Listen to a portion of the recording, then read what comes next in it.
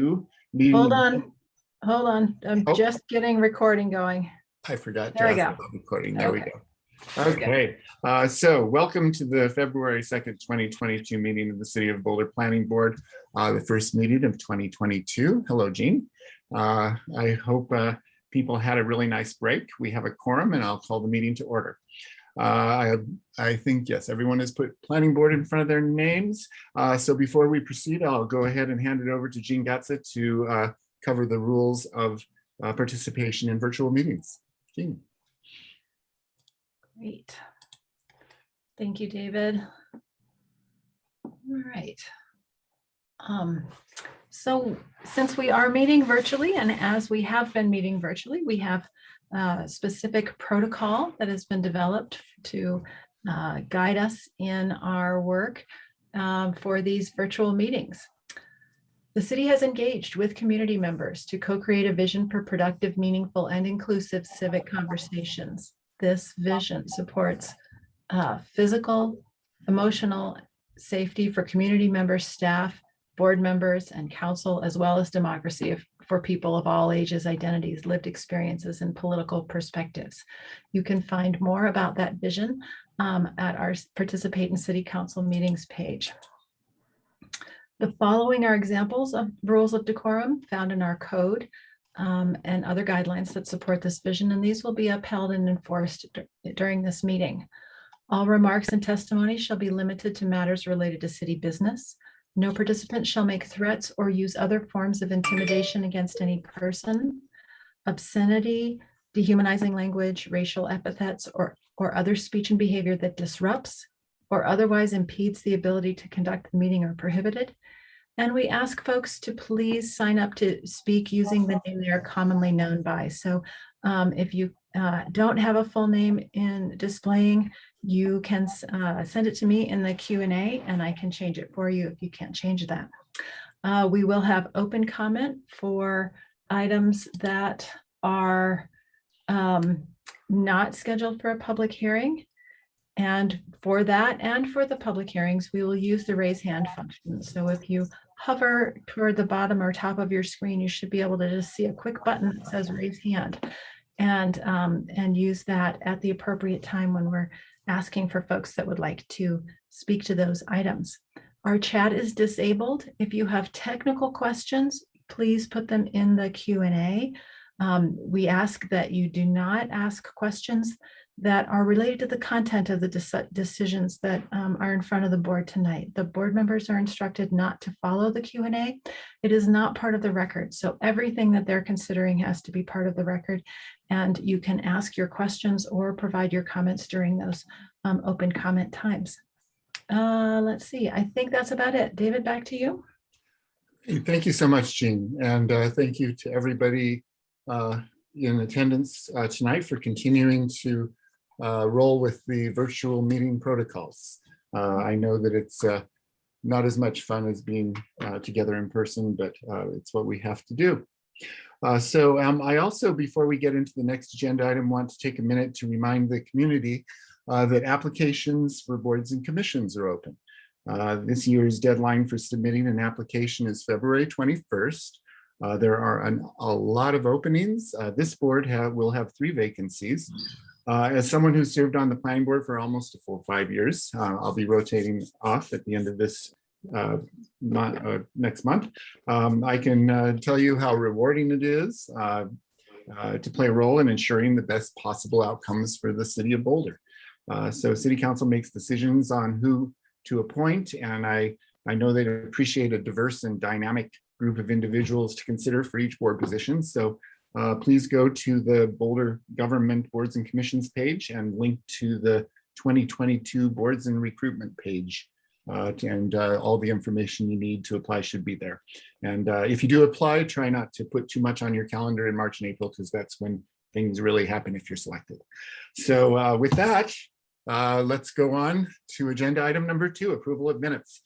Cindy sent out the December 2nd and December 16th minutes up for review. Does anyone have any comments or on either of those minutes? So if I actually was absent December 2nd, but I actually watched the entire meeting and read the minutes, so I'm comfortable voting on them. Does anyone feel uncomfortable voting on both minutes, or shall we make a motion combined? And if so, would someone like to make that motion?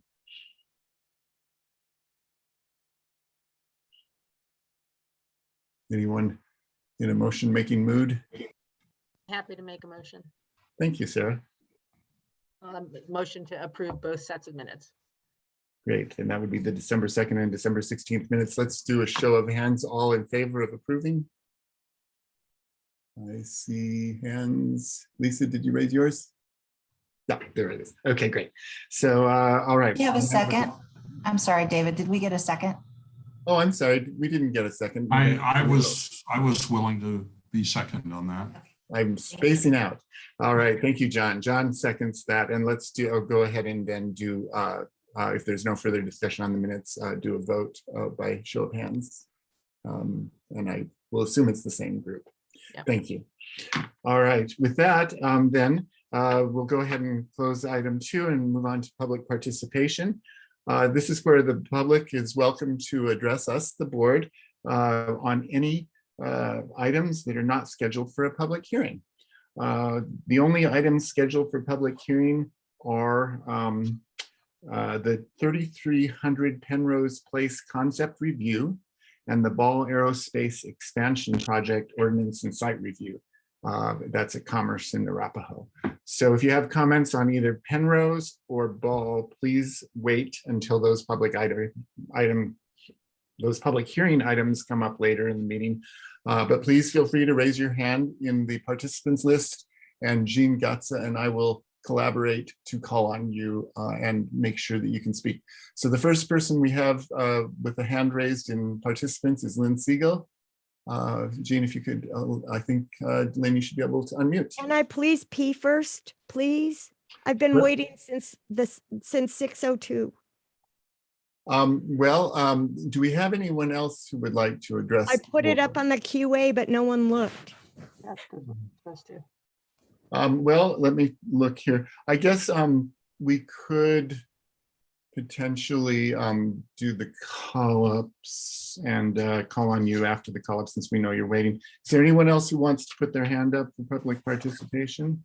Thank you so much, David. I had a kidney stone on November 9th, so like. Okay, we'll put you after the call-ups for public participation. So let's close the public participation and move it till after we discuss the call-ups. But Thank you so much. But before we do that, I'd like to just see if there's anybody who else to put their hands up, because if anybody wants to talk about the call-ups, this would be their only time to do it. So we're going to end up breaking our public participation into 2 for this purpose. All right, well, thank you. And I think it's important to accommodate the needs of our public. So we'll go ahead and do that. So with that, let's go first to item 4, and then we'll loop back to hear from Lynn. So in item 4, we have 2 call-ups. The first one is a non-conforming use review, permit renovation and reconfiguration of existing 3-story 1,849 square foot, 24-unit apartment building at 1024 Marine Street into 2 interconnected buildings and 18 attached dwelling units with a new ground floor common area. The existing building and site are non-conforming to density, open space, and parking. So this decision can be called up until February 11th. Does anyone, and I know Carl Geiler is here. We looked at this back on May 6th before this was revised and brought back as a call-up. So people should be pretty familiar with this. Any discussion, questions for Carl? Yes, John. Yeah, I have a question for Carl, I think.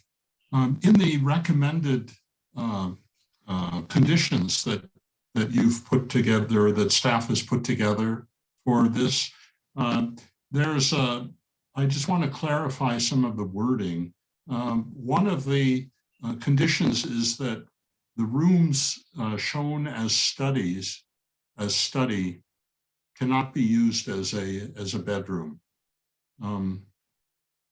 But in looking at the typical 3-bed plan that's included with this with the material we're looking at tonight, there's nothing listed as study, but it's called a dining room.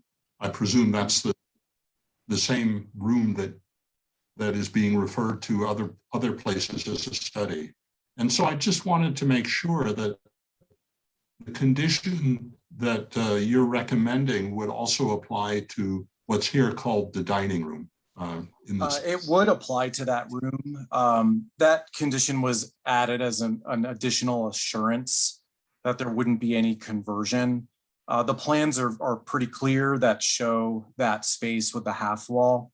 Obviously, this is something that gets looked at building permit, so the same type of review is done to make sure that they're in compliance with the floor plans of this set. Okay, and I was also wondering, does this get looked at by the rental inspector when in their checks of the buildings also? I mean, ultimately, yes, there are inspections that are done. And we've parcel tag on this particular property to alert them to make sure that these rooms are indeed, not used as bedrooms and they're not changed in any way that's different from the plans. Okay, so I don't need to worry about whether it's called a dining room or a study or anything like that. It's clear what the condition is then. Yeah, I think the plans are clear. Again, we added that condition just as an added assurance to alert people to look at the plans. Okay, well, thanks very much. I don't intend to call it up then. Thank you. Okay. Thank you, John. Any other questions or any desire to call this up? Okay, thank you. All right, the second call-up item is a minor subdivision of an existing 20,281 square foot property located at 1750 Iris Avenue to create 2 lots. And there's a name for it. Following subdivision, lot 1A North will be 10,137 square feet, and lot 2A South will be 10,144 square feet. Case number LUR 2021-00020. And this one call period expires tonight. Any desire to call this one up? All right. Well, with that, I will go ahead and then loop back to public, the initial general public hearing. Lynn, are you back with us?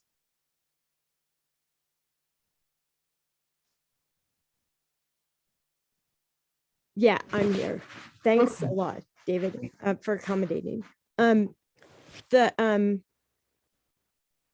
had kidney stone on November 9th, and I still haven't gotten a follow-up from the ER because of 2 insurance companies. I've been I'm on Medicare, so it's been a nightmare and I still haven't gotten anyone to care for me. So I don't know if I'm supposed to hold it or not, I don't know what I'm supposed to do. So thank you for that. But it's interesting because I was practically going to call up, of course, my favorite subject, 1024 Marine. But I'm glad that they finally figured out that they can't turn dining rooms into bedrooms, that is just not acceptable. And this is very interesting because it's actually this case that ties in to the larger issue of bedrooms are for people and the whole density issue of how that gets played out in the neighborhoods. Because if people are able to do as Michael Bosma and the former, the other guy from Coburn were trying to kind of pull a fast one there, that's a true indicator of what could happen if bedrooms are for people is not done correctly in the future with all kinds of constraints for builders to be just tearing down or redesigning. I mean, in Seattle, they were putting up cardboard walls, I'm from Seattle area. And that was, 50 years ago, Yeah, about. And so that kind of stuff has to be really heavily legislated in a hot market. And the other thing I wanted to bring up is that, yes, this is a hot market. And I heard today there are folks buying up private equity in places, and this is reflecting back onto mobile home users on the rent on their lots. You know, Sans Souci bought their own land there, but it's the land value, and that's what's killing everything with this affordability. And I'm having to go again to the Board of Assessment Appeals by April to fight for my land. But eventually, guess what? I'm not going to get a break, even at the Board of Assessment Appeals, where last time they said that it's a matter that the Board of Equalization didn't do a higher and best use analysis of my case. And that's why they allowed it. And I got, half of my property tax taken off as a result. But that's not going to happen anymore because our land values are just soaring. This is an impossible situation, and you're going to regret being on planning board and having to deal with affordability in this community. If you don't put constraints on these developers, they will take whatever they can get. So do the best you can. Thanks. Thank you, Lynn. And thank you for following the timer. We really appreciate that. Okay, are there any other hands for open comment? Since we're taking a second pass. Okay, well, let's close the general open comment. And then we already took care of agenda item 4. So we'll move on then to our public hearing items for tonight. We have 2 public hearing items. The first one, excuse me, is a concept plan review and comment for the proposal to develop a multifamily residential project at 3300 Penrose Place. The existing 3-story building on the site is proposed to be retrofitted for apartments, with 4 new buildings proposed and a total of 114 permanently affordable dwelling units. The residential units are planned to include efficiency living units and 1- and 2-bedroom apartments. This is reviewed under case number LUR 2021-00044. And before we start, since this is a concept review, I'd like to make sure that if there were any ex parte communications or potential conflict of interest that people would like to disclose. I did take a tour of the site this morning in the snow, but other than that, I have nothing. Anyone have anything other than a site tour they would like to disclose? John. Yeah, I've taken a site tour, and also I've had in the past general conversations with members of the Geological Society of America, and I don't think those will affect my ability to consider this fairly and objectively. Okay, thank you, John. Any other disclosures? Okay, so then we'll go on to the staff presentation. I'll hand it over to Charles if you're introducing. Yeah, I'd be happy to. Thanks, Mr. Chair. Good evening, members of the board. It's nice to see you all again. It's been a couple of weeks. I'm happy to turn it over to Elaine McLaughlin, our senior planner in our office. She'll be presenting staff's analysis tonight. Elaine? Great. Thanks so much, Charles, and good evening, everyone. I'm going to share the screen.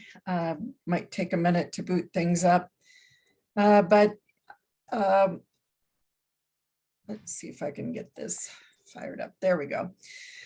So just as a brief overview of the discussion this evening, we're going to start with the all-important context. That's the emphasis of concept plan review and the guidelines in the code. And so we'll look at the planning context along with transportation and the built environment. And then we'll look carefully at the existing site that has a number of constraints and opportunities. And we'll summarize the proposed project and then present 2 key issues for discussion. And so starting at the broad regional scale, just to familiarize everybody with it, we're located in this case in north central Boulder. And it's essentially halfway between 30th Street and Foothills Expressway, with Iris on the south side of the site and Diagonal Highway on the north. So looking at images of the surrounding built context, you'll note that there's essentially larger and newer office buildings to the west of the site, and then smaller, older office buildings east of the site. And then it's mostly high density residential to the south of the site. So also south of the site is the Wonderland Creek corridor, where the south side of the site contains the 100 and 500-year flood zones, along with conveyance and high hazard. There is a LOMR, a letter of map revision in review with FEMA for the properties to the west.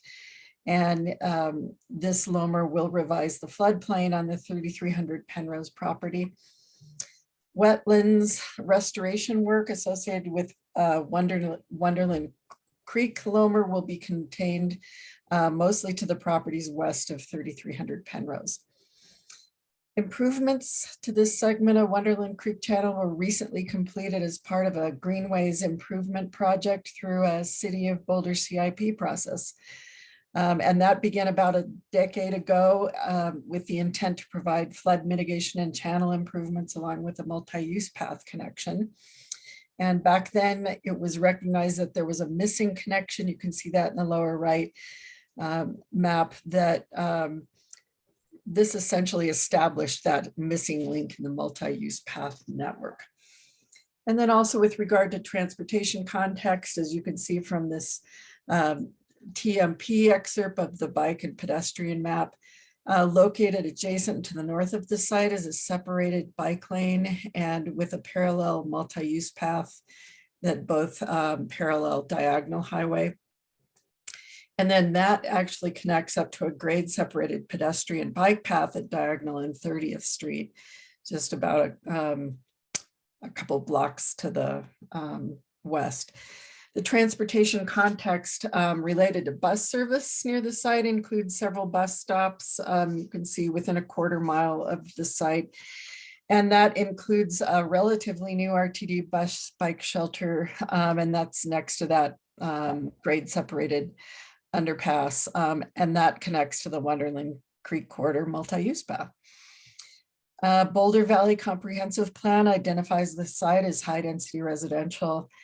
And the characteristics relevant to this site are defined as near major corridors and services and uses consisting of attached residential units and apartments. The density is expected to be more than 14 DUs per acre in the high density residential. And then consistent with that, zoning on the sites, residential high RH4, it's defined as high density residential areas primarily used for a variety of types of attached residential units, including apartment buildings, and complementary uses are allowed. The zoning metrics for RH4 include density that's calculated at 1,200 square feet of open space per dwelling unit. And there's no provision to modify density for RH4 in the code.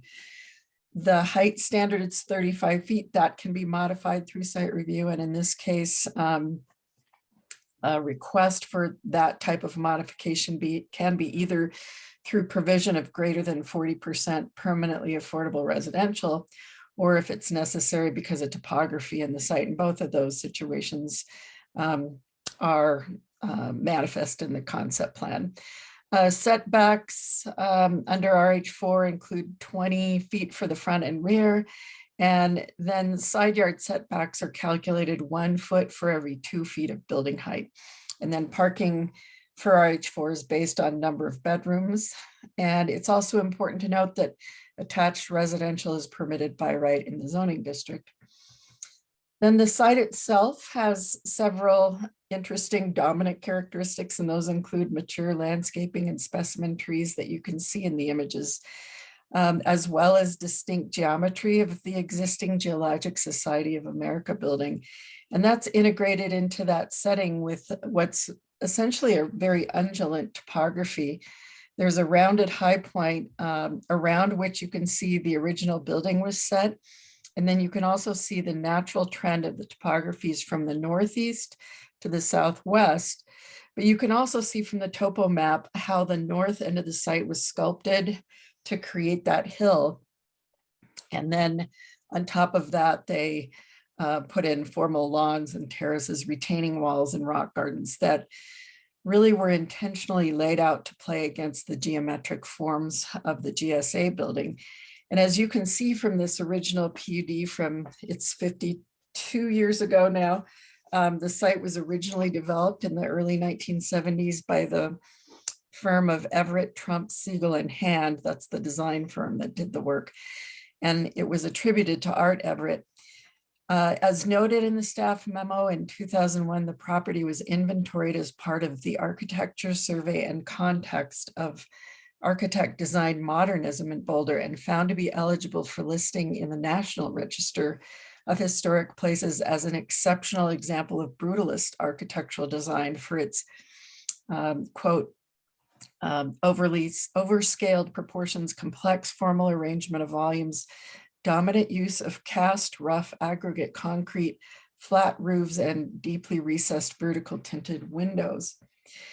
So the applicant's utilizing that existing site with the intent to retain the original 1970s GSA building along with the mature trees, and instead plans to locate new buildings that you see dashed there in the white outline where existing parking areas currently are, where that ground mounted PV is located today, and replace the 1990s addition with a new building. And then all the while avoiding any significant floodplain encroachments that are on the south. With the result then, of course, being the adaptive reuse of the original building for residential, along with landmarking of the building and integration of 4 new buildings for a total of 114 permanently affordable apartments. And they range in size from efficiency living units to 1 and 2 bedroom units. And then parking is planned to be tuck under for the most part, as you can see. The metrics of the plan are based on RH4 zoning with the requirement of 1,200 square feet of open space per dwelling unit, as we discussed. It works out to be about 127,000 square feet of usable open space, which generates that 114 residential units. You'll also note in this case that the applicant may necessitate a request for a height modification based on topography. And then based on the multimodal context, the applicant would also request a 33% or so parking reduction. In terms of key issue 1 and determination if the site's an appropriate location for higher density residential, we turn to the guidance of the comp plan, both the core values and the policies that are intended to expand upon those values. And so among them, because the project's plan is an adaptive reuse of an existing building, it's considered infill. And that's consistent with 2.03, where the city prefers that as opposed to sprawl. And then consistent with policy 2.16, where the city encourages well-designed high-density development that incorporates a substantial amount of affordable housing in appropriate locations. Staff notes that this 100% permanently affordable apartment concept plan isn't just directly adjacent to transit and multimodal corridors, but also near shopping and retail, including Safeway and Willow Springs shopping centers, some of the retail of Diagonal Plaza, and restaurants and cafes. And similarly, policy 1.11, jobs housing balance, notes that the city will seek opportunities to improve jobs housing balance, and that this will be accomplished by encouraging new housing in mixed use neighborhoods in areas close to where people work, and as can be seen, where there's proximity to a number of jobs. And in this case, it illustrates the range of a quarter mile to 2 miles, and the deeper the intensity, the more jobs there are. And then regarding key issue 2, and if the site layout and architecture enhance that existing interesting site and historic resource. In that regard, staff notes that the applicant did carefully integrate the new buildings into the existing constrained context on the plan. And the renderings of the buildings do appear to be compatible and complement the existing GSA building. Staff notes that the approach to the building form in this context is probably more compatible than what we have talked about recently, which is to do pitched roofs. But in this particular context, to impose a new form may not be necessary. And in fact, the flat roofs actually provide greater compatibility. But we can talk about that as well. And with that, I'm happy to take any questions.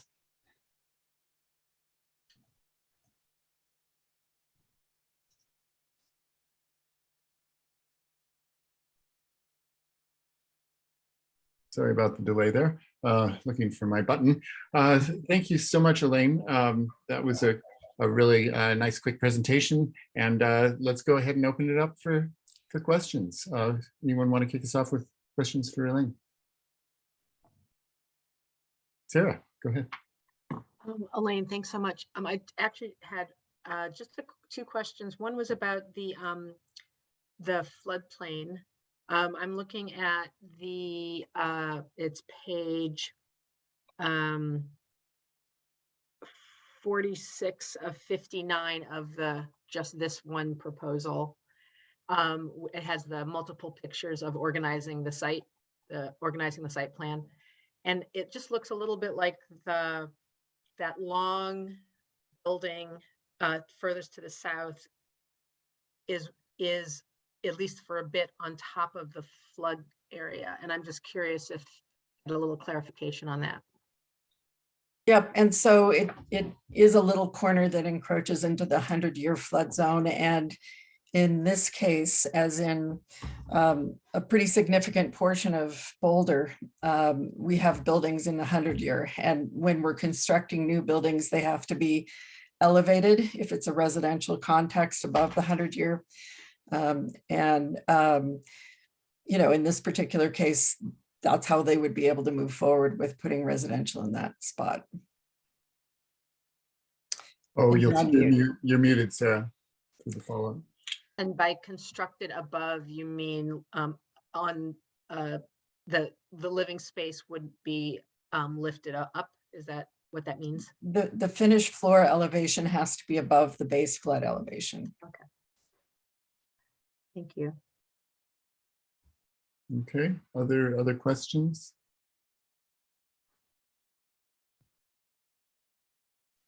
Oh, go ahead, John. Just a quick question. I'm not sure whether Elaine is the right person to ask or not, but I'm trying to understand how the original GSA building would be altered to provide living space. Do you have any sense of that? I think it's a great question for the applicant team who's available. But, you know, it could be retrofitted. I think it's in terms of an adaptive reuse, it's probably pretty appropriate to put in the 12 dwelling units that they're showing for that building. But I think I'll defer to the applicant on that. Okay, I'll be eager to hear from them about it. Thanks. And Elaine, for some reason I had jotted down that there was 127,000 square feet of open space being provided where 123,000 is required. Were those the numbers that you presented? It looked a little different on that slide right before key issue 1. So it is 127,000 square feet that they're providing. I think they're right at what they can provide for residential based on the usable open space that they're showing. Okay. So if I had indicated 123, it's probably an error. No, I thought 123 was required, so they had 4,000 extra open space, which, you know, could potentially be like 1 or 2 more units, but not like dozens of more units that you could put into that's right. Yeah, so it's kind of close to the amount that you could yeah, I think that's accurate, and we can have the applicant talk about that as well. But you know, it's also important to reiterate that in RH4 zoning, there is no mechanism to increase density, so it is what it is on this particular site. Yeah. Thank you. Other questions?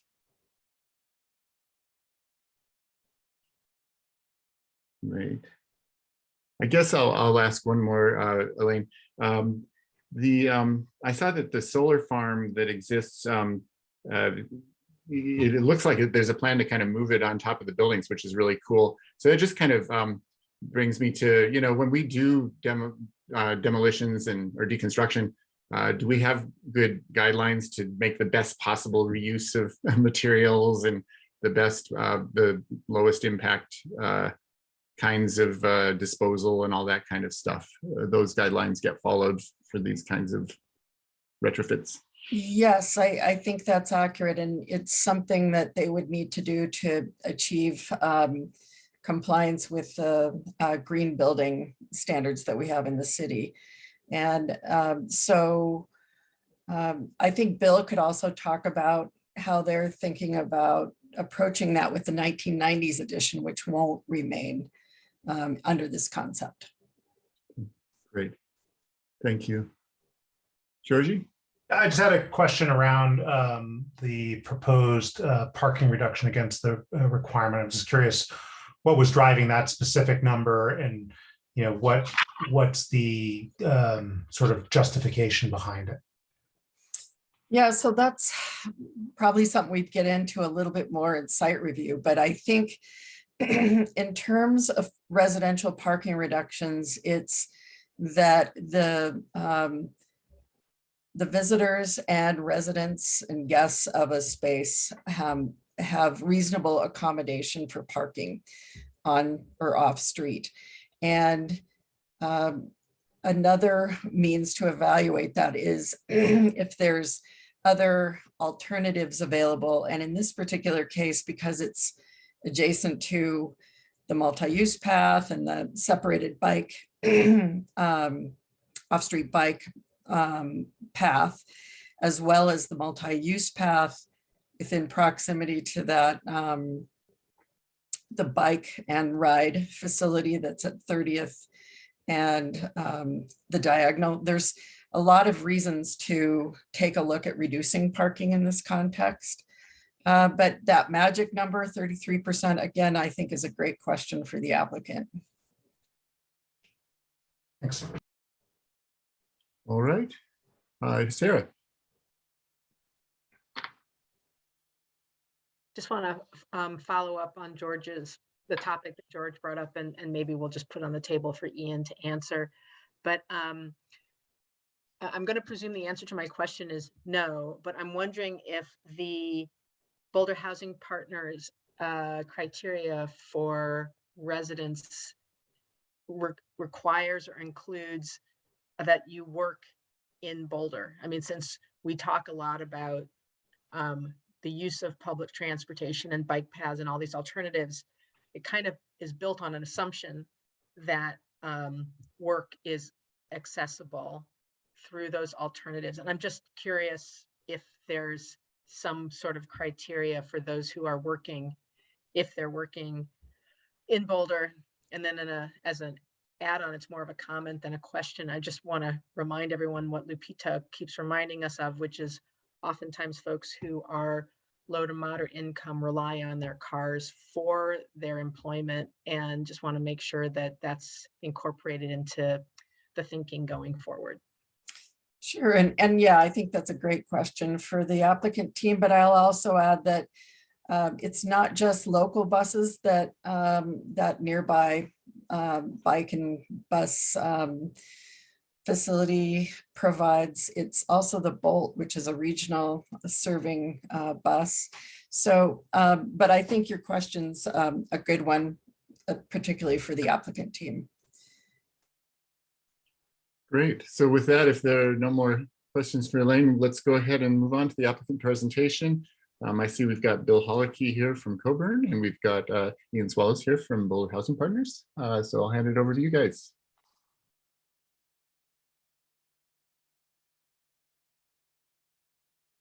Thank you. I'm just getting the screen set up, and we'll jump right into it.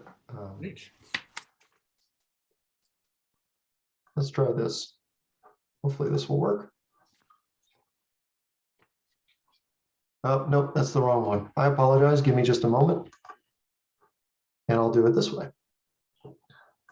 And we generally keep, is 15 minutes a good amount of time for this presentation? Just so. Yeah, we're hopeful to be under that. Cool. It's fairly understandable and limited, and Elaine did a great job. So we'll try to shoot closer to 10. Cool. Okay, with that, I will turn it over to Ian to get us started. Ian, if you're ready to go, tell us a little bit about BHP. Absolutely. Well, great to be here as always, members of Planning Board. I'm Ian Swallow, project manager with Boulder Housing Partners. I think we have a project we're very excited about. I'm looking forward to getting your feedback on this concept review tonight. So always just like to start these presentations by kind of reiterating that, as the city's housing authority, I think we really see ourselves as, contributing to some of the goals of the comp plan. I think, this site specifically, the adaptive reuse component is something that we feel pretty excited about, really transit rich area, and then also adding some diverse housing types into that area. So I also like to always include this map. So it's a little difficult to see here, but I think you can get the general idea. This is showing the location of BHP's communities throughout Boulder. And a goal of ours is to always have, a variety of housing types. So that's bedroom size, community size in all the different locations throughout the city. So I think we've done a pretty good job of that. And I think this site would continue to add to that legacy and what we're trying to do to serve the housing needs in Boulder. So with that, I will turn it over to Bill and look forward to your questions and answering some questions that have already come up. So thanks. Thanks. So Elaine already covered the service by buses and alt modes. I won't get into it. It's very rich, and that plays into that parking reduction question. So I'll try to address that question as we go through the slide. The other thing that's really interesting is that this site really ends up being a continuation of the residential fabric to the south. And you can see that IRIS bifurcates right now between residential on one side and something different, and it kind of changes what that different thing is on the other side. And this is an opportunity, that's not a good thing to do from a planning standpoint. You want to have a street that's cohesive, and this is an opportunity to start or really to continue that more cohesive pattern. It's already started a bit to the east. And if you've been out there, you know that one side is pretty developed and the other side is not so much. So this will just be a continuation of that residential fabric, which I think presents an opportunity there. And then this came up, and I think, Sarah, you rightfully pointed out this. Well, let me go walk through this really quick. So as Elaine said, upper left slide, existing building from the 1970s was added onto with this 90s building. We'll talk about it in a moment, but that 90s building isn't built the same way. The original building was all made out of concrete, coffered ceilings. It's really cool. The 90s building is not that. It's a steel building, a conventional construction, and it's just kind of clad with an applique to make it look the same. So that will be removed. The original jewel will be landmarked, and that leaves the rest of the site. So you can see that in the second slide. In the third slide, it shows you we have this easement and this 100-year flood area we'd like to stay out of. On the bottom left, those aren't really buildings. Those are potential building envelopes. And then in the middle on the bottom, number 5, we're taking some of those, as Elaine said, on top of existing parking on the existing solar and creating building footprints. But you're right, Sarah, the bottom left corner, the southwest corner of that bigger building does touch the floodplain. The first floor of that is podium parking. So the City of Boulder rules are that you have to be 2 feet above the flood elevation. We would actually be much higher because the first floor of that building would just be parking. So acknowledging that concern. And then on the bottom right, the parking is all tucked behind the buildings. And that gives you this sort of campus feel. And the intention here is to create this campus. The site was so integrally designed into that original building. And Elaine described that building as brutalist, which is technically true. There's some prairie style to it as well. And it makes it this really kind of interesting building. What made it human was the way the landscaping worked with it, which is not surprising from the Geological Society of America, right? So we want to respect that and create this sort of campus feel that accentuates that landscape. We can come back to this slide if there's any questions. It's a good way to see the site in more detail, and we won't worry about the labels unless there's something in there particularly interesting. But you can see how the buildings work new versus old. I think, John, you had a question about how we were reusing the existing building for residential. We have a diagram for how that would work. We would have to get into it in much more detail in site review. But generally, since the building is sort of this long, thin thing and its bigger side, it works pretty well for two-sided residential with a corridor in the middle. We wouldn't change any exterior walls and we wouldn't change any windows. Luckily, the windows are pretty big as it is, so it works well from a residential standpoint. But there will be, especially on the back on the first floor, a lot of extra space. And that extra space is designed to be community programming, either for this facility, the bigger BHP units that Ian sort of showed the map of. There's quite a few people in the program that could use it, or the general community at large. So we can get into more detail on that, but this gives you a sense of the unit mix. It ranges from 2 bedrooms down to efficiencies, fairly well distributed in that regard. Not sure why we went backwards. Okay, Elaine brought this slide up too. So a couple things on this. The parking reduction is really coming from 2 places. The first is, as you saw from Ian's distribution slide of where BHP properties are, they have people that want to live without cars because it's cheaper to live without a car. Not everybody, right? And probably not even close to the majority, but some folks. So BHP has found that in these central locations that are really well served, it's a good place to put some cars or some units without cars. We have parking for about 80% of the units here, and about 20% would be carless units. So that's something that BHP is trying to push forward to satisfy that group of users and allow them, you know, because it's cheaper to live without a car. So if it's possible, it's great to encourage it. On the other hand, we do have users that will have cars, and this allows those users to have, you know, a place to park their car, a place to get around. And in addition to the, you know, if it's a 2-person family, in addition to a car, they can also have really great access to buses and bikes. So there's sort of that twofold, or that's the first part of the twofold equation. The second part is this. Density on this site is based on the amount of open space you have, 1,200 square feet of open space per unit. A parking space is about 300 square feet. So every 4 parking spaces equals a unit. So it makes sense to both serve that population and balance it down in this site where we can get some more units. And so it's sort of this equation, how many non-car parking spaces serves the market? And then how can you get a decent number of units because it's a 100% affordable project. So we're trying to maximize that. The open space here is shown in 2 colors. The light green is the more passive. And Elaine's photos did a great job of explaining how that passive open space sort of sets off the existing buildings of Jewel Box. And the darker green is more programmed, place to walk your dog, throw your Frisbee, read, walk, that kind of thing. Waiting for the slide to change. Okay, so in the green is the general proposed area for historic preservation. Again, trying to keep that existing area unbuilt, untouched, let it show off, building, preserve the mature trees. We did a tree survey. Many of those trees, most of those trees are probably preservable, good species, good health, that kind of thing. And that allows that existing building to stay. But the key for this site is the site. Site for site. The key to this project is the site. The existing site is really cool. And they went to great lengths to site the building in a weird direction and to create this area. So it is a building that's overscaled, which again, we want to respect because we're tying into this landmarked property. But the landscape really is the heart of the project. So we're trying to create this central green that the existing building and the new buildings can all open up into that creates this community gathering space. And then how it's landscaped is informed by the style of the existing building, right? It's very contemporary, even though it's an older building. So a more modern landscape style, more modern interaction between the buildings and the building overhangs that exist on the existing building and the site and the landscaping is appropriate.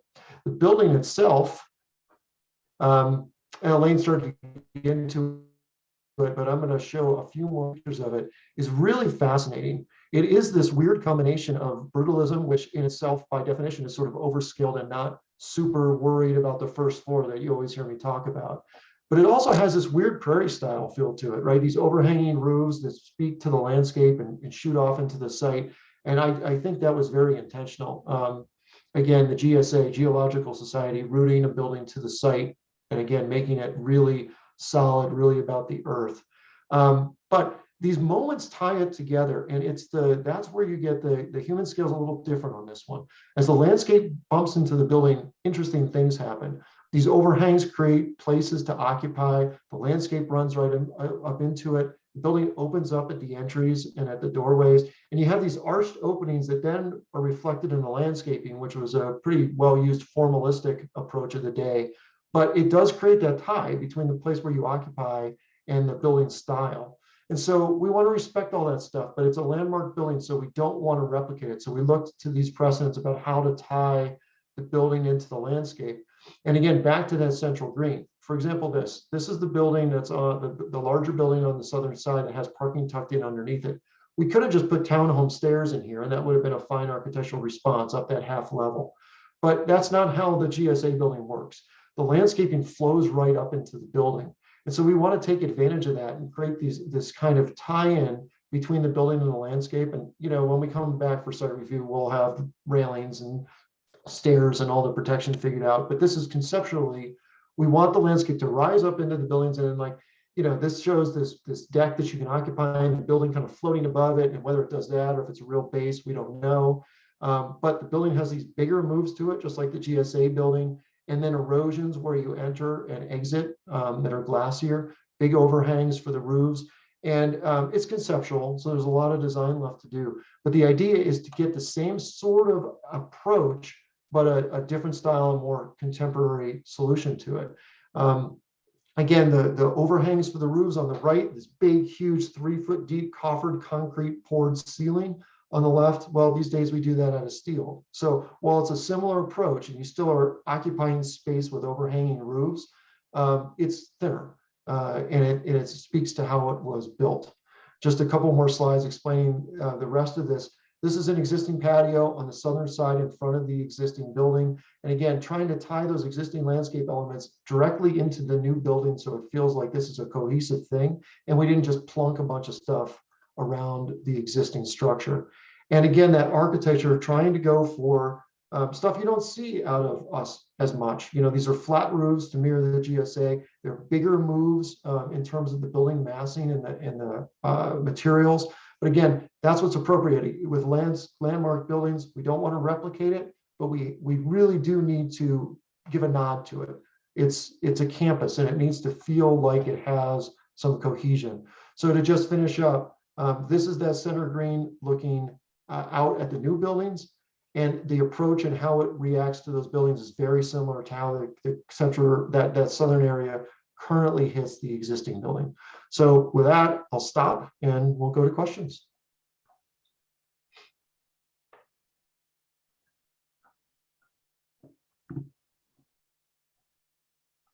You'd think I'd learn how to get my mouse in the right place. All right, thank you so much, Bill and Ian, for that presentation. And we'll go ahead and open it up for questions. I know there were some additional questions for the applicant. Anyone want us to kick us off?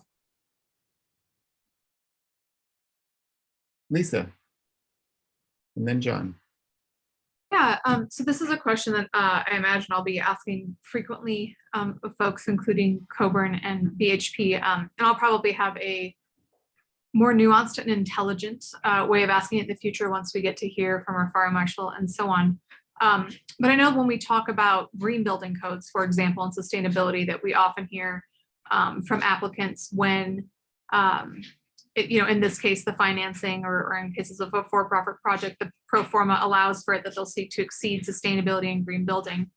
And I'd love to hear from both BHP and Coburn how, if at all, the recent fires and kind of seeing how far they extended into areas that I think we previously thought of as being fairly resistant, in the way that we saw a grass fire behave, how that has or hasn't changed your approach, both to multifamily housing, affordable housing, and so on. And if I realize it's very early, we'll get into this more in site review, but I'd love a brief comment on that to the extent that it applies. Yeah, I can tackle that, Ian, and if there's any BHP specific stuff, feel free to add on. We have an office in Crested Butte. That's our other home, and we do a significant amount of stuff in the mountains where fire risk is real. And this has not ever really been an afterthought for us. Interestingly, with sustainability, and I'll try to be really brief. I just realized I was going to go into a whole thing. With sustainability, there's often overlap with other goals. Durability is a big deal for sustainability, right? You can have two products and one maybe is a little greener, but if it only lasts a third as long, it's not a greener product. Durability often includes product like cement board that is also fire resistant. And so we typically use that often in fire prone areas, that kind of thing. Actually, the county has rules about fire resistance and fire defensibility around buildings. And I think that is something we did not see in the fires. You know, we had a lot of wood fences and press board siding and undefensible areas around the building that normally would have been a problem, except for we had 100-mile-an-hour winds. So long story short, I think there's a lot of room for thought on this and a lot of room for improvement. But generally, I think the more durable materials that we find also happen to be pretty fire resistant. The existing building, for example, good luck setting that thing on fire, right? That is a bunker. And one of the things we've talked about, there are products, materials that use a masonry skin. They're actually like these concrete boards with stones in them, and they don't look like the old things you saw from the 60s. They're really cool. That would be a really appropriate adjacency to this existing building, different enough to show it's different, similar enough to have a nod to it, and also be really resistant. So I think with all of our clients, I know BHP is going through this now, the fire did something nobody expected to ever happen. So we have to understand what that means moving forward, but defensible space and durable materials is a big part of that. And Ian, no need to weigh in unless you want to, but anything else from BHP? I mean, I know you have a lot of multifamily, and I think about those fires, and I also think about fires that weren't wildfires that we've seen move through Boulder recently, and it's just a wake-up call. Yeah, no, absolutely. I think I would just echo what you heard from Bill and a focus on those materials. I think, the advantage, for all the new multifamily we're building now is everything is fully sprinklered. So some of those horrible things you've seen in, Philadelphia, New York City, those are buildings that were built a long time ago and maybe don't have the advantages of a modern fire suppression system. So it's definitely something we take super seriously, and we'll be kind of incorporating that in all our projects going forward here. And I should just add, we're working with the folks that unfortunately had the Whittier Place fire as well. And one of the things that is really arresting is the difference in the code from, for example, when that project was built, which wasn't like 60 years ago or anything, to now. The improvements in fire suppression and fire resistance in terms of the way you put fire ratings together and put buildings together is dramatic. So anytime we have an opportunity to upgrade to newer codes, it's always a good idea. Dave Lowry has preached that to me over and over again, and I'm sure he could give you 15 or 20 minutes on that pretty quick. Thank you so much. All right, thank you. More questions? John. Yeah, I'd be interested to hear Bill's thoughts about how the existing GSA building can be used, and wondering what sort of changes in the exterior might be required. I'm very interested to hear your thoughts on that. I understand you haven't gone through design yet, but there must be some concepts you have that are relevant. Yeah, oh, it's okay. I could definitely geek it. This building is really, really cool. It's super unusual, and it's like it's got that they have this massive geode in the middle of the entry. It's like, I don't know, 5 tons or something. It's never going anywhere. And everything from that moment to all the exterior is just so unique. And so it's a privilege to be able to work on this. It's a balancing act, right? Because it's a landmark building, and that has to be respected both by rule and because we want to. That we don't want to change the outside of the building. So the key is, how do you get really amazing units inside this thing that that don't modify or change the exterior? That's the crux of the problem. Well, one of the things that we have going for us is that the building has certain components that no one would ever spend the money on to do today, like this big wall of glass, right? That is a really cool thing in a studio or a 1-bedroom unit that you normally don't see because it's really pricey. But here it's there. I mean, here it's there. On this building, it exists. And while the glass can be upgraded, it can't be blocked off. It's not like we can block off half of it. So that's going to be a benefit to the people that live in there. And also this sawtoothing in and out. I want to move back. Give me a moment if you don't mind. I'm going to flip up to where we had the unit mix sort of shown. It'll go a little quicker than this. The building is not a rectangle. It has these parts that stick out, and those parts can be utilized for rooms. They actually are a really good size for a bedroom or a living room. I think it's this one. There we go. I went too far. I'm having a lag, John. I apologize. Here, let me do this. I can do it if I. Oh boy. Oh boy. Coburn Matrix time. Yeah, exactly. We got all kinds of problems. Let me just do this. I'll do it the easy way. This will be much quicker.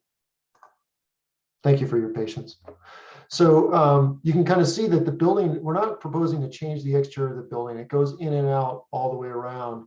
And that sets itself up really well for rooms. So that's maybe a bedroom, and then that's a living room. So we've got some rough ideas of how they would fit in. At site plan time, we'll bring the plan and show you exactly how the units are carved in, and we can show you furniture and everything. But it's pretty cool. It does fit. That was like the first thing that BHP asked. So that was our first study. Well, I'll be interested to see it. Thank you. Sure. Great, Sarah, go ahead. I think this is probably a question for well, maybe it's probably for both. Since there's always the possibility that you'll come back and request a height modification, since it's 100% permanently affordable, have you given any thought to how that might create opportunities for some townhomes that could be for multi-generational families rather than just stacked flats? I'll give Ian a moment to think about his response. And there's a tertiary question here that I should probably address as you think about that. So, the 114 units is sort of representative of what we think the open space on the site can support, but it's concept plan. So those are pretty rough numbers. You could easily see 4 more units or 4 fewer units when we come back. Typically, it's more likely to see fewer than more. Just because there are 4 pages of code about what constitutes open space and what can qualify to helping create unit yield. So the last part before Ian jumps in is that right now every building is 3 stories. I mean, I guess the big building has a half story of parking underneath it, but we aren't asking for any 4-story buildings. In theory, we could do that. We are asking for a height exemption because of the slope of the site, but in theory, we could ask for some more height, which might free up land area. Ian, I'll let you jump in at that point. Yeah, no, it's a great question, and definitely something we did think about, and we do often think about, what's the kind of unit type that we're providing here. So, this site, high density residential, the location, it really felt like it's more the stacked apartment unit context. And then I think, the other piece is looking at, what's the rest of the BHP portfolio in that area. So I guess just southwest of there, we have Diagonal Court. Those are 2 and 3 bedroom. There's apartments, and then there's also townhomes. And then just west of 28th and north of Iris, we have our Calmia site, which is also 2 and 3 bedroom townhomes. So I think, when we look at that, it's wanting to understand what are we already providing, what types of housing are we already providing in that neighborhood, and what might we be able to kind of add to that mix so that we're still able to give folks a kind of diversity of unit choices beyond just like this specific project, but looking at BHP's broader portfolio. So, thank you. Yeah. Great. And I'll just ask if you'd like to add a little bit more on how you can reuse those solar panels. I know that there's solar panels on the newer building and also on a solar farm on the ground. So you'll be able to, it looked like you were planning to reuse all that. Yeah, those solar panels are a couple decades old, maybe not quite. And there's a lifespan to solar panels, which is one of the downsides to the solar industry, right? There's the recycling and cost of and what's in them and all that kind of stuff. So we would definitely like to reuse them. I think what it's going to come down to is having a real electrician go out there and inspect the system. And it may be that some of the components can be reused, but not all of them. The inverters tend to fail earlier. It's an easily replaceable piece. So if we can replace inverters and rewire and reuse the solar panels, that would be outstanding. Now, those solar panels probably don't have a 30-year life left, but there may be a way to use a racking system that can accept a more modern panel when that fails. So yeah, that's the intention. We're showing that reused, but I wouldn't be comfortable saying that for sure is going to happen. Okay. But we'll see. Yeah, I'm sure things can be found out before site review too. So. Well, and it's a whole lot cheaper to reuse a solar panel than it is to buy one. I mean, it would definitely be the preference of the project financially to reuse them. Thank you. Other questions? If there are no more questions, I guess we could go ahead and thank you again for the presentation and move on to the public hearing. Time where we can ask the public to go ahead and start raising hands if you'd like to speak to us about this project. So Jean, you and I again can collaborate to call on people.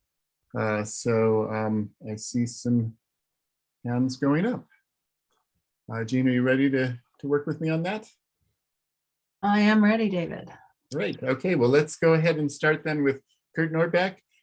Each person will have oh gosh, let me look at my notes. 3 minutes to speak. And please state your name and where you live as you start. Hi, Kurt Nordbeck. I live at 777 Delwood Avenue in Boulder. I would like to support this project. I think it's a great location that, as was stated, is very close to services and transit. I would hope that council might consider when it comes before council, this is not for you obviously, but when it comes before council, that they might call it up and think about modifying the open space requirement, because it seems like there would be the opportunity for additional units there with a modification to the open space requirement, especially at the northwest corner. In terms of you, I would suggest that you recommend that council request TAB's input on this. As I said, I think that there are good multimodal facilities in the area, but the diagonal itself is actually kind of problematic. And we've seen in the last year 2 very severe crashes on diagonal, including one that killed 2 beloved members of our community. And so I would love to see TAB look at this, not in terms of what could be changed on the project so much as what might this spur in terms of their thinking about how to make the diagonal a little bit more friendly. In particular, there's a westbound bus stop just on the north side of diagonal at 34th, but trying to get there from here is like playing Frogger. It's very, very dangerous. And so I think that there need to be better ways to make use of the transit facilities that we actually have in this area and make the entire place more friendly from a transit standpoint. So overall, I support it, and I hope you will give your support as well. Thank you. Thank you, Kurt. All right, next we have Sean Rupp, followed by Lynn Siegel. And then if there are any other people, please put your hands up in the participants list. Sean, you should be able to unmute. Hi, my name is Sean Rupp. I'm a resident of North Boulder in the Holiday neighborhood. I'd like to also speak up in support of this project, but similar to Kurt, I would also like to advocate for exploring ways to add even more housing to the site. Obviously, 114 affordable units would be much welcome just about anywhere in Boulder, but with 4.75 acres here, and as everyone's pointed out, is located pretty ideally along bike networks, transit networks. You know, it'd be great to add more than that 114 proposed units. So as Kurt noted, there are the restrictions due to open space requirements, parking requirements. I believe that the parking requirements could be reduced even further in terms of number of spaces per unit. I think it would be great to see an ordinance passed similar to the Diagonal Plaza site where council allowed a modification to the open space requirement to allow for even more housing. And then finally, just on a personal note, I used to live in my partner and I used to live in the Arborwood condos just south of this property. We moved out last month. And when we moved out, the owner relisted that rental with an increase in rent of about 40%. So I know that affordable housing is much needed everywhere in Boulder, especially in this area. People are rapidly running out of places to be able to afford to live here. So this would be a great opportunity to, start to tackle that problem. Thanks so much for letting me speak in favor of more housing in Boulder. Thank you, Sean. Okay, now we'll go to Lynn Siegel, followed by Macon Coles. Lynn? Yeah, more housing just means more expensive housing in an inelastic market like Boulder. So there's a problem with more. More is less is more, in my opinion. That was Bill Holicky that was with Michael Bosma. I remember now, but I mix him up with Harlan Zuckerman a lot. But anyway, regards to the fire issue, I don't think interior sprinklers are going to work in a fire of the magnitude that we had. I'm just guessing that. I surveyed, I had to go to the doctor, which I haven't done for like 40, 50 years.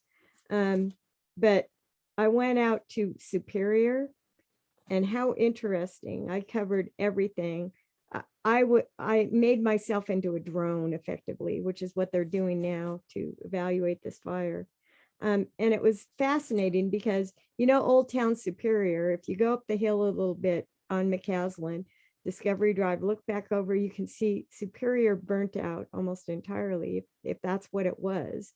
And just to the right of that, as you're going up the hill, is some multi-level housing like this that survived.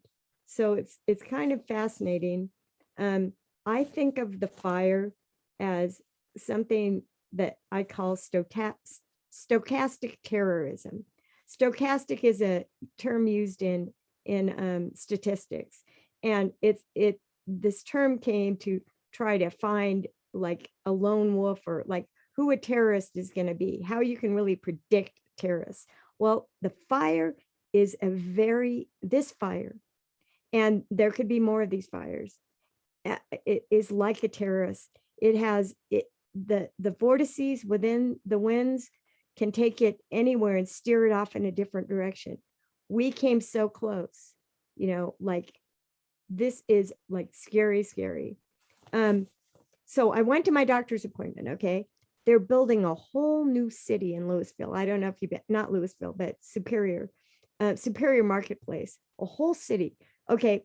As I looked out the windows of the doctor's office, there's the Element that's burned down. There's Tesla that's burned down. And in between, my doctor's office didn't get the fire. Well, guess what was in between? Like a pile of rocks and construction stuff that was not fuel. So that's gonna be fuel. So density is a big deal. The other thing I wanted to bring up, Tuesday night has got to be the night for planning board, because that's my city council meeting and they can't conflict. Just saying. Thank you, Lynn. And on that last topic, we'll be discussing that during matters. So it's a good timing for the switching of schedules. So with that, Macon Coles, you're next, and I don't see any other hands. Please raise your hand if you also would like to speak, and Macon, you should be able to unmute. Hello, Planning Board. Good evening to you. My name is Macon Coles, and I live at 1726 Mapleton Avenue. I want to speak in support of the project. I've been to most of the planning board meetings over the last year, and I know how important affordable housing is to each person on the planning board. And so I think we can rejoice together with the fact that this is a project coming forward with 100% permanently affordable housing, affordable to people earning 60% AMI or below. And it's really remarkable achievement for Boulder Housing Partners to take control of this property and being able to develop it for affordable housing and respecting the historic resources on the site. It's a beautiful site, really. And one of the architectural and planning features I'd like to emphasize and see the board take up with the developer and with Coburn is that the views from this site to the southwest, to the mountains, are just really striking. And I hope that when the concept plan moves forward and the design develops, that serious thought will be given to the view corridors that will be created for the people and families who will live in these 114 units. I share the concerns also in reading the packet that the density of this site, given where we are with housing, that it really should be bumped up. And it would be my hope that the planning board would follow in the footsteps of the council on Diagonal Plaza and think through, rather than determining open space on a per unit basis. So the more units you have, the more, I think if I remember right, the open space requirement's 1,200 square feet per unit on this site.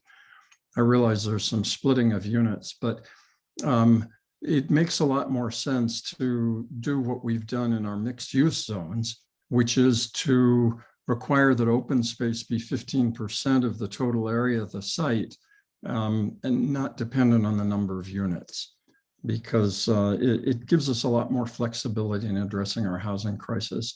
I want to thank you for listening to my comments and those of others, and stay warm, everybody. Thank you. Thank you, Macon. All right. I don't see any other hands at this point for the public comment period. So I will give it a last call. And if I don't see any more hands, I'll just go ahead and close the open comment or close the public comment for this item and ask Bill and Ian, do you have anything that you heard during that you would like to respond to?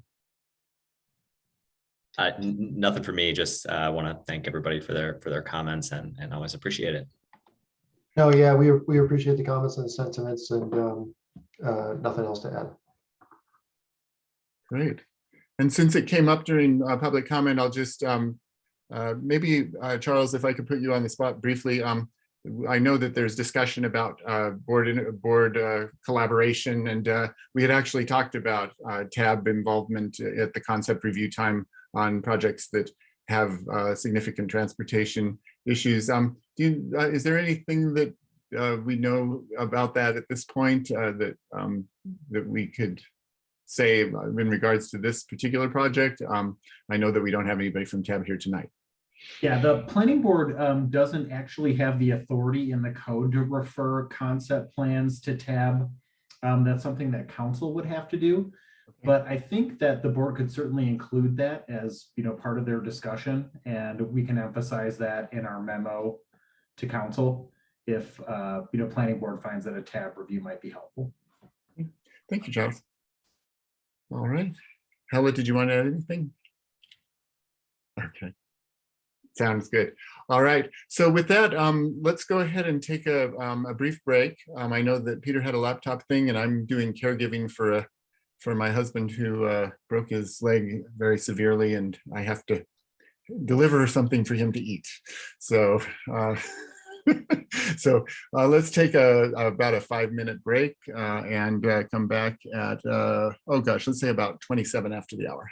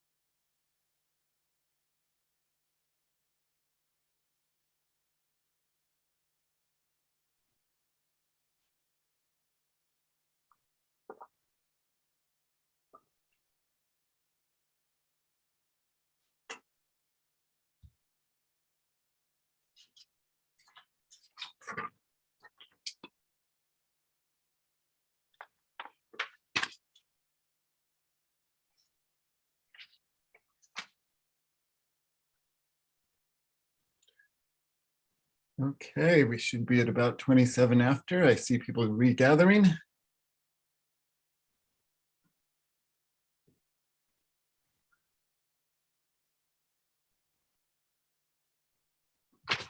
David, sorry to hear about your husband's broken leg. That's terrible. Yeah, it's a bad break, and but I made vegan lasagna and I had it all ready to just take out of the oven and pop. It's kind of a crazy thing being a caregiver for a while, but yeah. All right, well, thanks for the break, and all right, so now is the time where we will go ahead and deliberate as a board and provide as much feedback to the applicant as we can. During concept review, we don't have any decision to make. We're just going to offer our opinions on some key issues, and feel free to offer any guidance to the applicant as to how this project might be able to even improve beyond where it is at concept review. So with that, we have two key issues. The first key issue is the site appropriate location for higher density residential.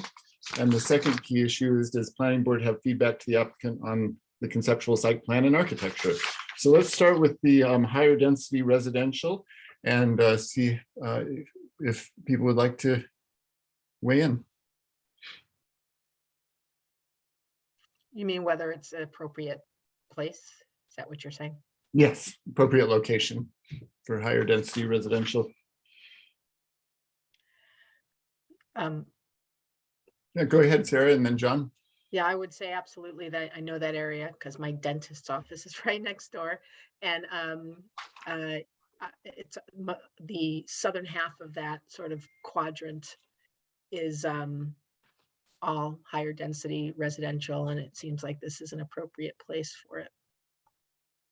And I really like the campus, what the architect has designed as a campus. It's quite lovely. Great. Thank you, Sarah. John?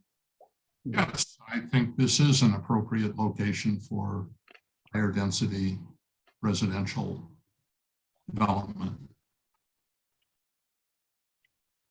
Great. Good. Any other comments on that? Peter? I agree.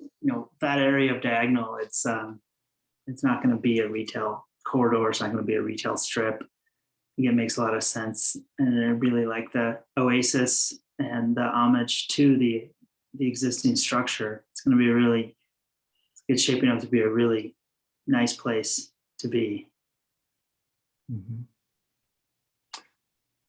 Yeah, I agree. I feel like it has a really nice feel to it, the way that the current architecture is laid out. So definitely in this context, and with transit opportunities and the shopping opportunities nearby, I think it's a really good location as well. So I would agree with all those comments. I am sympathetic to comments that show that we butt up against whether we could go a little higher in density, and I think that's a conversation that could be had. I don't know that we want to, that we would ask for special ordinances for every project, but rather use kind of get this in, encourage the council to get this into the work plan and to get things fine-tuned in our zoning laws. But I'd be interested in hearing opinions on that.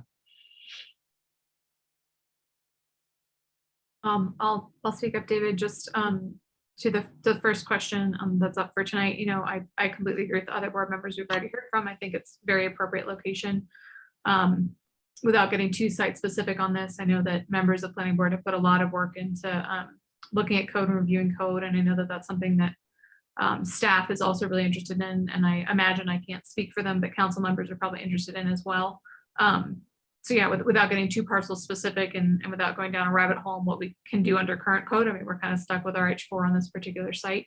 I certainly agree that it's appropriate, to dig into that and figure out if there's some areas that have zoning that, should be upzoned or downzoned. I think just fine tuning the way our zoning works in general is a good task, but I wouldn't want to get bogged down in that conversation at this point, with a concept review, it doesn't seem like something we should get too in depth on. But I also have empathy for folks who brought that forward.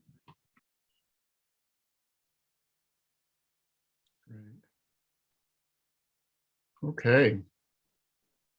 All right. Any other thoughts on the appropriate location for dense residential? So the second one is a little bit more expansive. Does planning board have any feedback to the applicant on the conceptual site plan and architecture?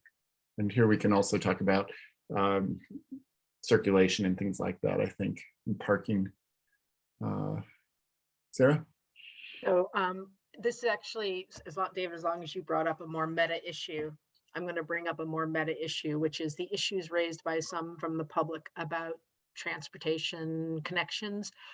Would make a lot more sense to focus on if we had an area plan for Diagonal Plaza, but we don't, in part because some of those same voices were quite emphatic that we not do that vis-a-vis the other project at Diagonal Plaza. But I think you want to have an area plan so that some of these transportation challenges actually are connected to each other. And I will leave it at that. Okay.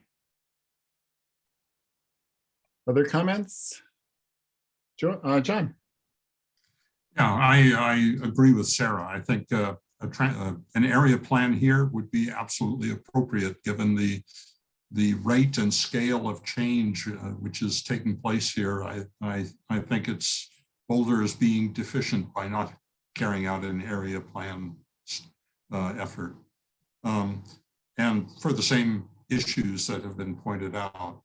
But I can also move into the second issue that we've been requested to comment on, and that is the concept which is actually being presented tonight. And I have to say, I think it's attractive and reasonable, and I congratulate the applicant and the architect on what they've done. There have been some comments also that there should be increased density or increased development here.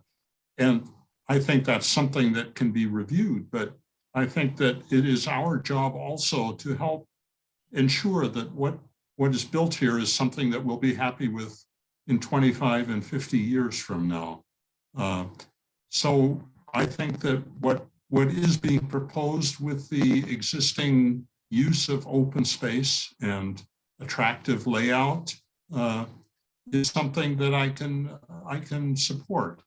But it's not obvious to me that I could support a massive increase in numbers of apartments or residential density over what's being proposed tonight. But I congratulate the applicant on what we've seen tonight. Great, Lisa. Yeah, so just in general, I agree that this is a really incredible plan. I admire the artistry in it. I really appreciate that it's adaptive reuse. I love that it is preserving a really interesting architectural element and part of the history of Boulder.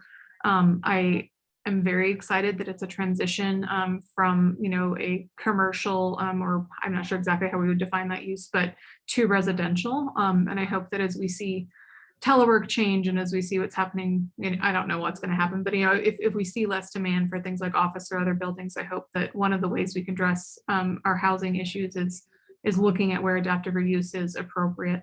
And from a sustainability perspective, and it sounds like that's to the extent that it is brutalist and not prairie. What I will say of brutalist, I do like that building. I don't always love brutalist, but I appreciate how burly they are. So, I think it's great that we're able to, have this, what I hope is a very robust shell and maybe some other elements, and then, able to do some other things to bring it into a more modern use. And that's wonderful. So yeah, compliments to BHP and Coburn, compliments to Elaine. Thank you, Elaine. You present so many of these to us. I love the massing on the side. I love the historic preservation. And yeah, just to be clear, I think it feels like and I don't know, but from looking at the plans and what I dug into, it seems like the site is near maxed out. So I agree that I wouldn't necessarily be looking for like some huge order of magnitude increase in density or something like that, just to clarify my viewpoint. But to the extent that there's kind of economies of scale and we have this desire for more affordable housing, if the zoning were appropriate, if the overlay were in place or something, you know, it'd be interesting if you get 1 or 2 more units or some minimal number in. But it seems like it's very well designed. I wouldn't be looking for a huge change in the massing or the buildings or the intensity of the use or anything like that. Tuck under parking, I really appreciate that. You know, I often yell about that. So I appreciate any time that we can get away from surface parking. I know it's expensive. We're Boulder for a reason. There's floodplain there. And there's a desire to maximize the dollars, especially for affordable housing. But when the budget allows, and it's a way for us to get more building space, I like when we can get some of the parking a little bit off of surface is always good. Just scanning my notes. I think that about covers it. It's a really nice plan. I'm excited to see it move forward. Thanks, Lisa. Georgie. I'm going to make mine short and sweet because I think Lisa said exactly what I would say, except maybe a little bit more eloquent. So thank you for putting that out there. I agree completely with her comments, and I'll leave it at that. Great. And since we're building on Lisa's comments, I'll just say that beyond the tuck under, I just think the parking placement is really strategic on this site because it's not only allows for that central open area, but also doesn't really it's not really like right along the streets either. So it doesn't really cause the streetscape to be completely parking intensive. They're kind of offset from the streets a bit. So it achieves 2 goals there, which I think is really good. I think just to be a little bit more overt about the design, this is a pretty advanced design for concept review. It's pretty well thought out. And I really have, I think there was a lot of talk about the flat roofs being complementary with the existing brutalist building, which I too agree. I think I like that term. But I think the flat roofs look good in this context. I think that they reflect kind of a certain style that fits very nicely into this context. So, you know, I know that we like to have articulated roofs in a lot of areas, but in this case, I really kind of like what things are looking like. The circulation, yeah, regardless of whether, I mean, Tab's going to have a lot of I think, influence on the new approach to bicycle connectivity throughout the city that we're seeing in the news. I don't know how much site-specific stuff would need to be viewed specifically by Tab, but I think that within the site, good bicycle and pedestrian circulation will be very interesting to see how it connects with the Wonderland Creek path and how it connects with diagonal at site review. And finally, in terms of cars, yeah, I'll just echo what Sarah said before. I think there's a lot of interest from Planning Board on, you know, yes, some principles, but also when we're dealing with affordable housing, are we looking at a kind of a BHP and inclusionary housing approach to kind of accommodating people who rely on their cars for their livelihood and create a kind of a management plan? It can't be that heavy of a lift, right? I wouldn't think to have it part of a apartments management plan to say, hey, we reserve a few spots or we give priority to people who are using their cars for their work, and you fill out, you know, you kind of apply for it and maybe you don't have to pay as much or whatever. So, you know, that kind of thing would be nice to see someday when we get a final site review. Great. Any other comments?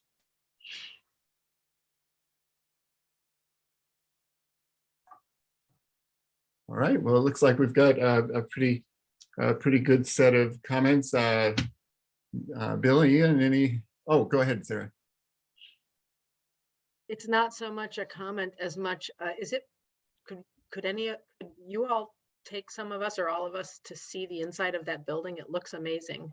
I'd love to see what it's like inside. We'd be happy to do that. We'll abide by the rules and take you in pairs. But yeah, no, I think please reach out to BHP or Laura, Ian, or me, and we'll set that up. This is a really unusual project, and thank you for your comments. It's super cool to be able to work on this, and I think we're hopeful that this ends up being a really a gem for the city and for Boulder Housing Partners. So thank you for the comments. And we can definitely try to set up, set up tours. Excellent. Yeah, walking around that, I was really like, wow, I didn't know what this looked like from all those different angles. So just kind of glanced at it in the past. So that was really cool. All right, well, thanks so much. I think, the comments should stand for themselves, and hopefully they'll be useful to you. And we'll look forward to seeing this come back for site review. And thank you, Elaine. Thanks, everyone. Thank you all. Thank you. Cheers. Okay. Well, with that, we'll go ahead and go to our next public hearing item.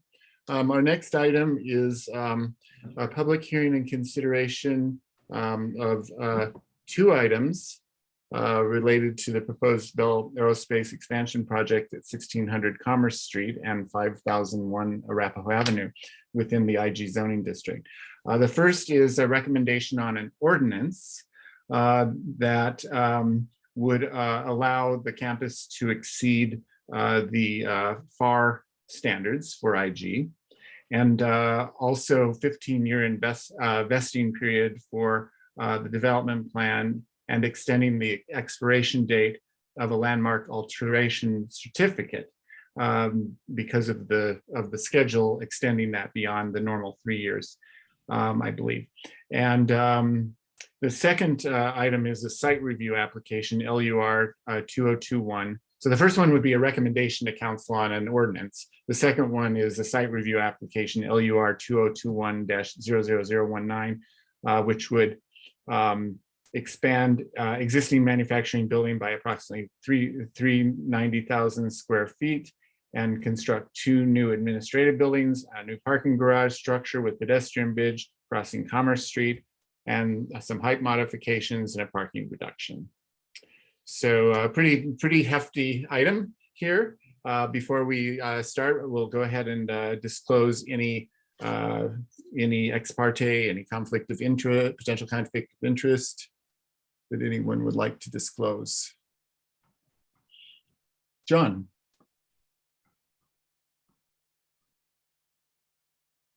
Yeah, I'm trying. Okay, now I'm unmuted. Just that I've gone around there by bicycle and walking in the campus area several times in the last year. That's all. Great. Anything else, Lisa? I don't think anything pertinent to this particular review, but just I know various people who work at Ball or work in aerospace there, and it's a major employer, so it'd be hard not to. Okay. Great. All right. Well, it sounds like we're good to go then. And with that, I'll go ahead and turn it over to Charles and Carl. Thanks so much, Mr. Chair. So last time this appeared before the board was at the concept plan stage back in April 2021. And since that time, our team has been working really closely with Ball and their team to refine the details of the proposal and address the feedback received from staff and the board. But before I turn it over to Carl for the presentation, I'd note that we have a number of subject matter experts from our staff team present this evening. We have Yvette Bowden, our Deputy City Manager and Community Vitality Director, who has been directly supporting staff in our work on this particular application, as well as James Hewitt, our Historic Preservation Planner, and Bethany Collins from Open Space and Mountain Parks. So with that said, I'm pleased to turn it over to Carl Geiler, Senior Planner, who will take you through staff's analysis this evening. Carl? Okay, thank you, Charles. Good evening, board members. I'm going to pull the presentation up.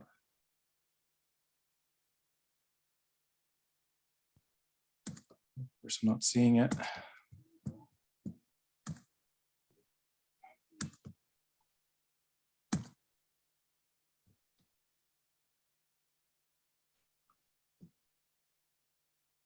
I apologize, I'm not seeing it coming up here.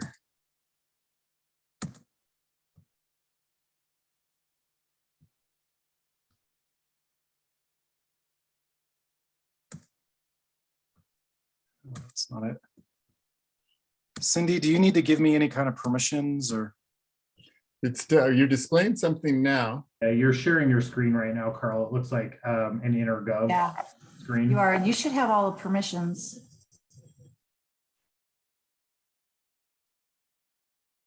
Yeah, it's not showing up. I apologize. You are sharing your screen. Yeah, but the PowerPoint doesn't show up for some reason. Is it in the shared folder, Carl? On the S drive? From my desktop. Okay.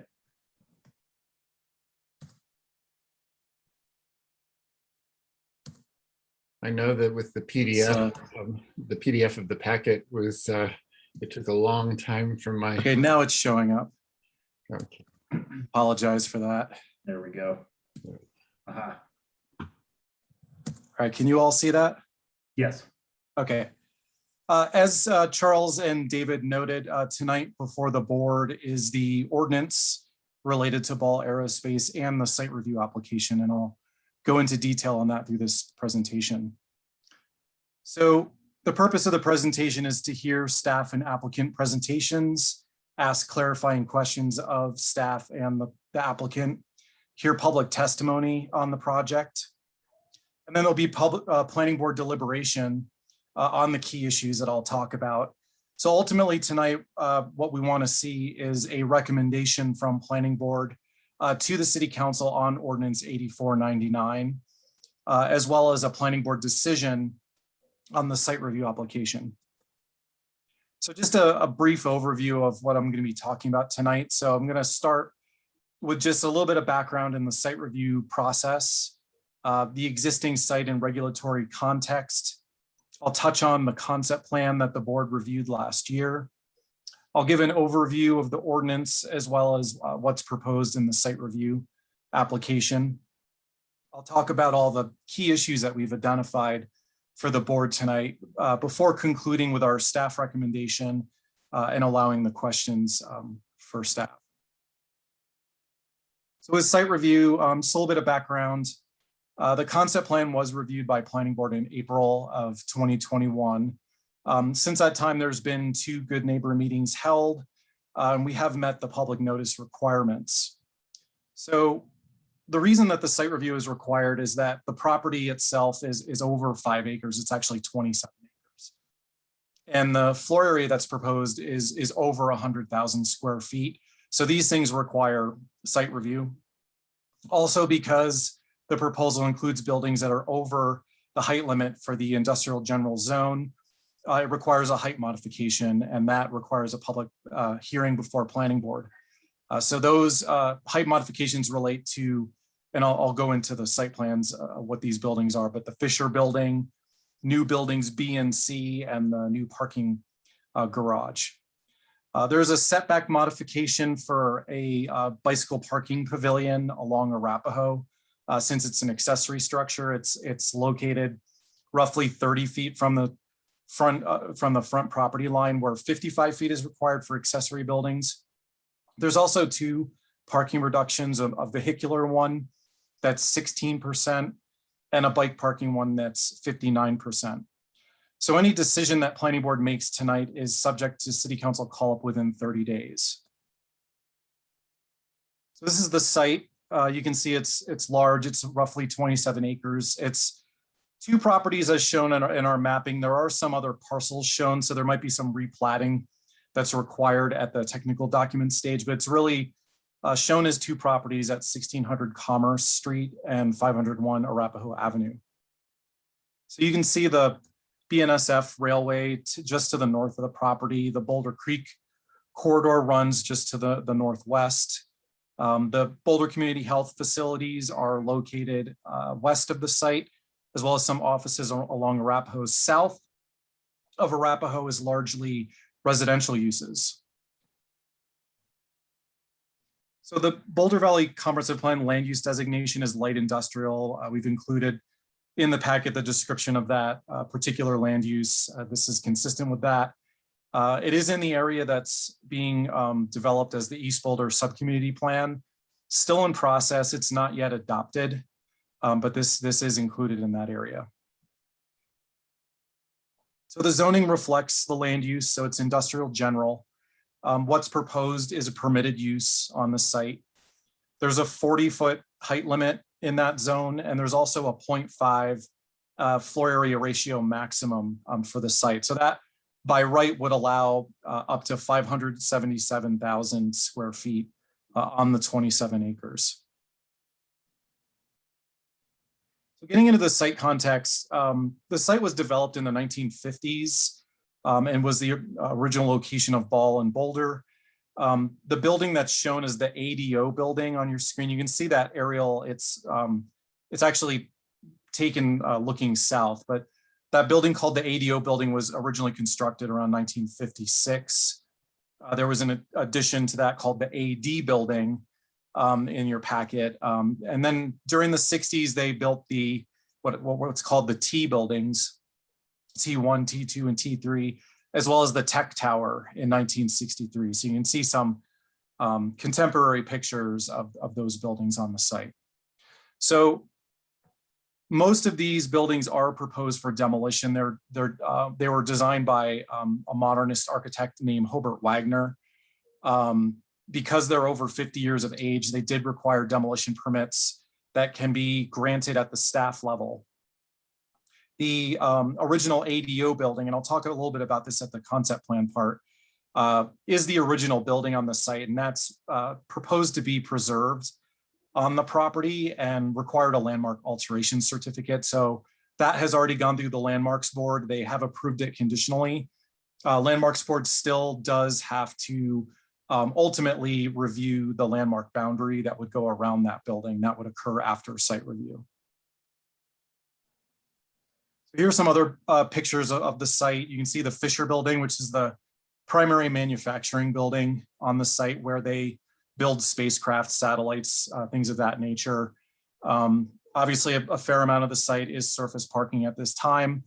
They did get approval in 2005 for a fairly expansive development up to the 0.5 FAR maximum. They've acted on some of that, but most of the buildings that were approved as part of that project were not acted on, and that approval has since expired. So, and then the other picture there it shows the riparian areas of Boulder Creek to the north. So west of the site, you can see there's the Boulder Community Health facilities, the hospital, the Riverbend facilities. These are also buildings built at 4 stories and 55 feet. Across the street is the East Point residential project that's built to the by right maximum of 35 feet. So this is the concept plan. So again, this was reviewed by the Planning Board on April 1st, 2021. The main topics are listed up on the slide. So obviously we raised key issues of the demolition of the Hobart Wagner buildings. We wanted to talk about transportation connections. We were originally exploring the extension of the Riverbend roadway from the BCH site towards Commerce Street.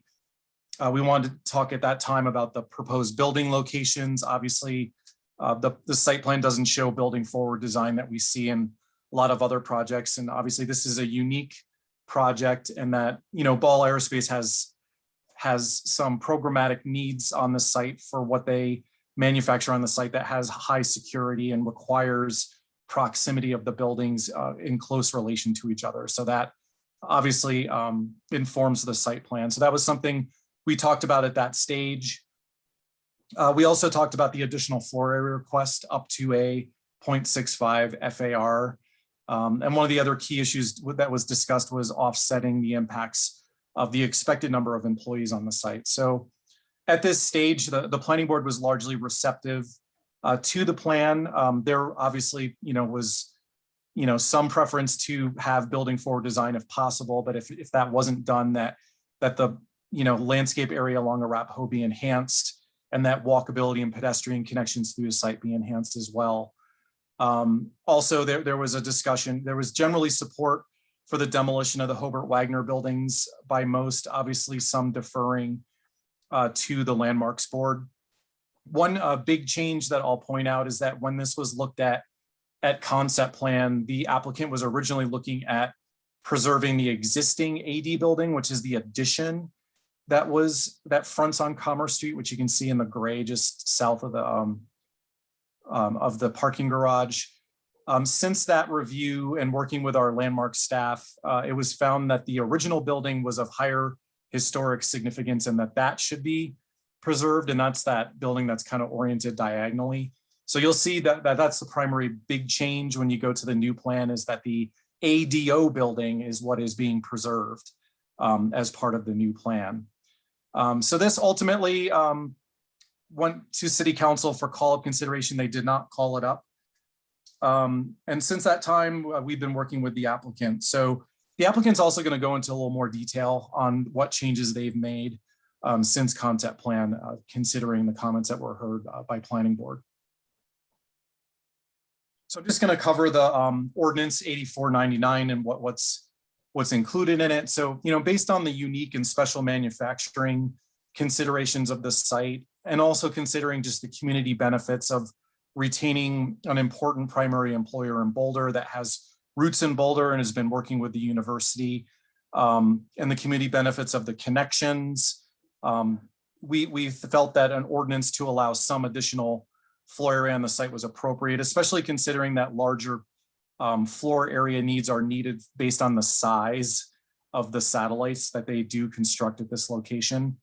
So the ordinance that's before the board tonight includes an allowance to exceed the 0.5 FAR up to 0.65 on the site. And as part of that, there would be an increased commercial linkage fee at the 43% higher linkage fee that we reference in the code for any additional floor area. The ordinance would also allow an extension of the expiration of the landmarks alteration certificate that applies to the ADO building. So you can see on this slide, the ADO building is shown in purple, and that's the original Ball building on the site, or what we also call the control cells division building. It would extend that landmark alteration certificate during the duration of the project, although there are conditions of approval that require the landmarking of that building to be completed by phase one. So it wouldn't extend it for that long period of time. The demolition permits are also proposed to be extended during the duration of the review, just for some flexibility in their plan. There's also a requirement in the code that if any applicant asks for vested rights greater than 3 years, that requires an ordinance and planning board and city council approval. So vested rights just basically means that if they get approval and there's substantial changes to the land use code that might impact their approval before they get building permits, that they would be immune from those changes and that their approval would stand during the duration of the review. So they are requesting phasing up to 15 years with this particular project. So moving on to the details of the site review plans, the existing square footage out there is 441,000 square feet, or what's a 0.38 FAR. Again, like I said, the 2005 plan that was also approved with a 15-year time frame and expired last year was to build up to the 0.5 FAR maximum, which they did not act on entirely. In this case, they are proposing an expansion of 309,000. There's a typo in the packet, I think, or in the agenda, it said 390. It's actually 309. So I wanted to point that out. So the total floor area that's proposed is 750,950 square feet. So that would bring it to a 0.65 FAR. So this would be over the course of 4 phases.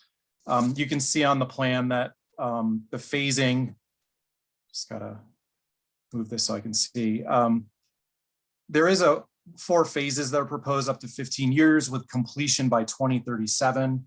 What the plan shows is that phase 1 would be the first addition to the Fisher building, which is the large manufacturing building on the northwest portion of the site, as well as the new entry that's along Commerce Street. Phase 2 would be an addition to that part of the Fisher building right along Commerce Street with the construction of the parking garage and the pedestrian bridge. And that pedestrian bridge will still require ultimately a revocable lease to be approved by city council. That's something that would happen down the road. And then moving on to phase 3, they'd be looking at building B, which is just to the south of the Fisher building, as well as the addition onto the parking garage, the north part of the parking garage. So it's gonna be split into 2 phases there. And then phase 4 would be the building C, which is attached to building B. Phase 2 also includes the demolition of the existing buildings and the replacement with the parking lots. And you can see on the plan the yellow with the red outline, that's like bike parking locations throughout the property, as well as vehicular parking is the blue outline. They do have a new bike parking pavilion that's located down by Arapahoe, which was not shown originally on the concept plan. So part of that would be for employees and part of that would be for the general public. These are some renderings of the new buildings, as well as the restored ADO or control cells division building you can see on the upper left. You can see the new additions to the Fisher building are largely the same materiality that you have on the existing building, except they are proposing new windows, which aren't really very prevalent on the current design. You can see the bike parking pavilion in that upper right. The new entry to the Fisher building along Commerce is shown in the lower left. The parking garage with the new solar panels and the solar panels installed on the pedestrian bridge connecting to the Fisher building is shown. They have metal screen siding on the parking garage that's similar to what was done at the BCH parking facility. And then lastly, you have buildings B and C, which are those metallic looking 4-story buildings on Commerce. So the key issues before the board tonight, there's 4. The first one relates to the ordinance. So does planning board recommend approval of an ordinance that permits the additional floor area, as I've noted, permits the extended validity of the landmarks alteration certificate and demo permits, and also would permit the vesting rights for up to 15 years. So that's the first consideration before the board, and we'll come back to that. The next key issue relates to building design and community benefits. So since the new community benefit regulations were adopted, it does require that any floor area above the 3rd story is subject to a higher commercial linkage fee, or what we call the capital tax impact fee. So it's increased by 43% for that upper floor. So that comes down to whether it meets that and whether it meets the site review criteria on the building design. So does planning board find that the building expansions meet those sections of the site review criteria? Next parts also relate to the site review criteria. Does the proposed site plan, the site design, including but not limited to transportation connections, open space, and landscaping meet the site review criteria? Does planning board find the proposed parking reduction and TDM strategies meet the revised criteria for parking reduction?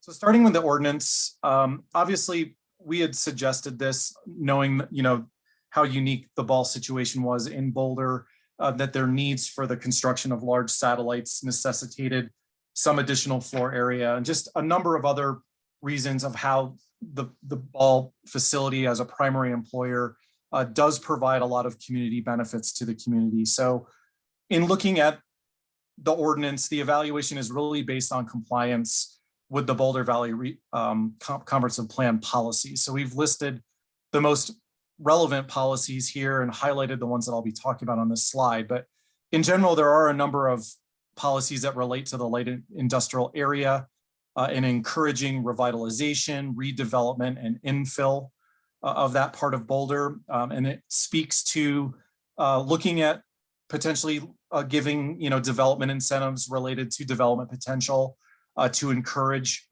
primary employers to stay in Boulder, retention of important businesses, and not to mention the other community benefits associated with the expansion, such as the increased commercial linkage fee, which would go into the Affordable Housing Fund for the City of Boulder, the transportation connections on the site, as well as the public bike parking that I mentioned. So we are recommending approval of the ordinance for these reasons. Moving on to building design, obviously the site review criteria talk about compatibility with surrounding development and the height, massing, and orientation, high quality color and materials and usage of materials, authentic high quality materials, it notes. We find that the project does meet that for a number of reasons. In terms of the height and massing, the additions on the site are compatible with the existing buildings on the site, of course, but they're also consistent with the development that's happened at the Boulder Community Health Facility to the west, which has 55-foot tall buildings of higher quality materials. And it also kind of matches the configuration of those buildings, with those buildings being set back from the street as well.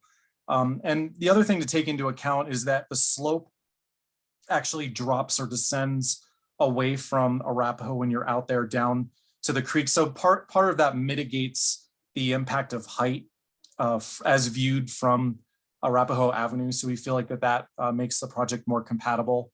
And it also sets those buildings back from the residential uses that exist on Arapahoe. So we found that in a review of how the applicant, or with their help of their architect, and how they're trying to combine the look of the buildings, they're using that cast concrete look mixed with that metallic look to create a uniform look to the development. We feel that has met the site review criteria. So our full responses to the criteria are found in attachment D of the packet. Again, we've reviewed the amount of floor area that's proposed that's to be above the 3-story height limit. So it ends up being about 95,000 square feet. That's just in the areas that are above the height limit. And that area would be subject to the new requirements of 9214 H2K related to community benefits. So they would have to pay that higher commercial linkage fee for those areas. And even more so based on the ordinance, up to 170,000 square footage of the project would be subject to that higher commercial linkage fee per the ordinance. One area that we had to focus on more so in terms of the building design was just the design of the garage. We've been kind of working with the applicant to have a design that was consistent with the parking facility at the BCH project, which we find to be quite successful, where they've put up metal screens where the garage is visible from the public right of way largely. So in this case, we've been working with them on primarily the eastern elevation to try to cover that elevation more so with metallic screen. I think what they're looking to do is similar to what was done at BCH, where there would be an etched pattern or potentially some sort of artistic work that's done on that metallic screen. What we've asked is that they increase the percentage covering of the east elevation to match that of the west elevation, which they've done. We feel that that's met the site review criteria largely because the east facing elevation is not as visible as other parts of the site. So we feel that is consistent with the criteria. So moving on to site design, these are also in the site review criteria, which talk about creating accessible, usable open spaces, preservation of adverse impacts to the environment or long-lived trees, creating safe and convenient pedestrian connections through the site. When related to parking design, creating an efficient use of land and using additional landscaping and pedestrian connections throughout the site to emphasize pedestrianality on the site plan. So again, we feel that these criteria have been met. If you look at the plans, there's a number of nodes of open space that they've provided, and some of that's shown on the screen here, particularly around the original building, the ADO building. They've provided seating walls, trees, pathways. There's a plaza shown there next to the buildings B and C, as well as down by Arapahoe. And then you have the more naturalized area up at the north part of the site, which I'll show on the next slide, that shows that those areas are largely protected because it's in floodplain and wetland areas, riparian areas to the north. With respect to safe and convenient connections, I'll talk about that a little bit more on the next slide, but the one we've been focusing on primarily is extending the multi-use path that exists behind the garage of the BCH building. So that's just to the north of building B, and that would connect to Commerce, and then it would go across the street behind the ADO building and then ultimately connect to Rain Street. So it creates a connection east-west through the site. But there is a key issue on that we wanted to talk about, and I'll talk about that a little bit more on the next slide. Obviously, there's a lot of surface parking on the property, but we wanted to highlight a number of things. With this particular project, there is a requirement for 20% of the site being usable open space or meeting the open space requirements. In this case, 34% of the site would qualify as open space. So they do exceed that. And in terms of the building footprints, that's almost 50% of the site. So the parking areas, while prevalent, are only about 17% of the site, which we found is not, atypical when you compare it to like other shopping centers or locations like that, where there's much more parking that's on the surface than you see on this particular site. So we feel that it isn't an efficient use of land. They've concentrated a lot of parking, over 1,000 spaces, into the parking garage to lower that as much as possible. So we feel that it meets the site review criteria for those purposes. So this particular slide shows the some of the open space nodes I was talking about. So A is showing some of the open space around the original ADO building. B shows some of the open space down by Arapahoe, by the bus transit stop at that location. And you can see the red line at the center on C is the multi-use path that would go east-west through the site. So this was another area where we had to spend some time of how do you create a safe and convenient connection crossing Commerce Street? We felt that basically some more work needs to be done on how that misalignment can be dealt with on the site design. Probably looking at making a turn in the pathway so that there's a crosswalk that crosses, or looking at where the best location for where that crosswalk would be. So we're proposing a condition of approval that would require more work to find out, to basically get a better design on how that crosses Commerce Street. So that would be done at the technical document stage.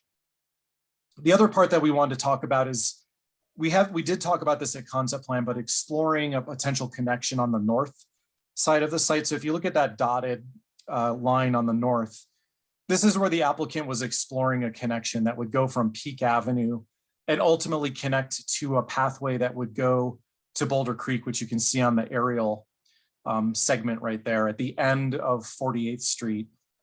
This proved to be challenging because that particular area between where the blue path terminates at the property line and that existing path is actually an open space conservation easement and would likely require some sort of disposal. And there's some sensitive areas in that particular area that would require the open space board and trustees to do a disposal, and it could result in potentially removal of the path connection down to 48th Street. So after exploring that, we looked at some other alternatives and maybe turning the path down along that truck turnaround on the west side of the site and connecting back down to 48th Street. It was felt that that would be too circuitous, but Ball does have interest in having a pathway there eventually to, basically steer pedestrian and bike activity away from their operations. So our hope is that, they do show this line on the plans. It's not a requirement of the site plan. They do have a note there, but that it might be something that we can try to explore in the future and maybe figure out a way to ultimately make that connection. So we just wanted to highlight that as part of this presentation. So lastly, I'll talk about the parking reductions on the site. Again, the vehicular parking reduction is about 16% and the bike parking is nearly 60%. We feel that the bike parking reduction criteria are met for a number of reasons. Just remember that parking is based on the amount of floor area on the site. So with the large level of floor area divided by 400, you get a pretty high parking number. And a lot of this floor area, and particularly in the Fisher building is used as high volume manufacturing spaces for the massive spacecraft in that area. So that's not necessarily equivalent to the floor area you might see in another project where there's more like offices or more employees. So we feel that that makes sense, that they shouldn't have to provide, you know, a similar amount of parking for that high volume space. Another consideration of the parking reduction criteria is on-street parking. So obviously most of Commerce Street is within, you know, the particular campus. There's about 65 on-street spaces within 48th Street and Commerce Street that can accommodate any additional parking need. That doesn't get added into the parking numbers.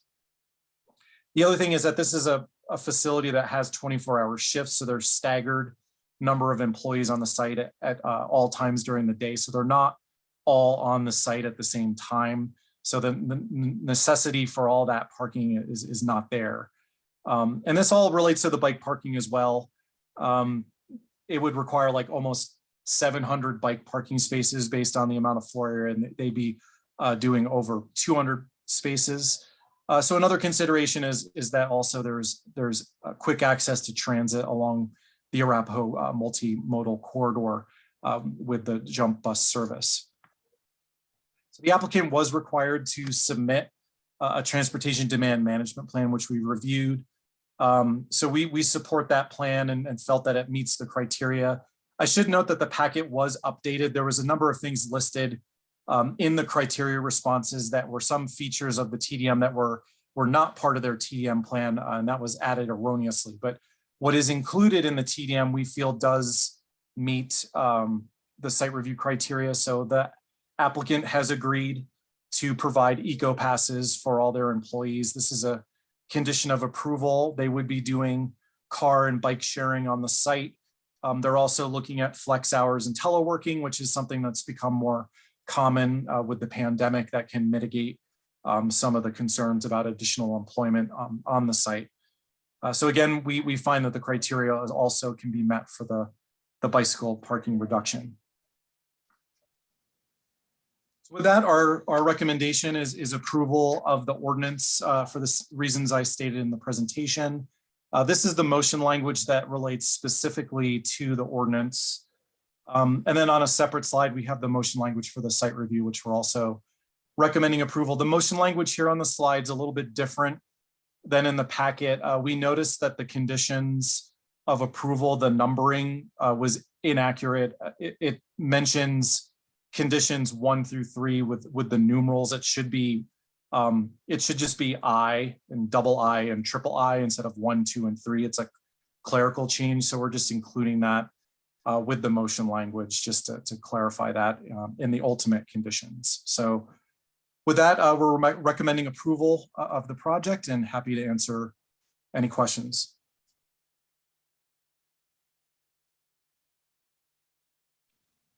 Okay, thank you, Carl. Great. So yeah, let's open it up to questions. Who would like to start? John, go ahead. Yeah, thanks for very, very clear and good presentation. Was there any further discussion of the possibility of extending Riverbend Road from the BCH property through to Commerce Street through the Ball property?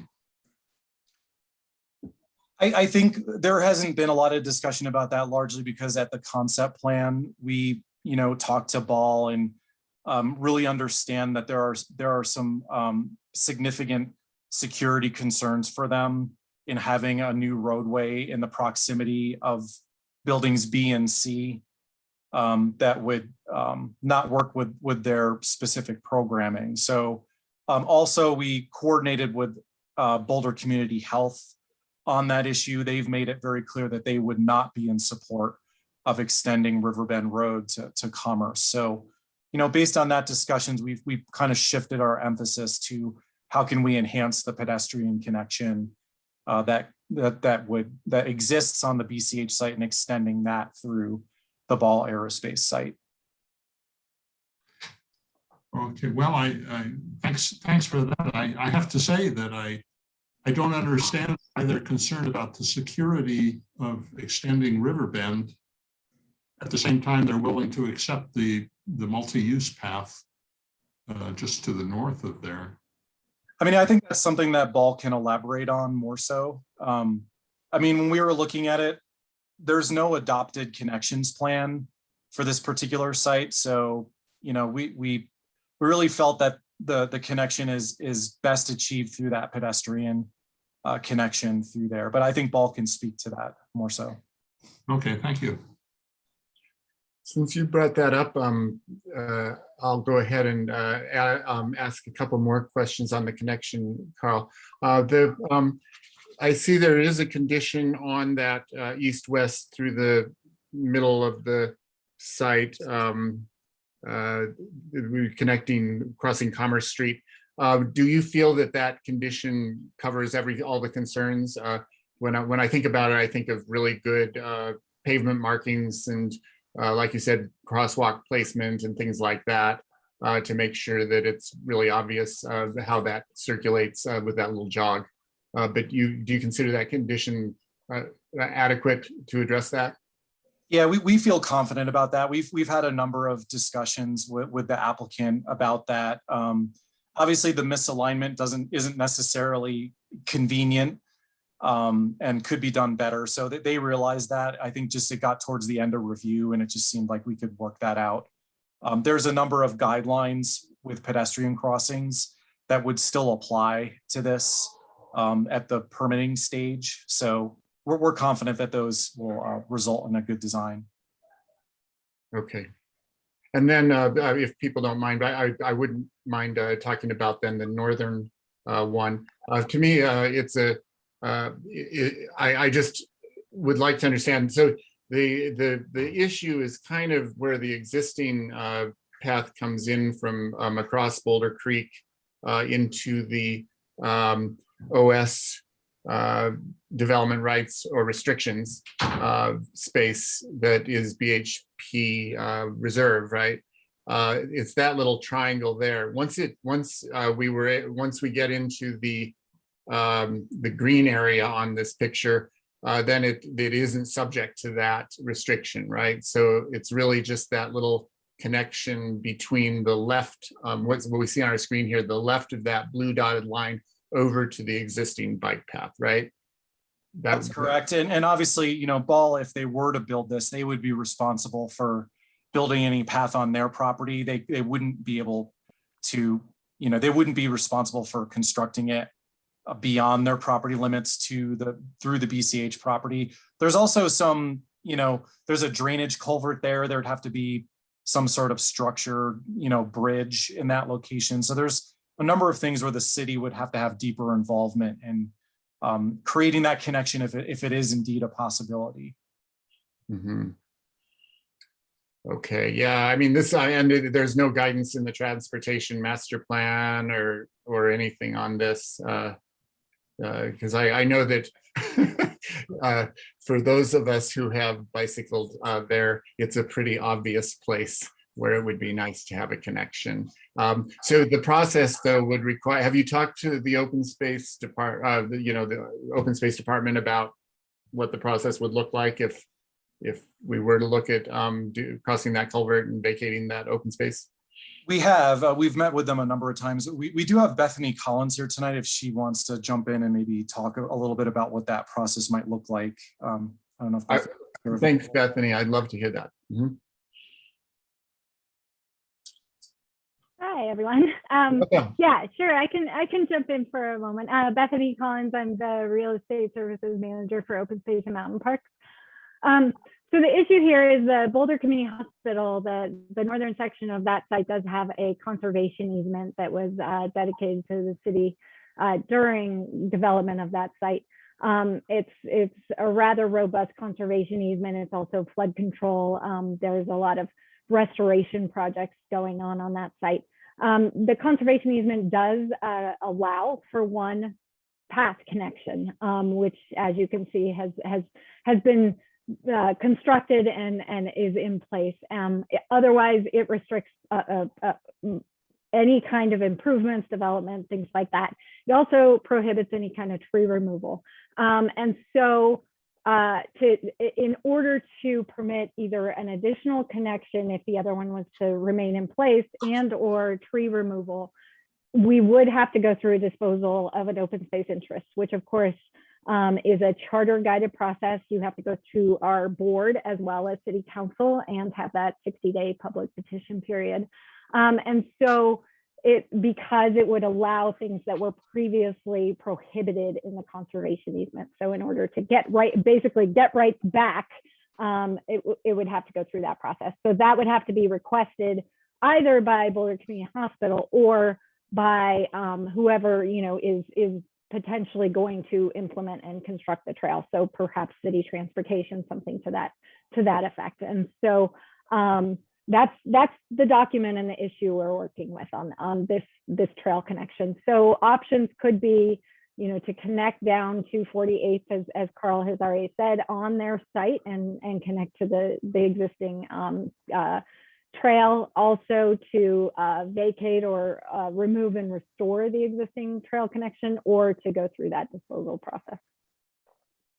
Okay. To vacate the existing one, would that mean get rid of it and then go over across to the direct connection to the blue line? But that still would require a change to the charter, wouldn't it? If they were to remove the connection from 48th Street from that cul-de-sac that you're seeing and just connect to the blue line, restore that property, and then be able to make that connection without removing trees, it's feasible. That part of it is feasible. Interesting. Yeah, it's an interesting little connection, right? Well, I guess I mean it's kind of it involves so many more entities than planning board. I don't know what what we could, whether we should send a strong message, but I think that yeah, I mean, I think that it's a natural connection that that would be very compatible with the East Boulder subcommunity plan. So, but thank you for clarifying that. Maybe we can discuss it more during deliberation. Sure, thanks. Appreciate it. Sarah. Carl, can you talk a little bit more about the setbacks by Arapahoe? I have some questions which include what exactly, or what at this point does the proposed landscaping look like? And also if you could explain, I mean, I like the idea that there's a large bike park space there, or the building, but I don't quite understand who it is imagined would use that, in the sense that if it's employees for Ball, wouldn't they want to park closer to their office? And it's just not really clear to me what that is, who it is imagined would use that particular bike parking area. Well, starting with the setback question, there's a 20-foot setback in the IG zone along the property line along Arapahoe there, but that's for principal buildings. In this case, we considered the bike parking pavilion as an accessory building. So in that case, it's a 55-foot setback for accessory buildings. So what they're proposing is to just locate it roughly 30 feet. It's like 29 feet, 11 inches or something from Arapahoe. They do have a plan in the packet that shows that a certain percentage of the building would be parking specifically devoted to Ball employees. And then a certain part of it would be open to the greater public. So obviously that's a 10-foot wide path that runs along Arapahoe for bike riders. So if they wanted to park there and get on the bus, it would provide an opportunity for that. I'll let Ball, answer any questions about kind of the usability of it. We just kind of felt, you know, they've enhanced the pedestrian walkways from that location up to the buildings, and they have bike parking throughout the entire site as well as in the parking garage. But we felt that, you know, having a presence along Arapahoe there was a good design and could be have a nice functionality to it too. And then the landscaping itself, because one of the things it's struck, this is a lot of surface parking, right? And it's not going to be a particularly from a design perspective, it's not going to be a particularly attractive a part of driving or walking or biking past the building. So I'm just really curious to understand what the landscaping itself is, how it's being imagined right now. I mean, what they're showing is that there's already some mature trees in that location. So they're proposing to maintain those trees in that location. Then they would also add new plantings to create a more dense visual buffer along there. So we've worked with our landscape architect and felt that they had done a good job at creating a nice frontage for the project. Okay. And then in terms, I'm sorry, I just have a second question. It's about design. And then the east wall of the parking garage. Thank you for a little bit of clarification. But I'm not sure, I don't know the area well enough to know why it is presumed that the east side is not more visible. Are there particularly large buildings on the east side of the proposed? There's other parking spots. There's other surface parking right to the east. So I'm curious if there's. You did point out in the packet that we could consider a condition of approval extending the screens, I guess, further across the east side of the parking garage. So I'm just curious what keeps it from being more visible, which seemed to be the justification. It's not obstructed by any buildings. It's just when you drive down Range Street, it's kind of deep into the, you know, neighborhood of buildings there. It's not a high use street. So we just felt that, you know, the way they have it designed, as shown up on the screen, we felt accomplished that trying to improve the appearance of the building. We didn't feel like it necessitated the same amount of attention that you see along Commerce or from Arapahoe in terms of its visibility. Okay. All right. Thanks for explaining that. I appreciate it. Could I just and then I just tack on then? So you're comfortable with again the set of conditions as written, that because I know that there was a reference to potentially asking for an additional 25% in one of the docs, but we were just putting it in there that, you know, obviously this was an area of concern and that, you know, felt it didn't meet the site review criteria. A condition such as that could be considered. Could be done. Okay.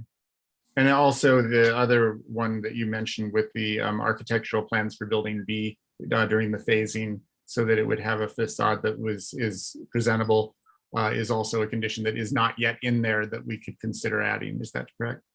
No, that condition's actually in there. It is. Okay. I apologize for not mentioning that during the presentation. There's so much information, obviously. So the thing about building B and C is that we were looking at it and we were like, what if building B got built and just had this cut off facade that would eventually connect to building C? What would that look like? Like if they didn't build building C for a long period of time. So we worked on a condition of approval and they agreed to it, that obviously that if building B is built before building C, which it likely will, and then there's going to be a lag time there, that facade would be substantially consistent with that elevation that you see on the slide, that they would have to have that level of fenestration and be consistent with the other facades of that building. So it's not just this blank wall that faces Arapahoe. So that is in the conditions of approval as we've proposed. Great. And I apologize for not noticing that too. So thank you. All right. Other questions? John. Yeah. Carl, could you summarize what happened at the Good Neighbor meetings with regard to the comments from neighbors who might be affected by this? My recollection is that the concept plan meeting was largely a discussion with folks from BCH, where we talked about the Riverbend Road connection and how they're not in support of that extension. That was largely what we discussed at that first meeting. The second meeting had more folks. I think we had 7 attendees. I don't recall a lot of opposition to the plan, mostly interest. I think some of them were neighboring industrial property owners that were interested in what was going to happen on the site. We've heard some concerns just based on the intensity of the project, but overall, not too much. So one of the things I was particularly wondering about was the people to the north, I guess across Boulder Creek, who one could imagine will be in the wintertime at least looking across to the parking garage. And perhaps, I don't know if the solar, if they would have any diminished solar access from it, given the distances involved. But did you hear from? No, we haven't heard from any folks north of the creek. I mean, having been out there, I don't know that there's a great level of visibility through the trees in the corridor there. The buildings aren't nearly tall enough to have a solar impact on those properties. It would. One key issue that came up during the review was a property just immediately to the north of the parking garage on the same side of Boulder Creek. And we found that the parking garage actually did create a solar impact that exceeded the solar access requirements out there. So a lot of the review was focused on how do we deal with that. So they ultimately had to step the garage back to not impact that property. That's why you can see here on the upper elevation that they had to step it back.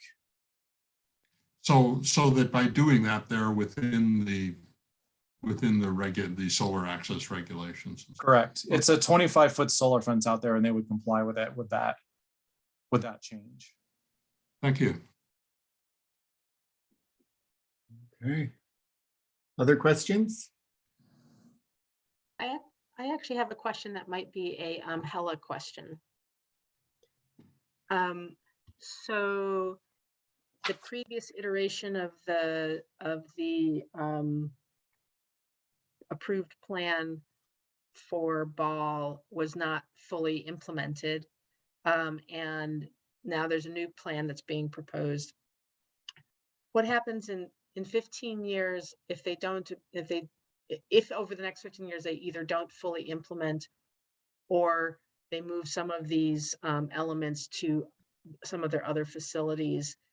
Would the next set of discussions start with what was approved, or would it, like, how does that, I'm just trying to understand how that kind of sequencing works.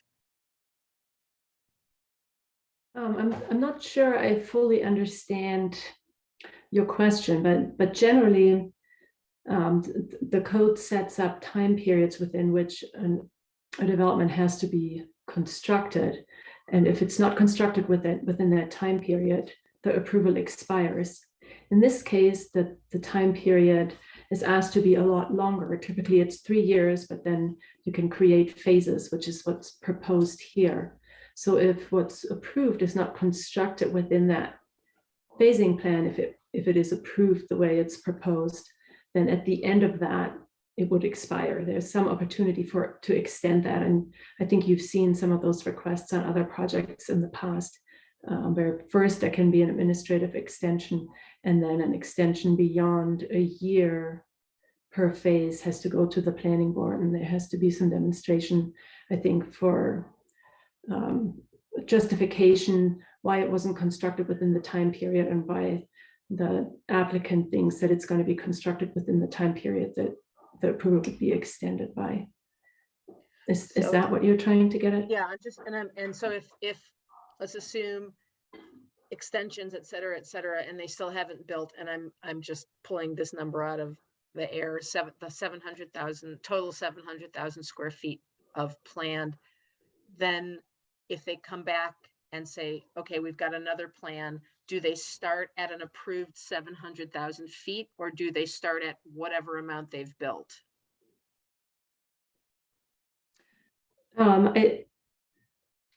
I think they would come in with a plan of what they would want to construct next. It might be what was proposed in this proposal and wasn't constructed, or it could be something different. And then you would look at those new plans and would make the findings based on the review criteria in effect at that time. Okay. All right. I appreciate it. I just wasn't clear how that worked. Thank you. Sure. Great. All right. Other questions for staff? Okay. Well, great. Okay, and thanks again, Carl, for that presentation. And so with that, let's. Oh, actually, I'm sorry. I did have one last question, Carl. There's a substantial amount of demolition going on here, and I kind of asked this in the first public hearing as well, but I'm just more and more wondering about when we have these demolitions, how much we figure that into our net zero calculations and encourage people doing demolition to do more deconstruction that is less carbon intensive and better for the environment. So anything specific to this? I know we have our green regulations and all that, but anything you can add? I see Charles unmuted, so I'm going to defer to Charles. You know, actually, along the lines of what, and thanks, Carl, I appreciate that. Along the lines of the previous conversation we were having, construction recycling of demolished materials is actually a requirement. Okay. As part of the demo permit. So it's something that has been integrated into our process since we had our Green Points program, over a decade ago. So yeah, recycling the construction material will definitely be part of the requirements. Right. Thanks. Just wanted to hear that. Okay, so with that, if there are no more questions, since I got in one last one, I'll look for hands. Let's go on then to the applicant presentation. So I know we have got, let's see, who do we have from Ball Aerospace? Do we have Guy here? Or... Yes, I am here, David. Hi, Guy. Did you want to kind of start us off and introduce the speakers or whoever? Yeah. I absolutely could. We're going to follow the same format that we did in concept plan. Paula Burns, our VP of Operations, is going to tell you a little bit more about Ball Aerospace and some news and updates. Pete Stavanger will walk you through the architecture, the site plan. We have a full animation that is based right off of those drawings that you all have in your packet. And then Pete probably will cover most of the architectural in site questions. If there's something specific like John's question about the security around building B, and I'll cover those kinds of things. We have a new member, Mark Painter. I think you're all familiar with Mark with Holland and Hart. He has helped us and the staff with the conditions and the ordinance and any new potential conditions you wish to add. He's there to help us so that we get that right, or we get that so that it's acceptable for everyone if you're trying to finalize the crafting of that tonight. And so he's here mostly to listen in, but just from a mechanic standpoint, so we don't disrupt you all. If you're working on a new condition and we need to sidebar, we're on another WebEx call for our whole team.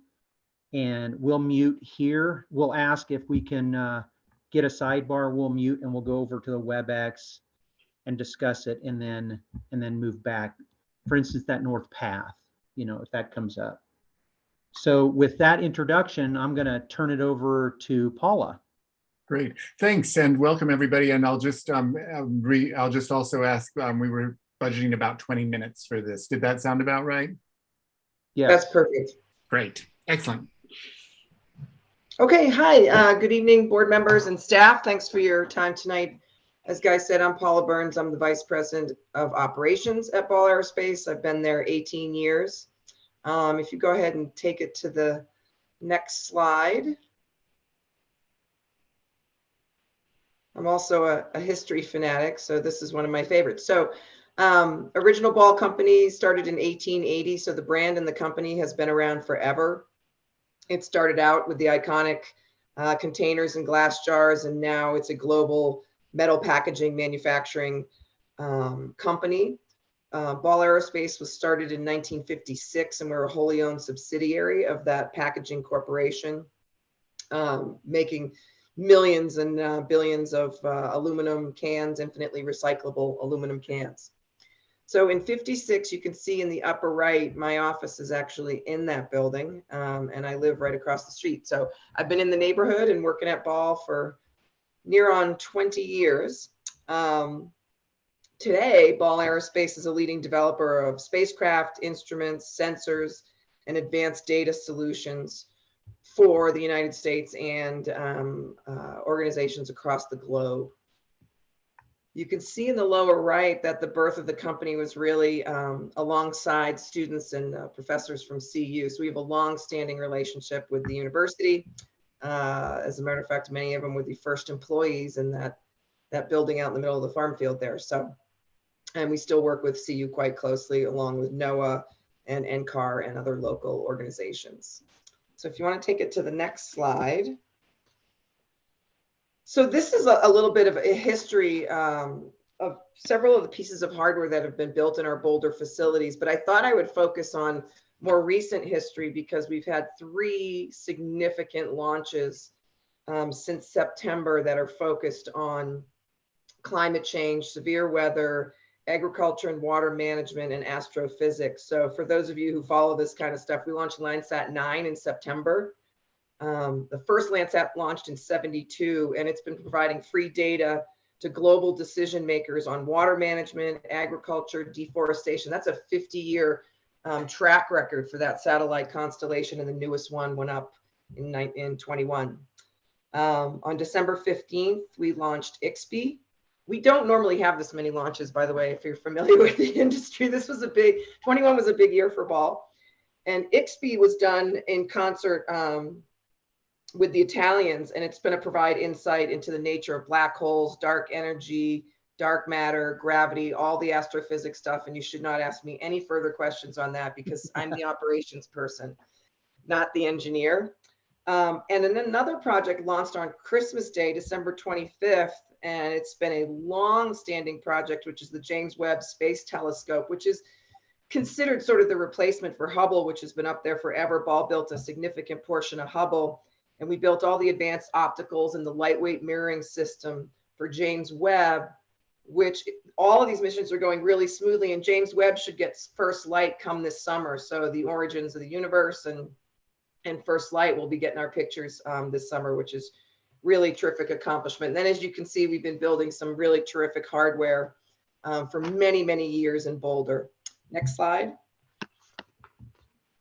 So in terms of sustainability, this is really a fundamental pillar of the company's strategy, both on the aluminum packaging side and on the aerospace side. So when you look at some of the projects that we've launched, and I'll go quickly through it, but extreme weather events, we have Bowie. I talked about Landsat and what that's been doing for 50 years. Decision making with the IXPE project. A really interesting one we've done in conjunction with Korea is the GEMS and TEMPO instruments. TEMPO is launched, and that's over the Korean Peninsula monitoring pollution. Our version of that for the United States and North America, GEMS, launches I believe it's in 22, but someone will correct me if I'm wrong on that. And then rising sea levels, global temperatures, sea temperatures, and severe weather at sea that ends up impacting many people around the globe.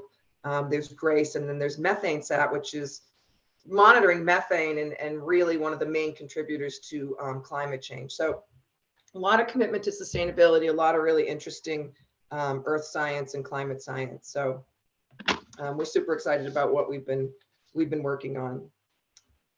Next slide.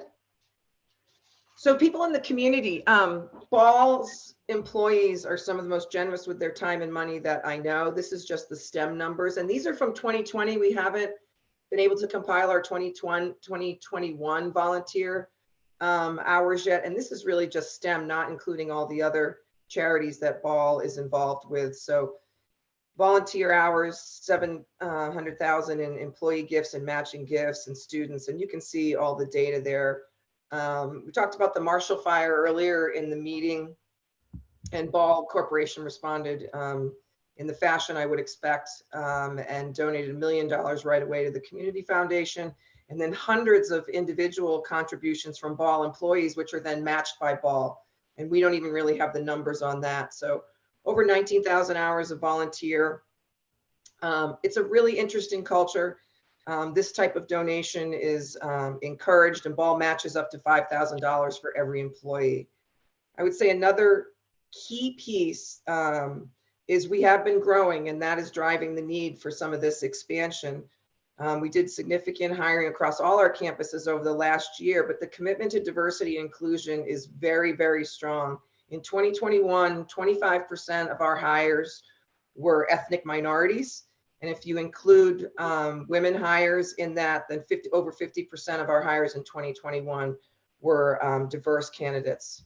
So that's a strong commitment of the community as well. Like I said, I've been there a long time. I'm a neighbor, and I look at Ball to be a real partner, and I appreciate the staff working with us on this project, and I'll hand it over to Pete. Everybody hear me okay? Excellent. Again, Pete Stavanger with Page. I'm principal here and leading the design team and working with Ball and with staff, and nice to be with you all again. I'm going to start by focusing on kind of something like Carl said, some of the updates that have happened. And then, since as a little change up from last time, I actually we have about a 4-minute animation that I'm going to play. I'll narrate to that, answer some of your questions along the way, and I'll be kind of pausing that as we go. So I figured that'll be a good way to see the campus. So looking specifically at the updates since we met with you all last, as Carl mentioned, we're pursuing the individual landmarking of the control cells, the original Ball Brothers Research Building. We did receive a 5-0 vote from Landmarks Board supporting the plan. So it's something everybody's really excited about, and it's a great example of how the collaboration with staff and everybody has come to what we all believe is a really great solution. We've continued advancement of some of the architectural design, again, in collaboration with staff, like Carl mentioned. The bicycle pavilion structure, increased our landscape area at Arapahoe. We've actually reduced the massing and the height for the Fisher expansion. And then, since it seems to be a topic, we've actually increased the parking screening over 300% since we met with you at planning board, at the first concept review. And it's actually increased 40% since our initial site review back in May. Again, landscape improvements, what I'll highlight here is the increased landscaping in the parking areas, but also out at Arapahoe, and leveraging some of that Hobart Wagner inspired architecture and some of the screen walls. So you'll see that in our animation.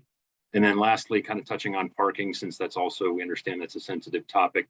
The parking structure has been modified, as Carl mentioned, to be fully compliant with the solar access requirements. We've reduced surface parking by about 12% since our initial meeting with you at concept plan. And then we've had significant increases to both the electric vehicle parking and bike parking. And Carl didn't touch on this during his presentation, but there are two current access points from surface parking, one on the east side and one on the west side of Commerce Street. that directly access Arapahoe Avenue. And as a part of the plan and working with transportation, we've been able to meet the request of closing those two access points to help deconflict vehicles and pedestrians traveling along Arapahoe. So now, okay, so bear with me here on the technology change. I'm going to switch from PowerPoint to video. Can you all see the title slide now for the video? Excellent. Okay. All right. So we're going to start with kind of an aerial overview here, looking west down Arapahoe. Coming down, this is going to show the site plan as it exists today, kind of prior to any improvements. The outline of the Boulder campus there, highlighting the Fisher Manufacturing Building and the Control Cells Building. And we're going to start to come down, traveling east on Arapahoe, and transition to the renderings and animation that will show the campus at its full build out. So coming in here, this is rendering now. So you asked about, Sarah, the landscape and the screening. This is part of this is existing, part of this is embellished. So screen walls and landscape, really trying to screen the view of the parking from Arapahoe, give you a sense. This is the bike pavilion structure here, and those are the Hobart Wagner inspired block walls there at the frontage to Arapahoe. So I'm going to pause here for just a second and talk on the bike pavilion. So again, the intention here is that this is close to Arapahoe. It's accessed by both Ball employees and the public. There would be, in addition to bike storage, there would be bike repair facilities, and the architecture of the pavilion is really somewhat inspired also by the architecture of the original buildings with kind of the low angled roofs and the cantilevers there. So that's just going to continue along in the interest of time. We're now heading north down Commerce Street. So on the left here are buildings B and C. These are research and development buildings that support the Fisher Manufacturing Building. You'll notice a high level of transparency at the ground floor and increased landscape along Commerce Street and a plaza outside the main entry. Kind of coming around now, an aerial view. So I'll pause here again in just a second. So this is the south facade of Building B. And you'll see here on the left, this is the south facade of Building C, excuse me. Building B at the background there's sort of that sawtooth you saw from the plan. And of course, you guys, everybody will review this at both Tech Docs and building permit, and we would never propose having a blank wall there should Building B just be built on its own before Building C. So it would look much like the architecture here. You can see this structural bay has similar inset windows with some solar screening. The eastern portion of that elevation would look very similar should it be constructed that way in a phasing standpoint. So again, we're going to stop here for just a second. This is, as I mentioned, something we're really excited about, the preservation and landmarking and restoration of the original 1956 Control Cells building. So you can see it here in the foreground with the inset rendering. Again, super excited about this.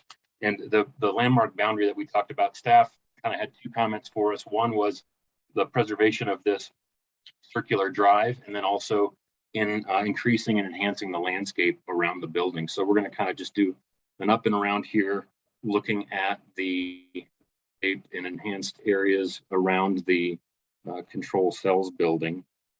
And then we're going to come back down and get a little bit of a different look.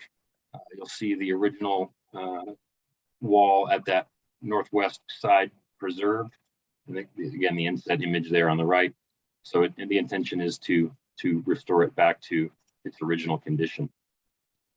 Coming around here, just looking back at Building B and C, I'll pause here. So this is the multimodal path that was mentioned. This is the south side of the existing Fisher complex. The Boulder Community Health Garage is just behind the tree here. So that path would be extended and come across Commerce and then connect around to the south of the garage. And again, the location of that crossing is something we'd want to look at. This is really at the apex of the hill that Carl mentioned, where it starts to step down as you go further north. So we just want to make sure that we're thinking about it holistically and coming up with a plan that is safe for pedestrians and cyclists. So coming down here, now we're kind of, we're really at the heart of the campus here. So you'll see the existing Fisher building on the left and the new parking structure on the right, the Fisher expansion on the north side, and then the pedestrian bridge crossing Commerce there. Really the goal here with materiality and the architecture is to create a cohesive environment that is blending the existing architecture with the new. So similar use of materials and kind of respecting the legacy architecture with the advancement of the new technology and fabrication of the space satellites. We're going to get a little closer look here at the Fisher entry. I know I'm going really fast, but try to be respectful of everybody's time. So this addition here on the east side of the existing Fisher building is the new entry for all of the Fisher complex. It'll be the main point of entry and security lobby for the campus. The cantilever here is signifies the entry. There's an enhanced landscape and pedestrian area outside, good opportunities for art and public visibility into, we've talked about potential visibility into some spacecraft or other thing that might be a little bit of a public view into Ball Aerospace while still maintaining a secure environment. So continuing to travel north, we're going to go under that pedestrian bridge. The existing architecture here, Carl had a question on the glass. This is really a product of the rendering software. It's not proposed to be mirrored glass. It will be reflective. It will be indicative of what the existing glass is on the Fisher building. So coming around the north side, I'm going to pause it here again in just a second. The existing Fisher building is back here, and including this part here. So that's that 55-foot height limit for the existing Fisher building. The new expansion is actually set about 3 feet 4 inches lower. So the massing will be slightly lower than the buildings that are out there today. Coming now over to that 48th circle connection, you'll see we're retaining that open space at the north end, the community gardens, the volleyball courts, and really want to deconflict the pedestrians from the loading environment here on the north side of Fisher. Coming around, we're going to turn south on Commerce. I'm going to speak a little bit to the revised garage design that Carl mentioned. We did stair step this north end of the garage. You'll notice the shadow here in the foreground. So we are staying within the allowable amount as to the solar ordinance, solar access ordinance. So that's been a modifications recently since the last site review submittal. Coming back down, we're almost done. So we're going to come back down and head south on Commerce towards the multimodal path, that E path. Again, you'll see the hill here. So we want to be sensitive to that crossing. Coming east now, we're going to go over towards Range Street and get a view of the path and also the parking structure as we go out to Range Street. And one thing you'll notice here as we turn the corner is that the topography here is such that the lower level of the garage ends up actually kind of sinking into the landscape. And so we're going to pull out here and you'll see the RA7 building, which is a building that Ball leases space in, but is not actually on their campus. And then the right is the existing surface parking and the garage. So I think, Sarah, you had a comment about the visibility of the garage from Range Street. And so just kind of pause here. There is an existing building that does block a portion of the garage. The topography plays a factor in there where you're actually looking at the second level of the garage here. And then the screening is really intended to align with that open surface parking area. And then we're just going to end with an elevated view, kind of coming back as an overview of the entire campus. And again, the intention here is to create an architecture that cohesively brings all of the buildings together. And as a phased project, we're looking for timeless materials and things that will be of one aesthetic as the project progresses through the years. All right. Are you all seeing the PowerPoint now? Okay. Yes. I know I've got just a few minutes left here. Wanted to start on the phasing again, the potential population increase, making sure that we all understand that this is a phased project over 15 years, and that as a manufacturer of large spacecraft, as it's mentioned, the majority of that new space is really going to be high volume manufacturing. So the numbers here are kind of the potential additional capacity of employees by each phase. However, the TDM measures that Carl mentioned is going to, I think, further reduce the impact here and really be consistent with the population counts that are in the current approved plan. The TDM highlights, Carl touched on them. We can certainly circle back on this in the interest of time. We've kind of calculated them into, or broken them into three categories: the trip reduction strategies, and then the site travel-friendly site design. We've really touched on a lot of these through the animation. Move on. As far as community benefit, that's obviously also something that Carl touched on. So the numerous transportation and connection improvements, the eco passes, just so everybody knows, is a significant investment. It's about $650,000 for Ball to implement that, and $11 million in affordable housing fees, also significant. Paula touched on the highly engaged, diverse, and generous employees. The landmarking, obviously, of control cells is significant. And again, I mentioned opportunities for artwork as well. And with that, I'm just slightly over that 20 minutes, but just want to say thank you. Ball, as they said, began in Boulder over 65 years ago, and we're very excited about the plan and the opportunities, and have appreciated all the collaboration with staff to get to this point, and look forward to the comments and questions. So thank you for your time. I'm going to get a sip of water. Wow, well, thank you for that exciting presentation with the movies and everything. And I'll just encourage people who haven't had a chance to look up Lagrange points and the James Webb satellite to watch a couple of YouTube videos. There's some incredible concepts there about how you can put satellites out there that just sit there in the same orbit with Earth. Very interesting. So with that, let's go ahead and open it up to questions for the applicant. Anyone want to kick us off?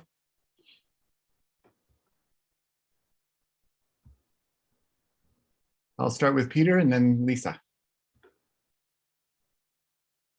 Pete and Paula, thank you very much for that. I think I have a broad question because you opened up the door to it, Paula, particularly with the sustainability slides, STEM education, satellite success stories, community foundation donations, the diversity. And so my question is, if you were just to respond to us, this isn't a gotcha question, nor is it supposed to be a softball question. For you, beyond what you were required to do because of what you had to do, or what you really needed to do because you were asking for things and you have to give to get, where is it gone beyond? Or in a way, what about this project for you is as innovative and as groundbreaking as Ball itself? And you can pick one of anything. It would be nice if you didn't repeat verbatim something you just said already, or give me 20 minutes of an answer. But really, I think you know what I mean. It's an opportunity for Ball to say something, and it is. But from I'll stop in a sec. The sustainability piece, for example. I know the energy code is very stringent in Boulder as is, but there are red list materials, toxicity, indoor quality measures, air quality, embodied carbon considerations, UI scores, the ability for this to in some way be a demonstration project around some aspect of energy as sustainability in a way that only Ball could. I'd love to hear something about that, as if you were bragging about this project, on the sidelines of a soccer field or at a cocktail party.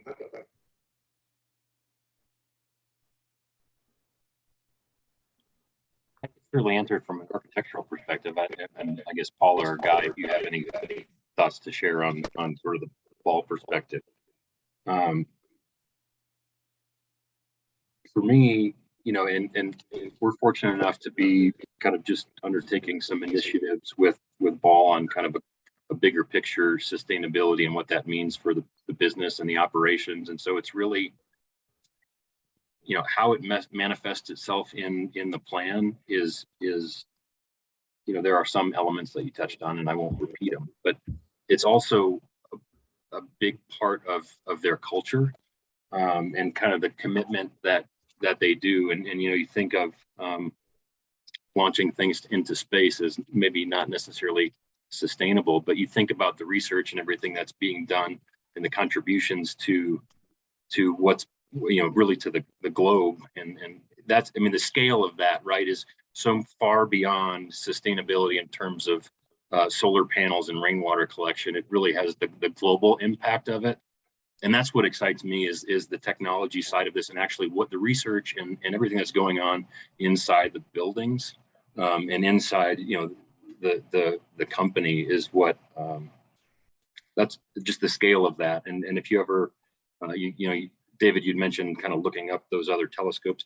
I lost an hour of my day the other day just looking at like the top 100 images from the Hubble telescope. So it's really just mind blowing, the scale and what's being done. So, you know, yes, they are committed to 100% renewable energy and the solar panels and all of that. But I think just the scale for me is what is maybe most exciting and impressive. So I don't know, Paul or Guy, if you have anything to add.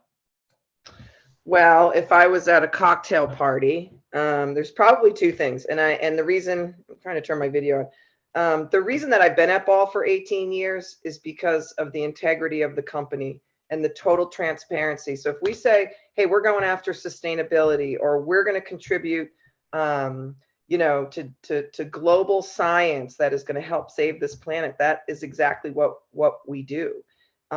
We are super close with our customers. We compete with the likes of Boeing and Lockheed, and what we've grown, but we're still less than 6,000 people at all our locations. And so I just find that, you know, being in a nimble, small, high integrity organization where people are really excited about what they're doing is terrific. The other thing I would say is I think it's so cool that we're keeping the original building. Like I said, my office is in part of that building, and it is, if you saw the architecture of it, I mean, it's so aerodynamic. I was a pilot for the military for 20 years, so I'm all about flying things. And that's going to be right across the street from where we are building absolutely cutting edge instruments and spacecraft. And I just think that's what Ball's about. So it probably sounds hokey, but I do talk about Ball like that on a regular basis. Thank you. Okay, other questions? I'll go ahead, Lisa. Yeah, so and this may have been buried in the packet, and I forgive me if I failed to dig into it. But I believe it was on the Fisher building, correct me if I'm wrong, but that's where you're adding a bunch of glazing, a bunch of the additional glass. And I was curious if that was about kind of bringing in natural light and daylight, as well as the design of the building. You know, when we talk about sustainability measures and so on, that can be one of them. And I just wondered, you know, why you chose to have that degree of glazing on the new floors and the additional height. I can start out with that. And honestly, in the 50s, 60s, 70s, 80s, even 90s, if you were building classified space, you were not allowed to have windows. So we've had employees that disappear into classified spaces all day long. And honestly, this makes their work, this is a game changer for their work life, to have natural light. And so with the materials that have been developed and the evolution of the requirements, we've been able to provide just a much better work environment for so many of our employees. And I'll toss it over to Pete, but that was a big deal, and it's worth the investment, frankly. If you've ever worked in a classified space, that's not got 1 ounce of natural light. Yeah, that's exactly right. And some of those areas are, you know, in support areas. So not all of them go into the taller volumes. You know, where there are some spaces within the building that do extend all the way up through the building from the ground floor. They're 4-story tall plus spaces, and then others are single floor. And so where we can, we're trying to introduce that into the building to give those folks direct daylight access. And that's part of the program planning too, right? Because when it's an addition to the existing building, you know, you're taking away what are today some exterior windows. And so again, kind of, there's a lot of moving around of the different programs and parts and pieces within the building once this addition happens. So does that answer your question? It did, yeah, and it just brought up one more thing that I'll just briefly touch on before we hear from another planning board member. You may well have already thought of this, it may be in your plan, but just with that additional amount of glazing, the height of the buildings, whatever the application is or materials are, you know, a film or a glaze or whatever's applied to maintain, you know, the level of secrecy that's needed. I just encourage, if you can't, also put dots or like something for birds. You know, it's a may feel like a small thing, but we're losing a lot of birds and a lot of bird species, and you know, it's a tall building with a lot of glazing and might look like water or sky or something. So if there's a way to maintain the integrity of the light coming through, but opacity to anyone trying to see in, while thinking of wildlife, that's just a small thing I'll say, and then I'll leave the floor for other folks with questions. Thank you, Lisa. John. Yeah, one of the things I guess you're asking for is a 15-year period where you can be assured that this can be built without any further discussions with the city. Can you let us know what sort of schedule you're actually anticipating? Let me see here the best way to do this. Pull up our phasing plan for the project. Excuse me.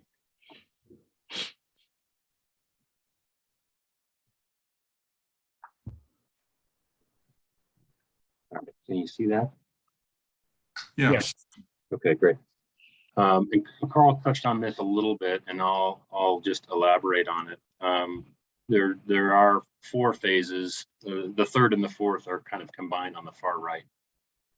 Each phase, and this is, you know, I may need to defer to the lawyers on the call, but each phase with it as a part of those vested rights has an indicated kind of construction start duration.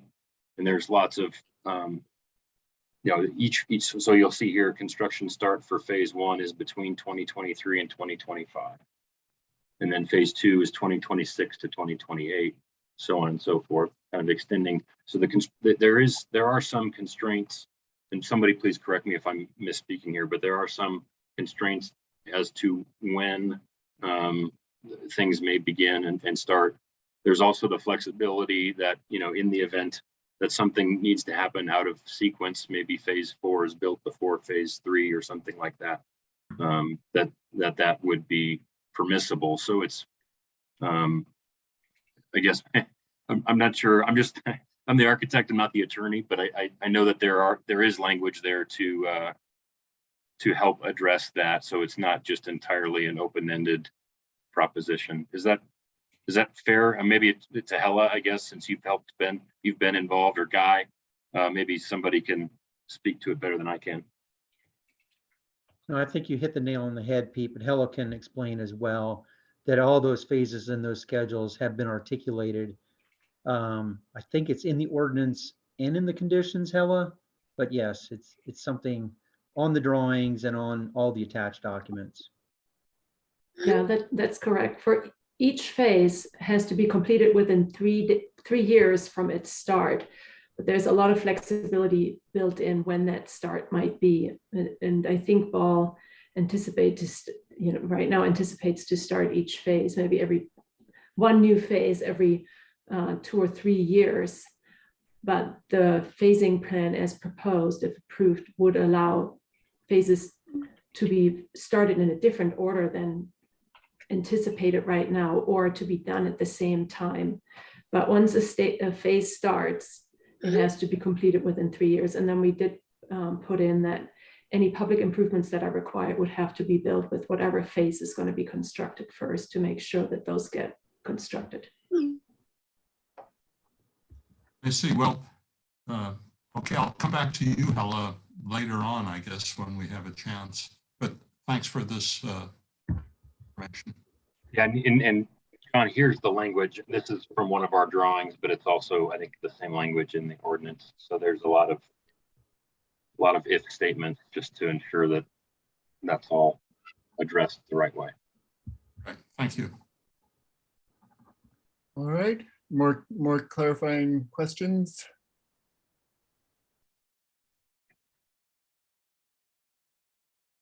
I guess I'll just say that there was that discussion on whether there should be more screening on the east side. It seems like you are pretty happy with the design the way you have it, so it's just kind of a difference in opinion with regards to how much screening there should be on that east side.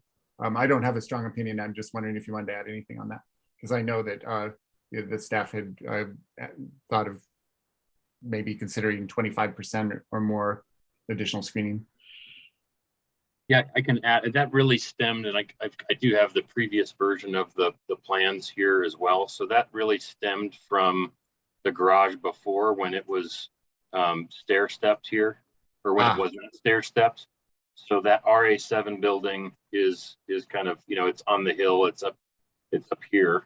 And so that does screen a portion from the Range Street.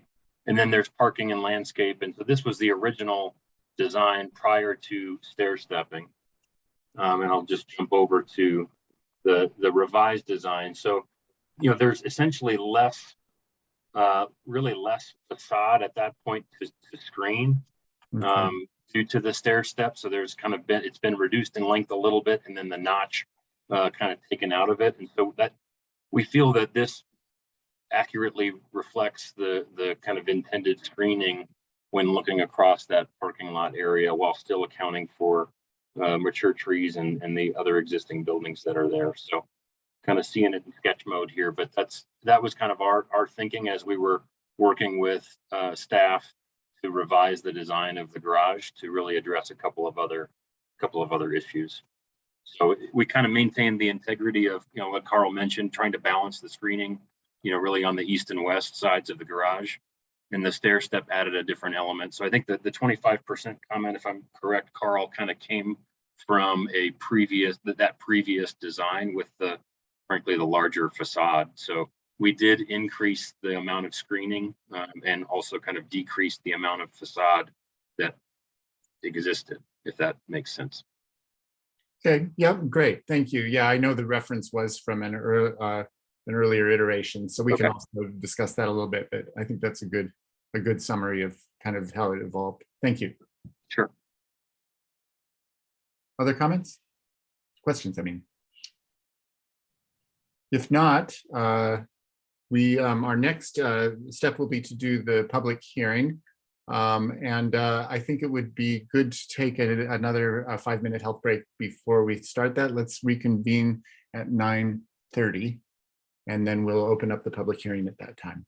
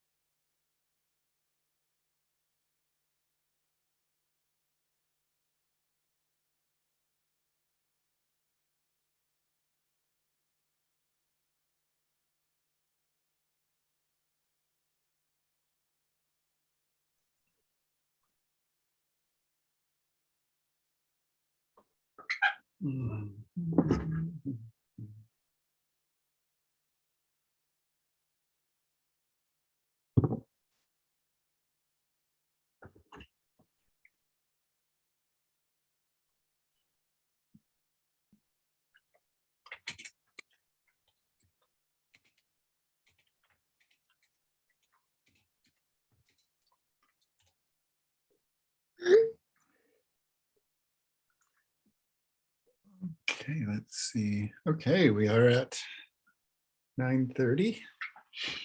Go ahead and bring up the attendee list.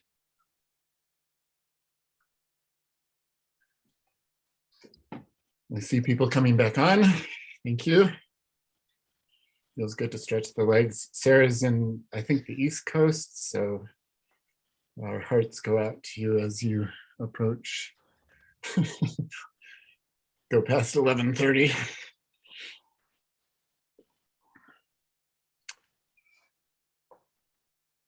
Mostly just this very uncomfortable chair that I'm on. Otherwise, I think I'd be fine.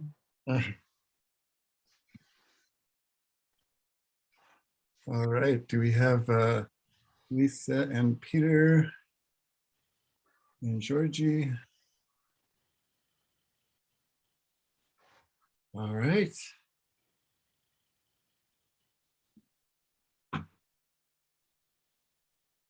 Great. Okay, well, I'll go ahead and open the public hearing portion of our of this item. This is the time where anyone can sign up to speak and for 3 minutes on the ball proposal. So there will be a window with the time.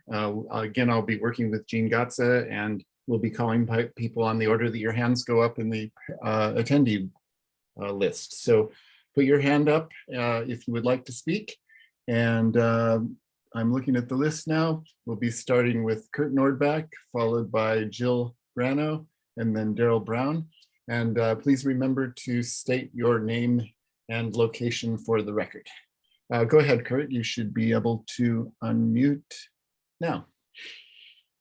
Hi, Kurt Nordbach, still at 777 Delwood Avenue in Boulder. First of all, I'm very glad to hear about Ball's commitment to sustainability, studying climate change and so on. And so I really hope that they will bring that philosophy back and implement it in the flesh, so to speak, in this plan. And so I want to talk particularly about transportation elements and how those might relate to that. There's a huge amount of parking here, 1,600 spaces at full build out. That's a huge amount of traffic, a huge amount of attendant emissions. And so the question is, to what extent can we reduce the actual amount of driving that entails? The TDM plan seems like it could be bolder if it included requiring paid parking. We do this for residential developments often, requiring that parking be unbundled and paid. I think it could be very appropriate to do that here also. It could be made equitable because Ball knows exactly how much they pay their employees, and it could be proportional to employees' pay. So I wanted to say that. On the east-west multi-use path, I would love to see it straightened out and get rid of these 2 90-degree turns at Commerce. I think if you're headed east on that, south of the Fisher Building, it could veer north a little bit, maybe taking out a couple of parking, surface parking spaces, cross Commerce, and then continue to veer north of the ADO building and be much more efficient and expeditious for people walking and biking. The last thing I will say is that I'm not a fan of the pedestrian bridge. I feel that that really detracts from the pedestrian environment at street level. I was reading about all the pedestrian bridges and walkways in Minneapolis and how they really suck the energy out of the street level activity in the city. And this is just one pedestrian bridge, but still bringing people down to street level really, it creates a completely different feel on the street. And so I would urge the board to not support that pedestrian bridge and encourage instead a safe at-grade crossing of Commerce. Thank you.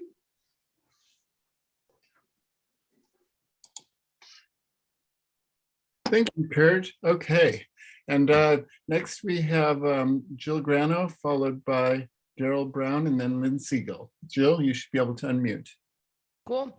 Hi, guys. My name's Jill Adler-Grano. I'm the Senior Director of Policy Programs for the Boulder Chamber. The Chamber represents over 1,200 businesses and nonprofits, encompassing nearly 100,000 members of our workforce. We're here tonight to support the Ball Aerospace expansion. Ball is one of Boulder's most beloved and iconic businesses, and arguably one of the most important companies in the country and even the world. Anecdotally, my 8-year-old son and I are building the Lego version of the James Webb Space Telescope. He thinks it's so cool that the real one was made by a Boulder company. It's like Death Star, James Webb, Galactic Empire, Ball. Anyway, we're so lucky to have Ball here, and yet we've not always made staying here easy for them. In fact, I was on city council when we put a building moratorium on the Ball campus and the properties around it. Even now, if approved, Ball will be paying over $5 million in commercial linkage fees. We're grateful that these fees will benefit City of Boulder residents, but I can imagine many communities that would pay Ball to be there rather than the other way around. Anyway, you heard a bit about Ball's history and importance during the presentation, but I wanted to take the remainder of my time to read about Ball from OEDIT's Choose Colorado website. The Boulder Chamber hopes that tonight, Planning Board will choose Ball. At the dawn of the space age in the mid-1950s, Ed Ball, one of the sons of the original Ball brothers, partnered with physicists from the University of Colorado, Boulder, and created the Ball Brothers Research Corporation. From those early days of developing key technologies for research rockets to designing instruments required to survive in deep space, Ball has been involved with several historic firsts. The company's most well-known achievements include engineering a telescopic camera to withstand a journey of nearly 10 years across 3 billion miles to take the first high-resolution images of Pluto and on the New Horizons mission, returning the first high-resolution image of Mars' surface with the HiRISE camera, building the first spacecraft, Deep Impact, to intercept a comet, designing the mirror system on the James Webb Space Telescope to study the faintest observable astronomical objects, supporting the Cosmic Background Explorer mission that provided definitive evidence of the Big Bang, building the first space system, Kepler, which has discovered more than 2,300 confirmed exoplanets, and helping to correct the blurred vision on the Hubble Space Telescope and developing all 7 current Hubble instruments. While it may be the breathtaking images from space that we remember best, the people and technology behind them are just as inspiring. Thank you, Jill. All right. So let's go next with Daryl Brown. You should be able to unmute, followed by Lynn Siegel. All right. Hopefully you can hear me. Yes, we can hear you. Okay, great. Daryl Brown, I'm an Associate Vice President at Boulder Community Hospital, in Strategy, Business Development, and Property. First off, I want to throw BCH's support in for the project. We're obviously immediate neighbors, and I appreciate the fact that Ball Aerospace has taken our comments into, the changes to the plan. Really happy to see there's no plan for Riverbend Road extension or innovation into the Riverbend development from Arapahoe. Our concerns there, and I just want to validate it because there was some question about it earlier on. We're looking at traffic safety going through that development, but also our future development projects in the Riverbend area. And my only other comments and particular questions, I know it's not a question and answer session. Thank you for the comment, by the way, is that 48th Street is actually our main entrance. That's actually where our ambulance entrance is. I'm a little concerned about traffic going through there. Both, and it's probably a little bit early for construction traffic, and we'll mitigate that obviously as we work together as neighbors when the construction is happening. But for the loading flow, there was a mention of that, in the back part on the north, I think of the north part of the Fisher building, almost adjacent to the conservation easement and the volleyball courts, right? Anyways, will the loading flow still be on the 48th Street, or is it going to shift over to Commerce, would certainly be our preference. If we start loading 48th Street with a lot of traffic there, and obviously when a big satellite or something is coming out, it's a little bit concerning because I have to shift my ambulance entrance. That's also our main entrance to the Foothills campus and patient entrance. So those are my comments. And again, just want to end it with BCH's full support. So I appreciate your time, appreciate everybody's work on the project, and also thank the planning committee for their work. And I know these late meetings are super important, but yeah, it's late, and you guys do great work. So thank you. Thank you, Daryl. Okay. Next, we'll go with Lynn Siegel, and Lynn is the last person who I see with a hand raised. So please do raise your hand if you want to speak to this item. Go ahead, Lynn, you should be able to speak. I'm so glad that we have a public hearing posted more than a day ahead, like for the FBI meeting the other night. I'm glad there's a little democracy left here at Planning Board.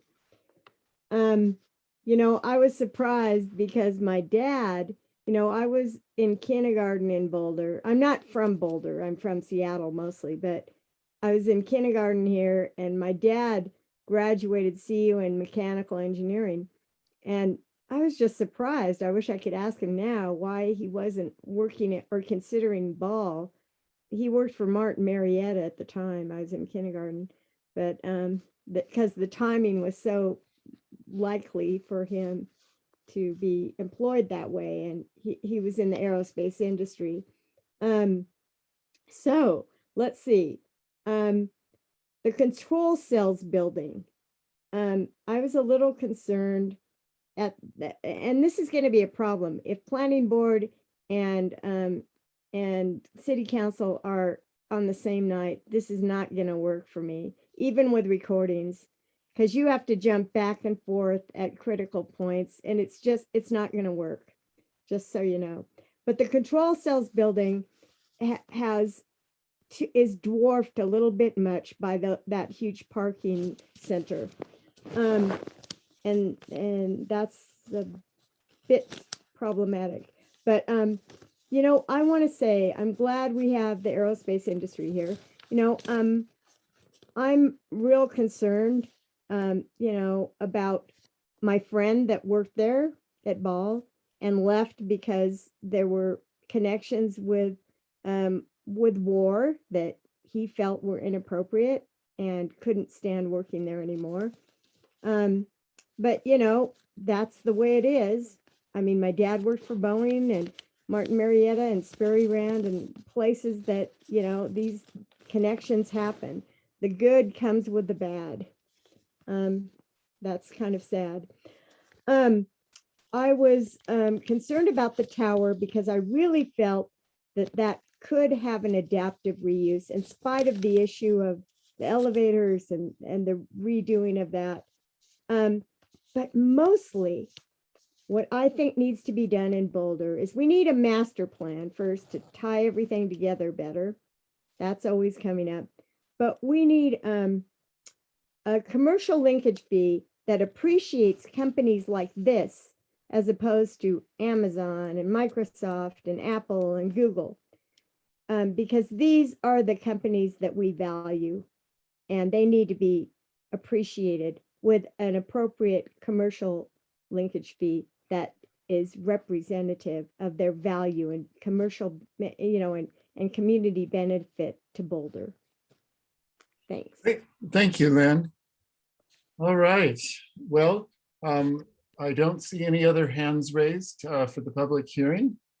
So if I don't see one within the next moment or two, I'll go ahead and close off our public hearing.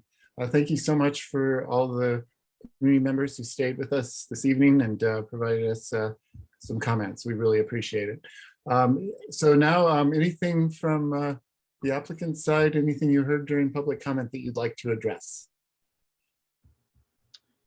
I did ask Pete if he could show the slide that shows the North Drive and the concern about 48th traffic, so we can explain better the truck turnaround, the new shipping dock that's up there. I think Daryl's bringing that up is just perfect to discuss that a little further. That in the end, that is our intent, is to come in along the north from Commerce, turn around in the truck, pull out, and then pull back out and head our traffic back down Commerce Street. And that really is a lot about where the new building is, but also so that we're not impacting the hospital. Our current shipping dock for large spacecraft delivery and ship outs are right across from the parking lot entrance of the hospital garage. And so we are always having to coordinate that when we have it. We don't have a lot of traffic. We're not a high volume shipper per se, but I think this is going to be a really big improvement to be able to use that north end in this way. So I think that was one of Daryl's concerns. Let me see, there was some concern about the pedestrian crosswalk, the bridge over Commerce. We did hear that during the site development phase. You have to keep in context that we're just about the only people on this end of Commerce. And so our purpose is, there's not retail down there. Our purpose is to get people from the way they've come into work over into the plant. And because they may be on the 4th or 5th floor and having to go all the way down to the street, cross the street, introducing more safety risk at the street, frankly, and then coming back up to someplace in the plant, we felt like this was really a good move for the consideration of our employees. And we did discuss that very topic with staff, and they basically agreed with us too. I think we've had support for this bridge all the way along the way since our pre-app and our concept plan. I think there was also a comment about straightening out the east-west connection. The problem with that idea is that would entail having to tear down the control cells building. Or if you routed around the control cells building, you're back into a drive lane to get over to Commerce Street. So this routing, we will figure this out with staff, this cross connection at Commerce, and what's the most fluid way to do that. We're committed to doing that with the staff as well. But as you can see by Pete's diagram there, this really keeps the pedestrian biking out of the parking lots, out of drive lanes, and really along green spaces so that they can get to that next connection. Pete, go ahead. If there was anything else that you heard that you felt like we could address in the public comments.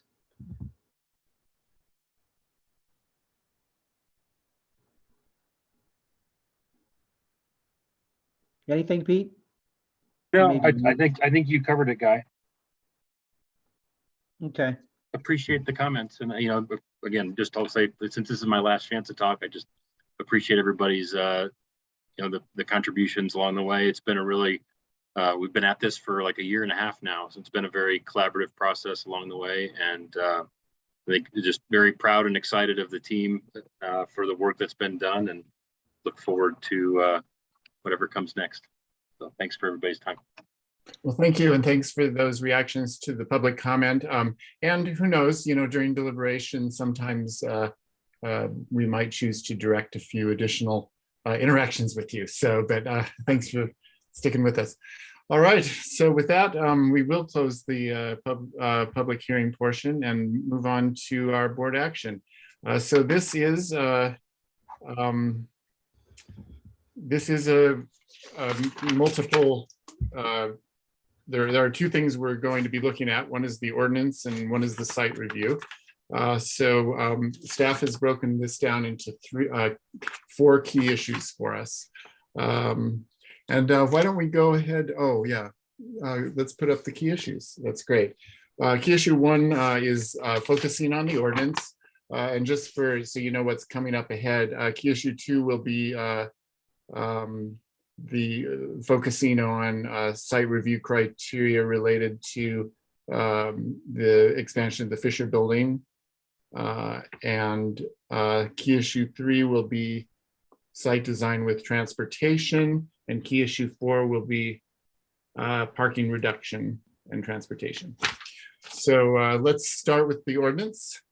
I think we've summarized and reviewed what's in the ordinance several times. So we can go ahead and just start to talk through people's reaction.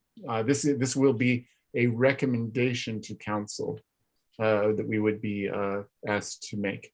Sarah. So I don't have any problem with the suggested motion language per se. I mean, this project is going to go forward because everybody wants to keep ball here.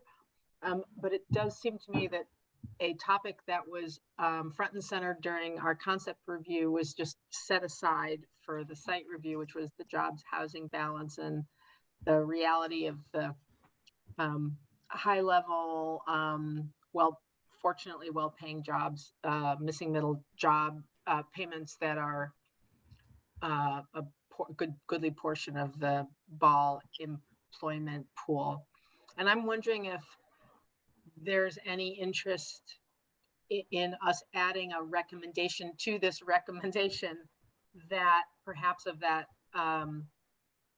large and wonderful additional linkage fee that the city council considers setting aside a specific percentage for them to determine for missing middle housing, so that it isn't all oriented towards low and moderate, although there will be a lot going to low and moderate, but that we do try to direct some to missing middle for the city to figure out how to use in a meaningful way.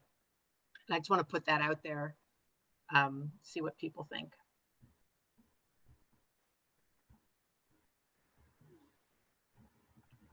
Thoughts on that, Peter and then John?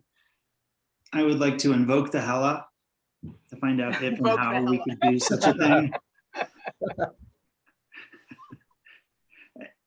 I hear echoes of, well, what is workforce housing? And so like, what is middle income housing? So I know I'm saying that, like, do we have a straight, clear box we can put it in? Because I agree, Sarah, totally. And if there's a way to do it, I fully support it. And if we're about to be told by hell that we can't, then let's still keep talking about it. Well, you're making, as Sarah mentioned, you're making a recommendation with regard to the ordinance. Are you recommending to City Council to make that a requirement of the ordinance, or to try to use those funds with that goal in mind?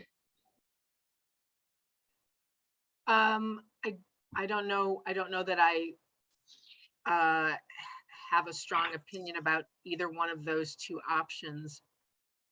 It's a tremendous sum and therefore a tremendous opportunity. And we do know that we don't really have a lot of missing middle funding. It's a small percentage of what is built. So I don't think it inhibits the project from moving forward. Instead, maybe it opens up an opportunity for council to think about, I don't know, some opportunities. So I haven't thought it through as far as you have in this 2.5 seconds of this discussion. Yeah, and one of the things, I think there is some flexibility here, probably because it is a special ordinance. When we drafted the community benefit requirements for other bonuses and height, we based it on the linkage fee study that was done. And I don't remember off the top of my head, but I look it up on what the study looked at, if it included middle income housing, if that was part of the funds that it was supposed to go to. and the impacts that were considered. So I could do that. And what I also wanted to mention is that in working with housing, I know that they are reluctant to earmark funds for anything in particular because they're very opportunity bound and they don't have a lot of funds. There's a lot of projects out there that want funds and there are not a lot of funds. So they prefer to have the money available to support projects that are on the horizon and make themselves available rather than potentially having to have it sit there and not be usable. So that's not a legal comment, but maybe a practical one. So putting it in the ordinance would make it, would kind of set it in stone, whereas maybe a recommendation would be something food for thought. But yeah. Exactly. Yeah. Lisa? I think having heard from Hella, and I agree with both Sarah and Peter that I like the idea of at least flagging this to council and saying, look, this is a big chunk of money. We want to be respectful of how affordable housing works and not put so many caveats on that, bit of money that it's not used in a timely manner and in a smart way. But, we keep talking about missing middle, both council and planning board, and I think a whole bunch of other people too. And is this potentially an opportunity? So in other words, as relates to the ordinance or proposed language, I would recommend just passing that as is. But I would also support perhaps some kind of a separate recommendation language saying that if planning board as a whole agrees with Sarah and Peter and I that this and perhaps other pools of money are an opportunity to actually do something meaningful about middle income, missing middle, and and then we're just going to raise that for them. But I'm not sure that I want to tie it up into the ordinance. What do other people think? John, go ahead. Yeah, I have to say, I think what you're proposing and concluding here makes sense. It's not obvious to me that it's appropriate for this is actually a decision that the city has to make and not an additional requirement to ask of Ball. And so it doesn't seem natural to me to place this in the ordinance language itself. I think handling it as a recommendation to council makes more sense. There's one other aspect I would like to bring up at this point too, on a different topic, and that is the question of unbundling the parking from employment. And this is an issue we've dealt with previously and required employers to separate the benefit of parking from other compensation. And it seems to me that this is the biggest parking project we've dealt with in the last X years. And the topic has not been addressed here, but it would make sense, it seems to me, to do so. So I'm wondering if and how this might be done and whether,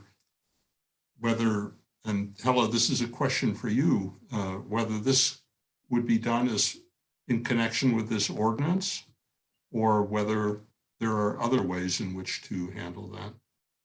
To require unbundling of parking? Yes. I think that could be just a condition of approval because you do have review criteria that talk about reducing the single occupancy vehicle use and using TDM strategies. And this would be requiring just another TDM strategy. If you find that without that, the site review criteria are not met, you could do that.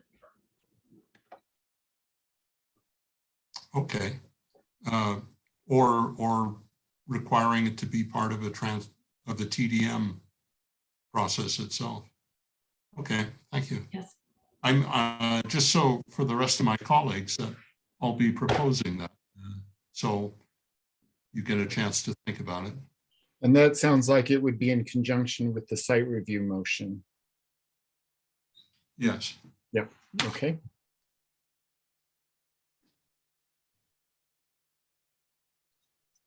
And then as far as the recommendation, the motion that recommends approval of the ordinance, since it is a recommendation at the end of the period, at the end, I suppose planning board could add on an additional recommendation to the council consider how to spend the money. Maybe it could be part of that motion or a separate motion, so we can think about how we might want to do that. Does that make sense, Sarah? Okay. All right.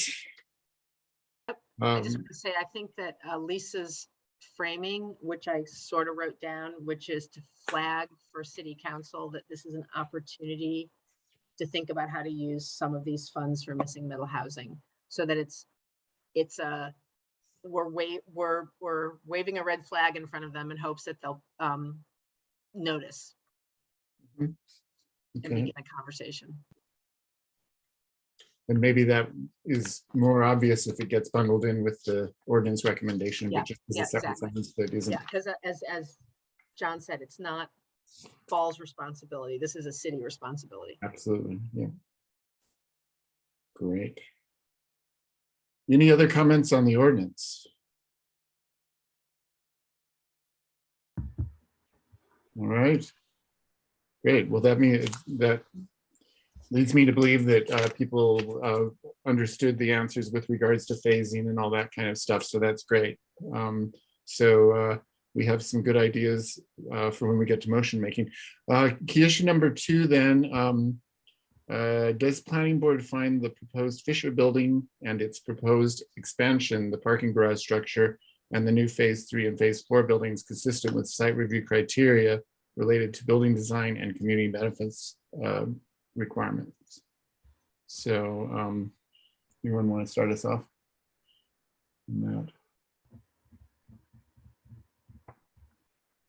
I actually just want to prompt Lisa to ask if this might be, since now we're talking about conditions of approval, if this might be an opportunity to put as a condition of approval something specific to the windows in the Fisher building. I appreciate the opportunity. I think what makes me hesitate to do it, I believe that there probably is a way, but I don't know enough about what the physical applications or films or whatever it is they're putting on there, because they're having to put something on there so that like spy satellites and other stuff can't see through. And I just don't know enough about how those materials work to feel 100% confident that if I say, please put some bird decals on there or polka dots, that I'm not going to screw up the way that allows people not to see through. So, I would just say, I assume they don't want a bunch of dead songbirds along their buildings, and that would also make them sad. And I hope that, and that they care about, species loss and what we're dealing with right now with another great extinction. And so I just hope that they'll look into that. And perhaps it's something that some other buildings, who also have DoD contracts and so on have already had to deal with because they're just refuge or something. Is there anyone from city staff on that has any idea of whether we've considered putting anything in the code with building code with regards to this? Because actually bird fatalities against windows is a huge issue in the world. And it seems like the building codes should be starting to address that. You're talking about someone from the dead songbird department? Well, actually, Dave, it's a good question, and I appreciate it. We're actually having some conversations about a new product that we're learning a bit about called bird-friendly glass. That's being used in high-rise construction right now, and it's starting to make its way into smaller scale projects. So we haven't required it in the past, but it's something that we're looking into. Especially as we start formulating things like new design guidelines and implementation of area plans like East Boulder sub-community plan, but nothing official right now on our books, but there are products out there that help to support the safety of birds in that environment. Okay. So that, if we have a code language and we can work towards code language that would assure that for any development, I think that would be really good as a meta topic. But yeah, Lisa, I don't know if you, I guess we're kind of leave it at that at this point or whatever. But It doesn't quite feel to me, even though I really hope that it's something Bolt genuinely looks into and addresses, and I hope to see other buildings look into it. It feels a bit like an overreach without better understanding all the materials and the needs on the building to apply it specifically to this site. So if someone else wants to bring it forward, by all means do. I don't feel prepared to do that. But thank you, Sarah, for queuing me up. thanks, Lisa. All right. Anything else on this section? Oh, John, go ahead. Yeah, I suppose this is a section where we might want to talk about unbundling parking. How do you feel? I think there's a different parking section, isn't there? Isn't that 4? Yes, key issue 3 talks about transportation connections, and key issue 4 talks about parking. So let's save that for key issue 4. All right, let's save it for that. All the 2, 3, and 4 are all related to site review. So anything else so specifically on the buildings? I think we talked about additional conditions that kind of seem to have been resolved with regards to architectural plans for buildings B and C, and also the screening. So I don't know if anyone, here is where we would talk about whether we need any additional conditions, but I didn't sense that people wanted that. Oh, go ahead, Sarah. Oh, you're muted. So. Yeah, I know. I was looking for my unmute button. I don't know how I got a bit turned around with had Ball already agreed to the additional 25% of screening on the east side or not. While I'm not an architect, it did seem to me, just from a aesthetic perspective, that more screening on the east side would look better. It's not I'm not going to vote this down if they don't agree to that, but I'd like to take the staff's suggestion of that we could consider requesting an additional 25% screening on that east side and make that a condition. I just think it's really about the aesthetic of it from my perspective. Other thoughts? I mean, yeah, I know I've said a lot about that already.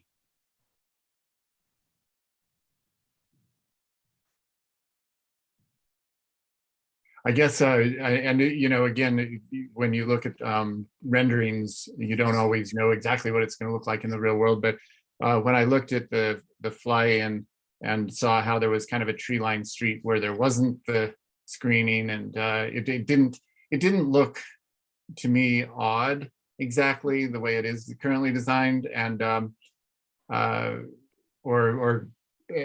felt like there was a reasonable amount of screening. Plus, they mentioned the step down for the shadow analysis that may have impacted that a little bit. So it kind of made me back off. Originally, I was thinking, oh yeah, we would want to put that condition in, and I just started to kind of think, well, I don't know if it's really all that necessary. But I'm just putting it out there. If I'm the only one who thinks so, then I'm the only one who thinks so. But I just want to put it there. I guess I'm telegraphing that I would support it if a lot of people really felt strongly about it, but otherwise we could. I don't hear other people jumping in yet. All right, well, it doesn't sound like there's a huge amount of energy around that, but we can always. George is raising his hand. Yeah, I do want to bring up something, and whether it goes here or it goes in 4, because it's talking about the parking garage structure. I guess the biggest thing that troubled me both now and when we first saw this was all this surface parking. And Ball has talked a lot about the investment that they have in the community, and Boulder vice versa, and their innovation and all these types of things. And the surface parking just doesn't seem like it fits with that conversation. And And I know garages are expensive, but Ball's going to be here for a long time. And, the thing that I'm still troubled with is however much parking actually ends up getting built here, I'm not sure why Ball isn't choosing to invest more into the site by expanding their garage and reducing the surface parking and really invest in the space a different way. It's a comment. I don't know exactly where to put it.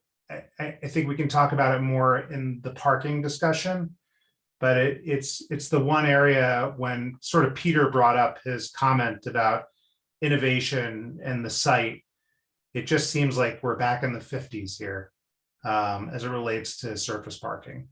I just wanted to put that out there. Maybe we address it in 4. Yeah, thank you. Lisa? Oh, you're muted, I think. I'm just going to mention this now, and I think it will go more under 4. So maybe we can wrap up 2 in a minute, unless other folks have comments on this specifically. But that's where I think the unbundling would also help. If we're going to have that much surface parking, it sure would be nice if like BCH could use some of it, which is always extremely parked up. I also wish they had built more parking garages. I think we'll have a robust conversation around parking, and it's something I want to dig into as well. And if it is going to be surface, I have some thoughts about that. And I realize that with some of the stuff that's deeper into the campus, they may not want other people using it, but some of the parking lots that are adjacent to BCH, could those be unbundled and shared? And I hope we talk about that. Yeah, we will. I'm sure we'll talk more about that in number 4 for sure. Okay, well, in terms of just specifically the height and linkage fees and things like that, which fall under here, it seems like people are pretty comfortable. So let's go ahead and move on to key issue 3. Does the planning board find the proposed site design, including not limited to transportation connections, open space, and landscaping, consistent with the site review criteria? So I expect some interesting comments here. Anyone? Lisa, go ahead. I think a lot of other people have already talked at length and eloquently on transportation connections, and we may hear from other planning board members. So I'll just say that I think there's good points on both sides about making sure it's safe and also trying to have throughways and so on, and I'll let other people dig in on that. On open space and landscaping, I appreciate the additional landscaping along Arapahoe. I would say, at least with the fly through, that it certainly seemed like a major visual improvement for pedestrians, bikers, or cars. So even though I don't love the surface parking, I really appreciate the upgrade and screening, and that seems like something that was taken to heart as something we really cared about. So I appreciate those changes. I also liked that within the surface parking, that it was it looked like actual strips of land, as opposed to little, I can't remember what you call them, Sarah, but the sad concrete pots that the trees go in and die. It seemed like they're more like actual bits of land, at least, that they could be in and spread their root systems out a bit. And then, and I wish Ball had said something about, semi-permeable paving. Yeah, there's lots of cool things that could be done on a site like this. And for a flagship campus, I would kind of expect to see some really cool innovation. So I hope that maybe we see that later. And then just other things on the fly through, and landscaping will be much more specific, I'm sure, but I hope Ball and whoever does their landscape design is already thinking about xeriscape and water-wise, and also, frankly, again, I brought it up earlier, but fire resistance. I see that. I saw the original AD building, and I know as a rendering you'll probably do something completely different, but with what looked like grass directly against the walls, and that now disturbs me greatly. So I just think about your defensible space. A lot of these are commercial buildings that won't burn in the same way, but I don't think that's the last time we're going to see an urban firestorm on the Front Range. It's just not. So yeah, so I don't make it all rocks, but think about how to use native plants and kind of how to give yourself some help and save on water bills, which is always fun. So I think that was most of my notes on landscaping. Okay. Thank you. Anyone want to go next? Peter. I echo a lot of what Lisa said in terms of items like permeable pavers. I know there's a premium to that, but I also like to use the word flagship campus. And I think that there's ways to move budgets around to achieve some of that here. I don't want to undo work that's been done at this stage, but the bike pavilion, if what we're worried about is this transit corridor that's going to be an entrance to Boulder, and we were trying to compromise on having buildings front the sidewalk. And what we have now is what looks like some really beautiful landscaping. I don't see how a shed is going to be anything anybody wants to see. And that's basically, no matter how you dress up a bike thing, it's I don't understand it. That the concept of a shed, tantamount to a shed as a bike parking thing in the middle of this nicely landscaped item. So I don't know if it's a compromise that leaves everyone unhappy, or maybe it's a great looking shed and it's going to be really neat. It's going to be an awesome structure, and it's going to be used by the people who want to then, as Sarah said, walk across the parking lot to their buildings or not, or if it'll be filled with trash and our nice people who are beyond the missing middle and beyond the missing lower, and it's their new home. So that's my landscaping comment. John, go ahead. Yeah, with respect to landscaping, I guess I'm more hopeful and open than Peter on the bicycle facilities. So I am hoping for a better result than you described. Yeah, but we definitely need the bike. Sorry, John. We definitely need the bike storage somewhere. I guess I just caught me off guard a little bit. That's all. But definitely, it's going to work out much better than I say. But my other point with respect to the design and landscaping is also with respect to the surface parking, which I find disappointing coming from Ball with its, advanced scientific potential and imagination that we can't do something better here, and and we'll talk about it in the next section with respect to parking, but I just don't think that's a beautiful or an imaginative way to use that tremendous resource that they have. Yeah, and I'll just I'll add that, I know that we went through the same reaction at concept review time. Everyone felt that way. It is hard to look at that much surface parking in today's world, and it is sort of permeating through three of our key issues, because it does affect the entire site design. So I hear all of those comments. So let's see where we land in key issue 4. But I did want to talk about multi-use paths a little bit here in this section. The one through the middle with the little jog, to me, once you're in the campus, you probably have a reason to be in the campus. And I don't know that the little jog on Commerce Street is horrible if it's designed really, really well with good, good signage that doesn't make bikes feel like they're put in danger, and that it just gets them through. And it's very obvious that you're just doing a little jog over to along Commerce Street. So I think that with a condition that talks about making that design work, while it isn't perfect, it's just kind of a constraint on the layout that is the kind of thing that within a campus maybe you could live with.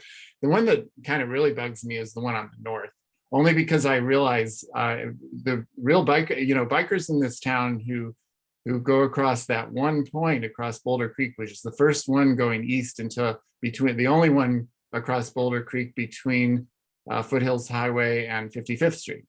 And so people use that to get to all kinds of places from the Boulder Creek path. And you don't want to get rid of the 48th Street connection because people come over there to connect to the medical community. So you don't want to remove that. So what I'm hearing is we have to change the preservation charter of that open space to accommodate a natural flow, which Ball is completely willing to put on the north side of their lot. So that bugs me a lot. Because I know that we can jog down to 48th and back, although I hear that that's a difficult solution because it affects the turnaround for the trucks and all that stuff. So I'm disappointed that we're in a position where we're creating a really a wart on our cycle and pedestrian. What we consider ourselves one of the best communities for that, but at this point where we're doing something really major, we can't do something better. Because when you come over there, if you could create that direct connection to the northern connection right into the East Boulder new transit area, all of that would flow beautifully for bicyclists that want to get in and out of downtown Boulder and to east, to northeast Boulder and to the Boulder Creek path downtown. So there's all kinds of things we're losing by not solving that. I find it frustrating, but I don't know what to do. I don't want to put city staff in the position where, you're spending years trying to figure this out. But anyway, that was my biggest thing on transportation connections. But and I guess I would just ask, do people, maybe we should, go ahead, Sarah, if you wanted to talk on that subject. I did, I just, we didn't see in the schematics what is on the north side of that open space, because perhaps the challenge is, instead of trying to overcome the open space, the Board of Trustees and all of the requirements of that, is just to move the path north of there and then cut into and connect with the path that that Ball said it was open to creating in its northern section of green space. And I don't know what's above. I just don't know what's above there. What's north of there? Mm-hmm. I mean, I guess we could open it up to Carl and Bethany again, but I think that we realize there are some trees in that little section there, right? That might be a challenge, but right. I'm just trying to avoid. If I understood Bethany's, what Bethany was explaining is that darker green area that's next to the left of the sea, right? Yeah. That's the open space area that's problematic. So my question is, what's north of there? And I just don't know. And it wouldn't be appropriate. It's not up to Ball to figure this out. So maybe it's not a condition, but in terms of guidance, is there, I don't know what's north of there. Could the bike path go north of there and then connect ultimately to what Ball has said they'd be willing to develop in their green space? Are you suggesting routing the path potentially like over the BNSF railway, or you're saying? Yeah, I just don't know what's up. I don't know what's up there. So I'm just speaking from just what I'm seeing on the schematic. So I may be suggesting something that's absolutely not doable. Well, I can speak to that because I know this really well. So right where you see it where it says Boulder Creek, it connects to a path that then goes under the railroad. So just to the northeast of where it says Boulder Creek, there's just a little triangle of vegetation, but really it's just the train tracks, which are that big diagonal line going slanting up where it goes over the Boulder Creek path. So there's there's nothing there that you could actually route into. That you'd be going right into the creek and right into the railroad. Okay, well, that won't work. Okay. So the only place you could really do it would be like straight over from where it curves downwards. And I guess there's one, I'm sure, Carl, you guys have looked at this, but you could like do what we were talking about with Bethany and actually get rid of the current one and go straight over. I guess you could then come down, try to negotiate with Ball to come straight down from there to 48th Street. So you connect over to that blue, and then you're not on the conservation easement anymore. So you go straight down, but then you'd have to figure out how to do the turnaround with a multi-use path. Is that correct, Carl? Yeah, we did talk to Ball about that and even suggested, routing that path along the west side of that turnaround. I mean, they certainly weren't preferable to that option based on the turnaround design. But just the kind of circuitous nature of that, of whether people were actually going to use that if it turned down along, in a 90 degrees north-south to 48th Street, then turn back up, onto that path to the creek. Well, I'm actually suggesting the possibility of getting rid of the current connection to 48th, going straight over to the blue line, blue dotted line, and then down, then have it split there, because you're no longer on the conservation easement. You could have it split, have one split down towards, but that would mean going through that turnaround area. So I don't know. Yeah, and we did talk to Ball about that, and I mean, they can speak to the issue. I think they were concerned about shifting the turnaround to the east for functionality purposes, but I'll leave that to them to address. Okay.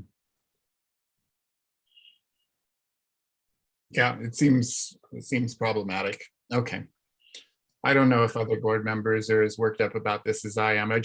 I know that once you get over to to Commerce Street there, you're really in the whole area where all these businesses are, and it's just such an important way for bicycles to get into that whole business area. And without that link, you're going to go up through the parking lots, or you're going to go up to the circuitous route to the south or whatever. But anyway,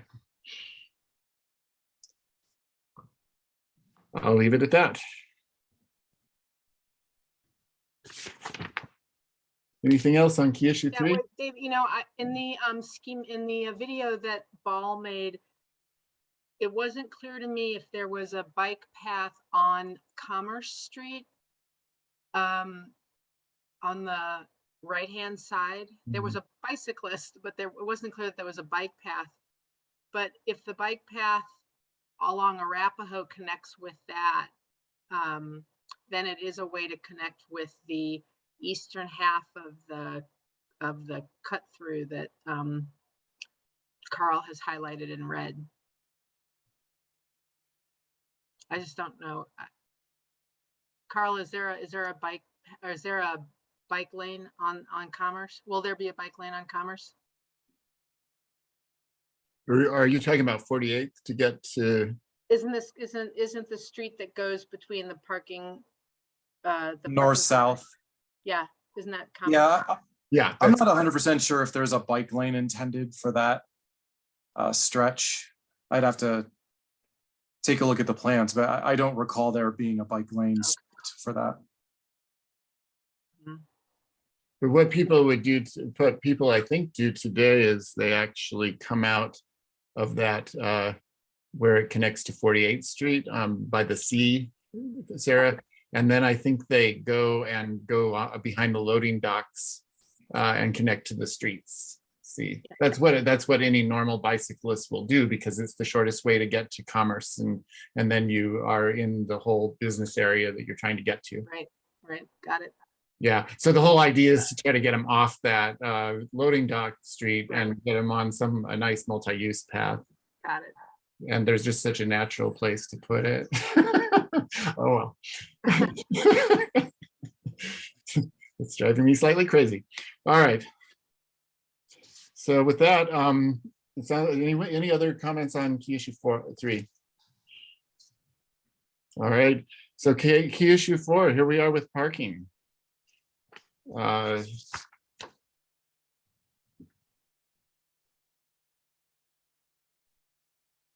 don't know. Lisa. I guess I wanted to start by saying that I do think they made it prettier surface parking than it was last time. And I'm sad that there's still that much surface parking that close to a major road. Things that would help, I touched on, some kind of a permeable paving. I would appreciate that. I appreciate the trees that are in there and the way that it's kind of blocked from Arapahoe. I would love to see structure. I don't think it's what they want to spend money on. Also, as John brought up, and again, I regularly, BCH is where I go for medical stuff for me and my son, and it's a nightmare parking there. It's like really obnoxious, especially with a small baby. And so if there were a way to share some of that parking that's directly across the way, and then, because that's going to be pretty accessible to anyone anyway. So I don't see that as a major security risk. I think you can have, but I would be interested in unbundled parking and using it in that way. And then, it would have been nice to even see some kind of carport style roofs with solar panels on them, and EV charging, where it's generated on site. And I'm not sure I would add that as a condition. I guess I'm just expressing a bit of regret that something more innovative wasn't done with this, especially after all the feedback we gave on this same topic last time. I don't want it to be the thing that holds us up overall. I value Ball very much in the work they do, but this could have been a stronger element of the design for sure. Thanks, Lisa. Other comments? Yeah, John. Well, I've already said my piece on surface parking, but I think this is the time when we should be talking about unbundling parking for 2 reasons. One is because hopefully it'll have an impact on diminishing the parking needs and capacity requirements, but also because it's a logical part of a transportation demand plan. And I just don't understand why it hasn't been proposed as part of this proposal here. But I think it would be reasonable to put that in as a condition. Peter? If they did something like that, would they then be blocked or hindered from eventually developing over those lots in time? Are they just corking that, putting it on the shelf and thinking, oh, we'll put some buildings on there later? So I don't know if that's a thought or a consideration. Eventually all parking lots, whether it's in 20, 30, 50, or 100 years, are going to be covered with buildings, and people will be parking under them and the economics will work. So I'm not sure. I agree with what John said originally, and it's what I was getting at with my point, which is this innovative? George, you said it too. Is this the 50s or not? I understand that these things cost money, but hey, this is our time.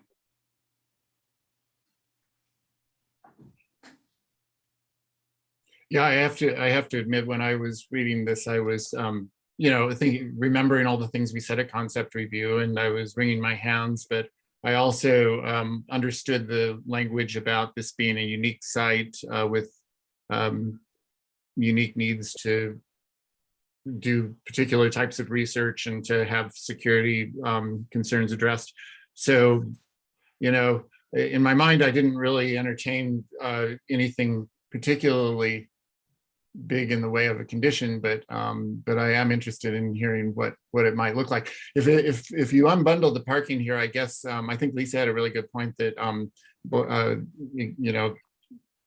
people who are parking for the hospital would potentially have a use for parking on this site. Not sure what other kinds of businesses in this area or other kinds of shared uses there might be for this parking. There's certainly things like football weekend traffic and Boulder Week But Lisa. And I may have already expressed this, it's late, so perhaps I didn't do a very good job, but I'm specifically looking at the surface lots below building C, I believe it is, so directly adjacent to BCH. I appreciate that Ball is going to want to have eyes and then, you know, some kind of a physical barrier or other ways to make sure people aren't, you know, getting too close to their buildings. You know, but those ones specifically kind of directly adjacent to BCH, I thought were of interest. And I don't know if this is the appropriate time to do it, but I really liked Peter's point as well. You know, is this just being kept basically as a campus planning reserve? In which case I kind of wish we'd been told that. You know, and even then I still think depending on what the lifetime of them being used as solar or as parking lots, you know, I would still be interested in seeing things like semi-permeable. I just think it could have been done a bit better, even if it's surface. But I think Peter's point is an excellent one, that we may not want to condition it in such a way that then it forever after must be parking. Right, and it is a parking reduction, right, from our code. So we have to kind of remember that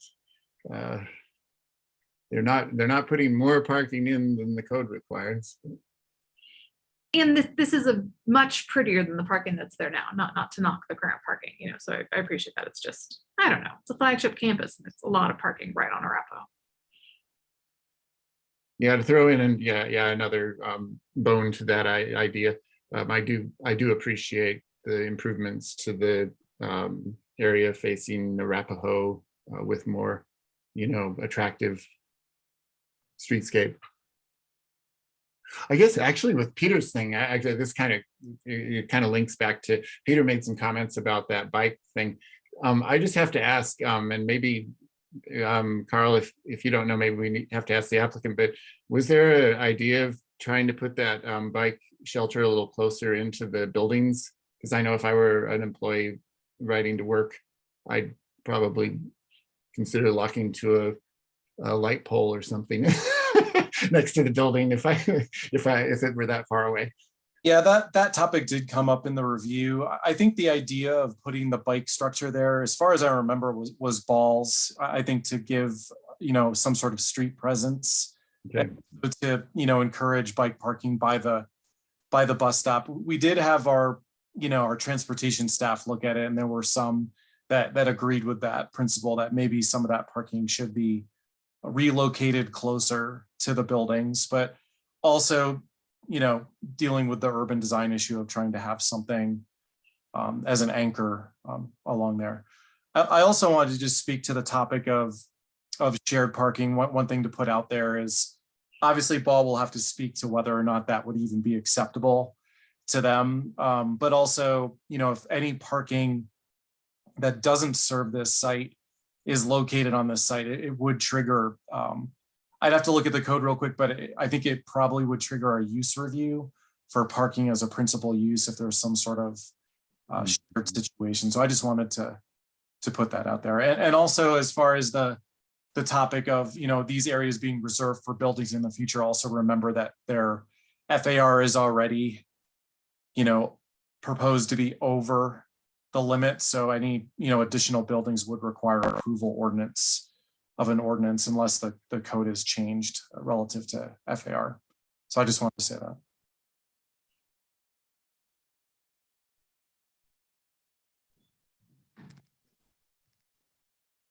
Okay. Other thoughts? So, John. And Carl, as long as you're talking about your discussions with the applicant, did you talk about unbundling parking with them? To my knowledge, I'm not sure whether that came up. I mean, that's something that our transportation engineer largely deals with. So he's not here, unfortunately, tonight.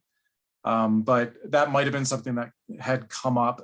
Again, I think Ball has expressed that wouldn't be something that they would like to consider, but I would ask them.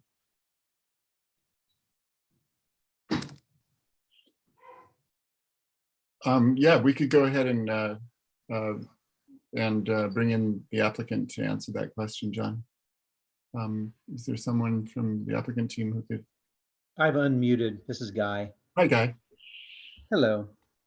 Yes, for a number of these, we're not sure if we should raise our hand or what you'd like us to do, but this Oh, it's one- best to wait till we call on you. You know, we try to kind of go as far down the path as we can, and then we bring you in when it's time. Okay, perfect. I think, no, we did not talk about unbundling with the staff, and we're really trying to understand what specifically you're talking about. We don't understand unbundling, how you envision it would apply to the campus. I feel like this is very much tied to the surface parking. And so I wanted to also share with you all that we did hear what you said. And Lisa, I appreciate what you were saying. We really enhanced the remaining landscape or the remaining parking lot with an overabundance of landscaping elements, not just potted trees, along the street, down the center lines. We actually did reduce the amount of surface parking that you're seeing on the east side of Commerce. We heard the comment about not enough landscaping and something up along Arapahoe. So we responded to that. Where you see the ADO building today in this image is has automatically cut down on a whole bunch of surface parking that was in that location when the building at Concept was just a piece of the building that was over by Commerce Street. So these lots are actually greatly reduced, I would say. And to kind of put a bow on that is we have some imagery if you'd like to see it, but the parking garage literally cannot be any bigger than it is, not because we're not listening to you, but because we are constrained by the setback along Commerce, the property line, and the shadowing on the north. There's actually a power line, overhead power line, and utility easements on the east, and the ADO control cells building is on the south. We can't make that parking garage any bigger. We did hear what you said. We did everything we could. We reduced the surface parking. We didn't propose porous asphalt because at site review, you're not typically given those kind of details. I don't know if you all were aware, but the lot where it's north of the lot that's on the northeast corner, that was the first large acreage porous asphalt lot that was ever built in the city of Boulder. And it was very arduous for us to get approval through civil on that. And they no longer are in favor of porous lots. So I think we feel like we've done a whole bunch in response to what you were saying, whether it's in the structured parking or in the surface parking or enhancing the surface parking. But can you explain, to some level of detail what you're envisioning with unbundling? I think we wanted to say too that, we think that EcoPasses is really a significant contributor to the goals of incentivizing people for bus parking. Some of this surface parking, you can't see it in this image, but is ride sharing, electric vehicle, a lot more electric vehicle parking spaces. Ride share, we are envisioning, will be right along Arapahoe behind that wall so that the public can come and get a car and check out a car. So we're thinking we're doing everything, but we've left this. If you're asking us, why don't you just make a big park out of this east parking lot? I would have to say we would be very opposed to that. Perhaps I can explain what's intended or what unbundling is. Yeah, John, why don't you expound on that since you brought up the issue? Thank you. Unbundling is nothing structural. What it is an attempt to use your relationships with employees to encourage them not to need a parking place, not to drive to work. And the way by doing that is one doesn't give employees a free parking place associated with their employment, but charges them for the use of a parking place so that they actually have a financial incentive to not to drive to work. And that can be done in several ways. It can be done by charging them an explicit amount or an amount that is related to their compensation, or perhaps they are provided a parking place in addition to their normal compensation, but that is explicitly described to them, and that compensation is separated from their other compensation. So that's what I'm talking about by unbundling. Okay. And so it's an attempt to change the behavior of your employees. Do you envision, if this is a condition, that it's kind of a generically or broadly stated condition that, and in some specific parking lot, or are you envisioning it on this whole site plan? Well, I would be interested in a proposal by you, all of those. But the idea is that you would then have less of a requirement for parking space. This probably is something that we would want to sidebar on, if that makes sense to you all. Yeah, let's I think that I think it's a concept that is I believe in our Boulder Valley Comp Plan as a aspiration that we move in that direction in order to reduce the demand for parking citywide. And not all employers agree to do it, and we have to kind of work through whether it makes sense to ask Paul to consider this. Elisa. No, you're muted still. Sorry, late. I just want to answer one of Guy's questions, or two. So I definitely don't think that should all be a park. I think that would be an odd use of that land. I'm actually bothered that it's not buildings, but I understand that we've already hit the FAR and that's a separate conversation. So thank you for that, Carl. Just around unbundling, and I was talking about something else. So there's the SUMP principles, which are shared, unbundled, managed, and paid. So when I see a whole bunch of surface parking lot along a major thoroughfare, one of the things that could potentially be done if security concerns would not preclude it, or other concerns, is that parking could be unbundled, so it's not just tied to your employees, as John referenced, and then also you can potentially share it if it can be done in a way that's safe. So you could offer it to BCH employees or something else, and it can also be a source of revenue. So that was what I was touching on, which may have been confusing. And I think you've done a lot, and I think there is a really good TDM plan there. I think what you're hearing from us as people who choose to be on planning board is that the aspect of the site design we struggle with the most is that much surface parking right on Arapahoe. It's hard.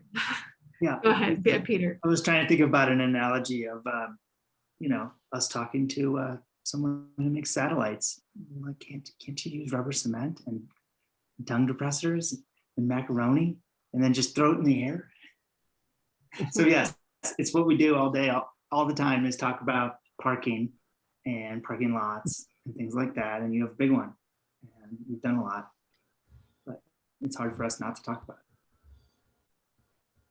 Well, regardless, yeah, I don't know that, I haven't heard that we're asking to actually change the configuration of the parking. So I guess we'll have to, we could potentially start to move towards motion making, and in that process, we could discuss whether people have a interest in trying to add something with regards to parking, because I don't hear that we're going to say reduce the parking, so it would be some consideration.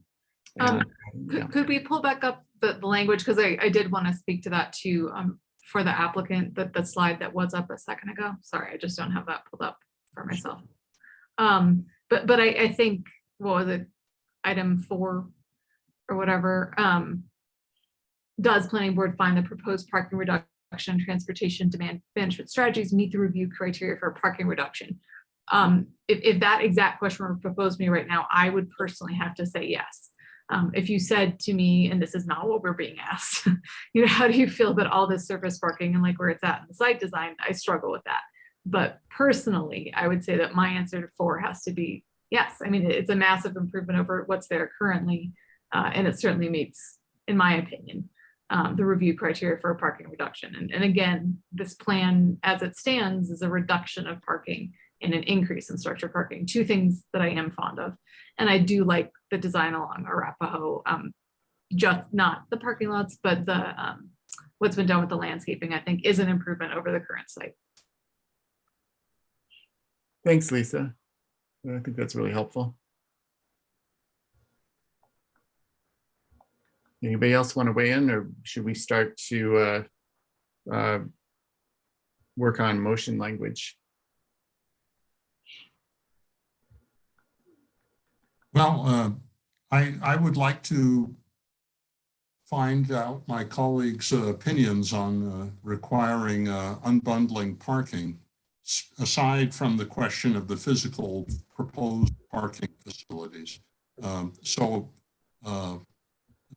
some point, I would like to make a motion and see what the response is on that.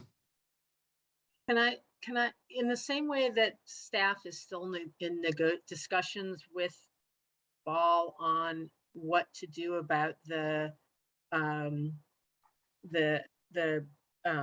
bike path that goes across Commerce, and they're still in discussion about it, maybe we could draft some language for the conditions that requests that Ball and staff continue a discussion about how it might apply some principles to its parking, so that instead of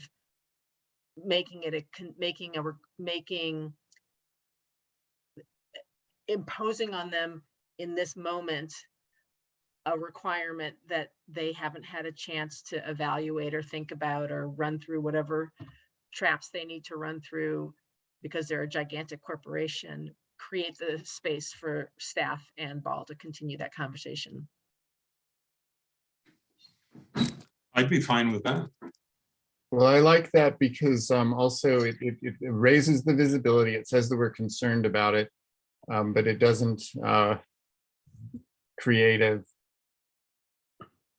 something that then staff and the applicant can't work together to resolve during the tech doc period. So I think it's a really nice suggestion. So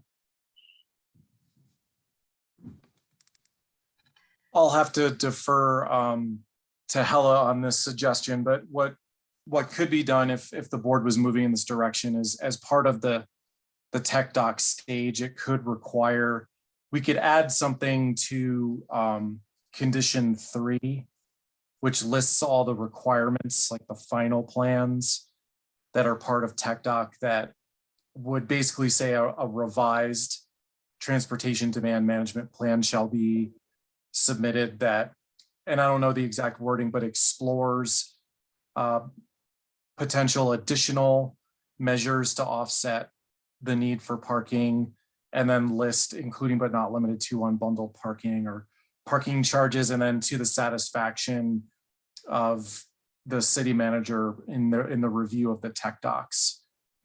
That's one idea. I defer to Hella about whether that makes sense. We don't really have a specific number to land on. We have standard TDMs that have a list of like a menu option, and so it could add, 1 or 2 of those things to that option. Yeah, I think a condition could be drafted in that way to require that additional TDM measures or one additional measure be added. And you could list examples if you don't want to bind all to a particular solution. As long as staff is comfortable with having to make that call in the end, whether or not that condition is met. Yeah. Well, it seems to me like the condition is a willingness for a discussion. Yeah, I think that that's the way you were phrasing it, which actually gives a lot of flexibility. And I see Mark Painter, who is here to kind of help us with conditions, has raised his hand. So if people are okay, let's let Mark react to what he's hearing. Mark, go ahead. Thank you. I think that Sarah may have just clarified what I was concerned about, and that is that Ball may have some very serious constraints with its customers, for lack of a better word, customers, in terms of security issues and other issues related to this unbundling. And what I want to be careful of is having that condition be, if we want to talk about what we can do, that's great, but to have it be flexible enough so that if there are limitations on what Ball can do, we don't end up having this project effectively denied at TechDoc. And that would be a risk if we make that condition too tight. So anyway, I think Sarah may have said the condition is that we discuss, not that it have a specific outcome. I think that's where people are leaning. Lisa, did you want to comment on that? Yeah, I'm comfortable with that because I'd be hesitant to put anything really stringent on, you know, and again, I don't want to in any way diminish, in my opinion, what is a much improved campus and plan and the effort that went into trying to address what we brought up last time, you know, and continue to push Ball, which I know is a wonderful organization and really cares about getting things right, to see what else might be possible to do without throwing a wrench in the gears and making it more complex than it needs to be. And I'll just add that, you know, when you're dealing with something like Caged, where you've got a very scarce resource in a center of the city kind of an area, you know, we have a lot more leverage to really say, well, you must do it this way. When we are dealing with places closer to the edge of town where, you know, we would love to have the best possible mass transit options or transit options from places like Erie and Lafayette and Longmont. But, you know, it all kind of, a lot of moving parts are outside of the control of a particular development project. So it would be nice, but since we're looking at something that's 15 years in the phasing, I think it's really important to get Ball thinking about this. So if we can get some language in there, even if it doesn't result in anything different day one, but it gets people thinking about, yeah, over time we give incentives for people not to bring their cars to work, or we charge them, or we whatever, we want to reduce the demand, then at least we've taken a step in that direction. So no, David, I think we can accomplish a little bit more than that. I understand Mr. Painter's concern about security and, you know, the customers who need security and so on, but this is a function of Ball and its employees. It's not like they're opening up the garages to let non-Ball employees park there. It's a question of Ball and it encouraging its employees in various ways not to drive and not to need parking. So I think it might be reasonable for our language to say that these discussions should take place with staff, and, you know, and staff needs to be satisfied that there's a good outcome, a good consequence of these discussions. Yeah, I think I agree with you. I don't think I was saying anything exactly different. I just was lamenting that it is a big, it's a bigger issue to also solve it in a bigger way. But yeah. Right, but I personally would, you know, I don't like the parking lot either, but this is what it is. And, you know, we don't want to, the question, I think the opportunity here is, given that Ball focused on its sustainability measures and not on, for example, its defense programs, let's hope that the outcome of the conversation with the staff, with city staff, is a commitment from Ball to think through what it can do here on the ground that has to do with sustainability, and maybe come up with a multi-year plan for that. So, I mean, without requiring a commitment that could derail all the work that's been done this far, because we know from Boulder Valley Comp Plan 5.05 goal of wanting to retain local businesses, nobody wants to knock this off the rails. But we do also recognize that that transportation issues are a priority, and if Ball's never thought about this before, you can't expect between now and tech docs for them to figure it out. I think we want to put it on their radar screen and begin a conversation and go from there. May I suggest, I feel like we're all in a similar area, although maybe not the same area. It's coming up on 11. I'm going to need to leave soon. Can we move forward with maybe taking some votes unless someone... Well, I think that what we need to do is we need to get a motion on the table. So I'm kind of gauging whether someone's ready to make a motion at this point. Has anyone been thinking about what this language might look like? I mean, I can certainly start the motion if people would like me to, but I don't want to, as chair, be the only one making motions. Well, maybe we could do the ordinance first, and John or Lisa or someone can work on a condition that has to do with the parking issue. I sent a draft recommendation on the encouraging city council to think about missing middle housing to Hella, got feedback, which she approved. I sent it off to Cindy. So Cindy now has it. So we could do that little bit. Okay, and that can be, would that be tacked on to the ordinance motion? Because I think it's a recommendation, so you could just. It's a recommendation, so I don't know, Hella, would it be tacked on or would it be a separate motion? I think I'd recommend to do it as a separate motion because the first one's already pretty long. Okay, that sounds good. So you want to do so why don't we make the motion of the ordinance, vote on that, then make the motion about the missing middle, vote on that, and meanwhile John and or Lisa can draft additional condition on transportation. Did you want to make the motion, Sarah? Or do you want me to do that? No, go ahead and make it. I'm just trying to organize our time. I was trying to get people. I'm just holding off to make sure there wasn't somebody who wanted to do that, and then they would be able to control friendly amendments and things. But I'll do it. Motion. It's mad with power. Motion to recommend approval of ordinance 8499, granting authority to the approving authority under Title IX, Land Use Code BRC 1981. I'm reading it. Is it changed since our packet? Yeah, I'll read it off here.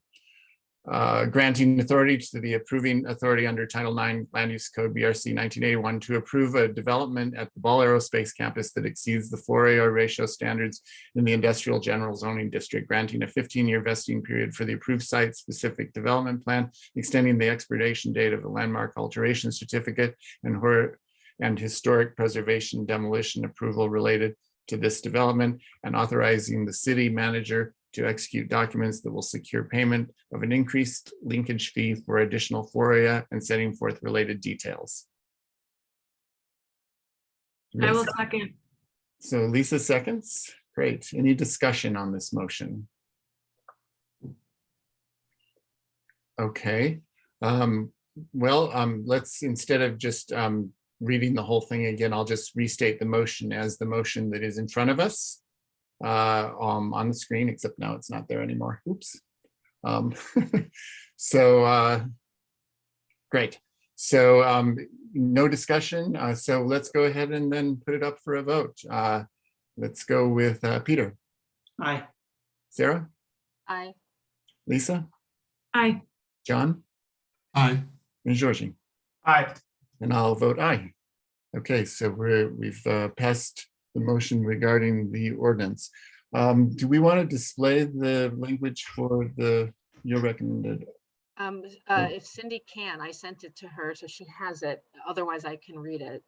I can do that. I can, and Carl, if you take down your screen, I can display your motion as well. Great. Oh, I've got it all ready to go. Give me half a second here. Okay. There we go. Let me get rid of this one. We just did that. So this right here, whoops. We're not seeing it. We're not seeing it. Oh, you don't see, oh, I gotta hit share again. Sorry. So. So this would, I think this would have to say motion to recommend.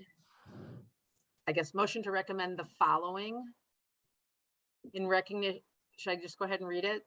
So so this is the motion right here for the site review. So this is, we're not doing that yet, right? Not doing that. No. We're doing, yeah. So this would be a motion to recommend this. No, we're Cindy, we're just down below. Yeah, down here. Yeah, I think it has to be motion to recommend. Oops. The following, I think, and then a colon.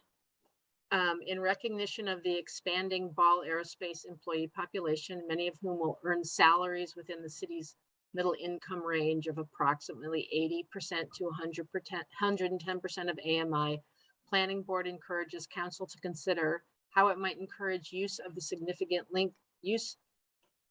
I think we need to be use of some of the significant linkage fees raised as a result of FAR and height modifications for missing middle housing. So you're making that motion, Sarah, and John, are you seconding that one as it says on the screen, or? Happy to. That way we don't have to change leading people along here. Like pre-crime division. Let's discuss this one. We probably want to look at the way it's worded. So I guess Minority Report reference. Wait, just. What'd you say, Lisa? Nothing. Continue. Oh. Did Peter second that? No, sorry. John did. John did.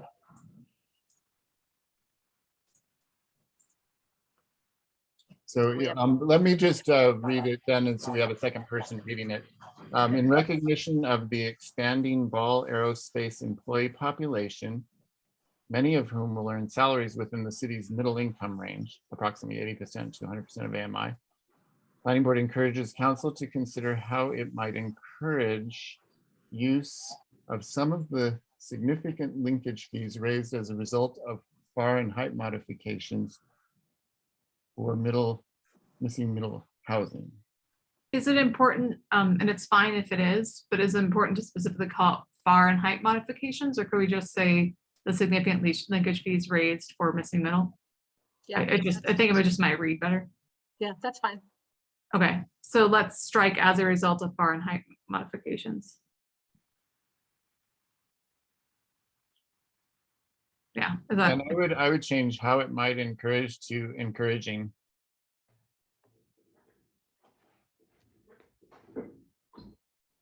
Just make it a little stronger. Yep, that's fine. Because it just seemed like it was meandering a bit. Okay, that's fine. Totally fine. I like that. And well, actually, since we used encourage earlier, and since why don't we just say consider using some?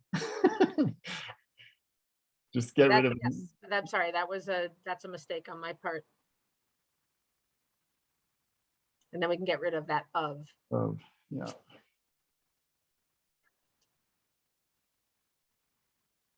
I like it. Hi. And Hella, does that pass your legal test? Instead of raised, might we say from this development project or something? Or I don't know. I don't want it to. Oh, I see. You want it specific to this. Yeah. So raised from this should we say LUR? Is that what do you think we should do it that way? So it's or how about linkage fees associated with LUR? Okay. 2021-00019. Yeah. What was that number again? 2021, I'm getting it from above, dash There it is. 00019. And then the rest. And then strike raised. Yeah, get rid of raised. Yeah, I think now it's a little bit. And is that that's the correct one? Okay. Any other changes, or should I reread the I have to oh no, David, you reread the motion, right? I'll restate. Restate the motion. I'll just ask if there's any additional commentary on this, or shall I restate the motion? If I don't see somebody raise a hand, I'll go. Can you hear me? I've got a raised hand. Oh, yes. Go ahead. Paul doesn't have any objection to this at all. And I know I don't get to make a friendly amendment, but since it was mentioned a number of times, it would give Paul comfort to have language stating that this is not a condition of the approval of Ball's application. Okay. Do we need to state that, Hella? It isn't, Mark, so I appreciate you raising it that way. Hella, do we need to explicitly state that? I don't think it's necessary, but you could.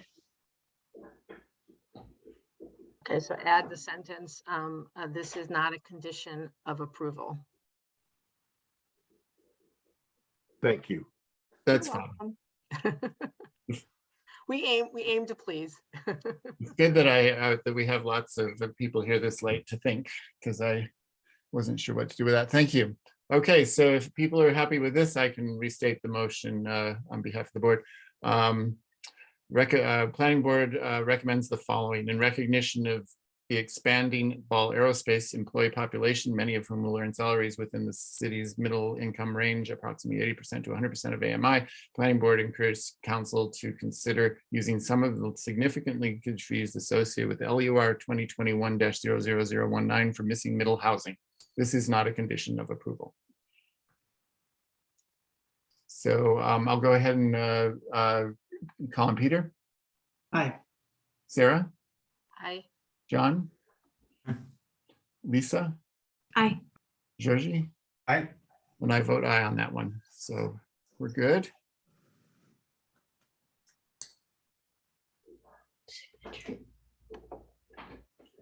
All right.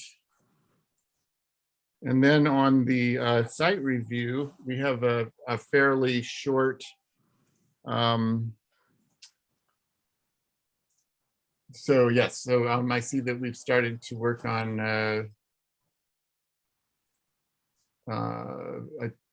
that first bullet. Is that something that was meant to be working on the reference to the transportation management plan in Tech Doc, considering some principles and the like?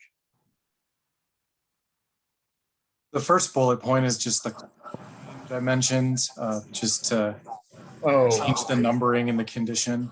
That's right. Thank you for reminding me what that was. So this is just a clarification to make sure the numbering reference is correct. So we could say the following changes and additions or something, and then we can add a bullet for the language that the board might want to send with regards to the transportation management plan.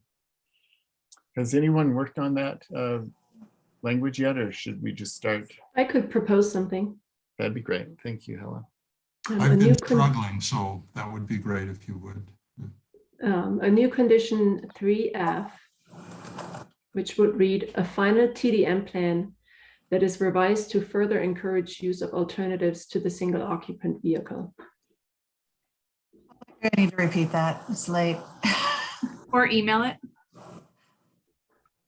I can email it to you. First,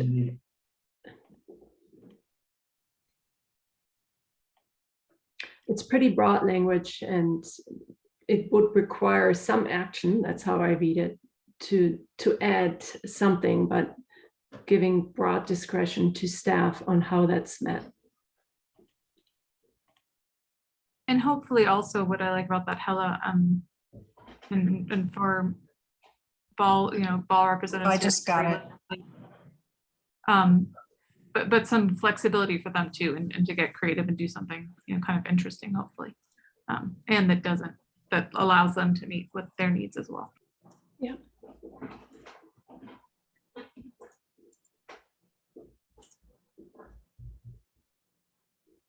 And 3F would put it into the tech doc condition that that Carl was mentioning earlier. That's already required. So that would be one of the items that would be filed with the tech doc review. And the body of the condition already requires that it's subject to review and approval of the city manager.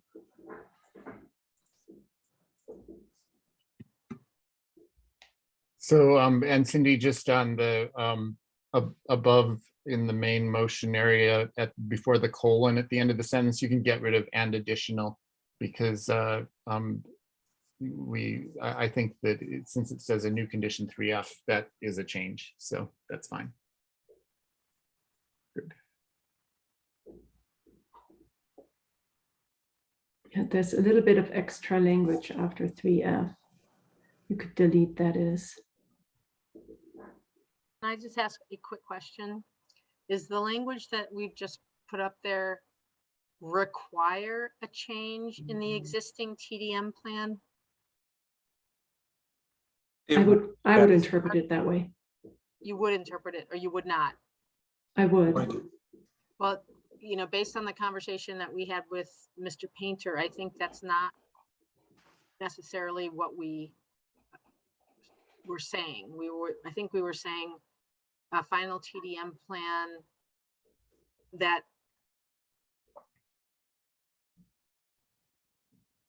considers the use of unbundled parking. I don't think it has to be that specific, but that creates the opportunity for ongoing discussion of. So I think this maybe kind of does, Sarah. I know that it has a few more teeth. And so I welcome the thought that maybe it's a step too far, but the way it's such a broad umbrella, you know, that this gives a very broad umbrella, that it does mean that they have to go back and do something different.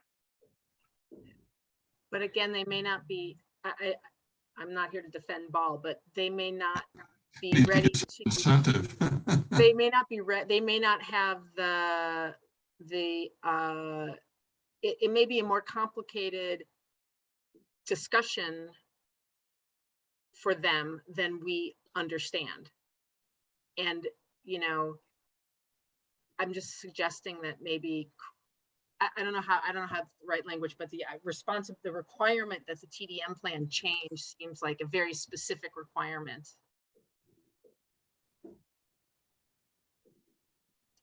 And they may not be ready to change the TDM plan unless they're going to be unless it changes, that they're willing to be an ongoing discussion with the city about constant revision of TDM. Right. Well, and maybe something that it doesn't do under tech documents is that you were kind of hoping, or I think someone was hoping, or we were all hoping, that it was as they continue to do the build out of the campus, that they kind of continue to look at what they can do on it, right?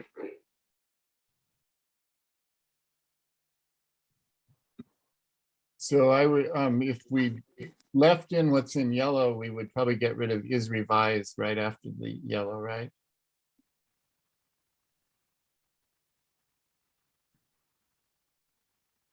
Yes, I agree with that, David. Does that make sense? So let's get rid of that, and then let's read what it says. I think it doesn't make sense. A new condition 3F shall be added to read a final TDM plan that creates the opportunity for discussion. A new condition 3F shall be added to require ongoing discussion of the TDM plan to further encourage use of alternatives to the single occupant vehicle. Right? Mm-hmm. You say to require? Yeah. But get rid of, so a new conditions are actually added to require ongoing discussion. So the require ongoing discussion goes right after added to read. So a new condition 3F shall be added to require ongoing discussion. So get rid of read.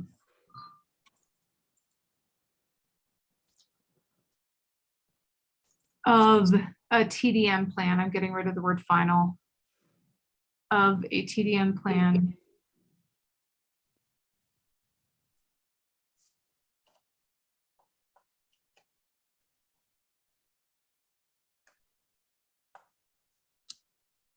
And get rid of creates to.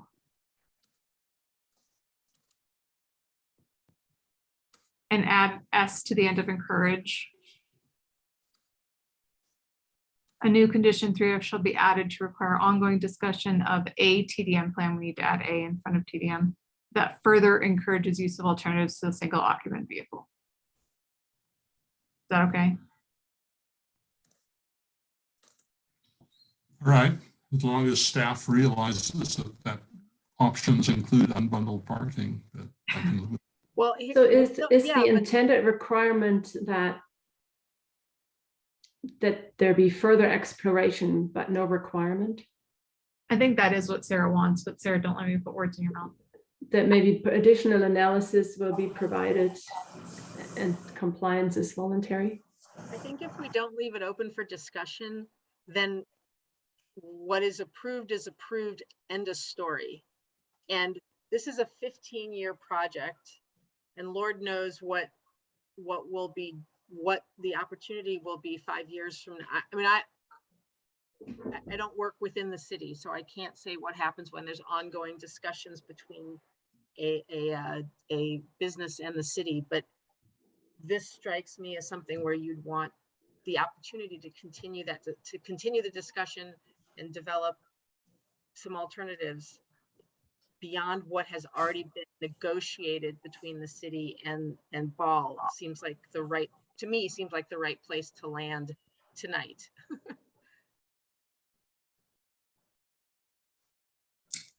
I wonder if I can live with that.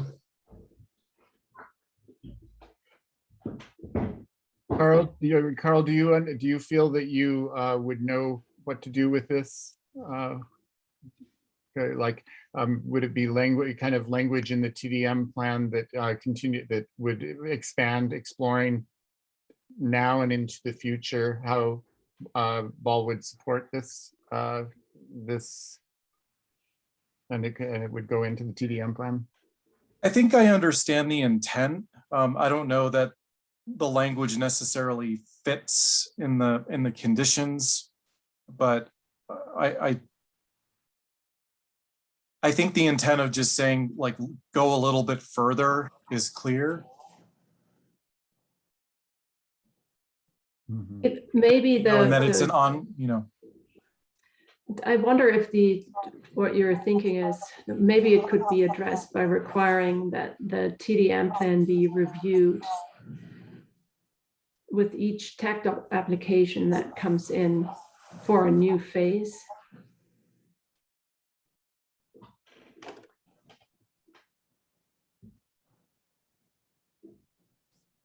That's a good leverage. That's good leverage and makes sense because it's part of an ongoing process.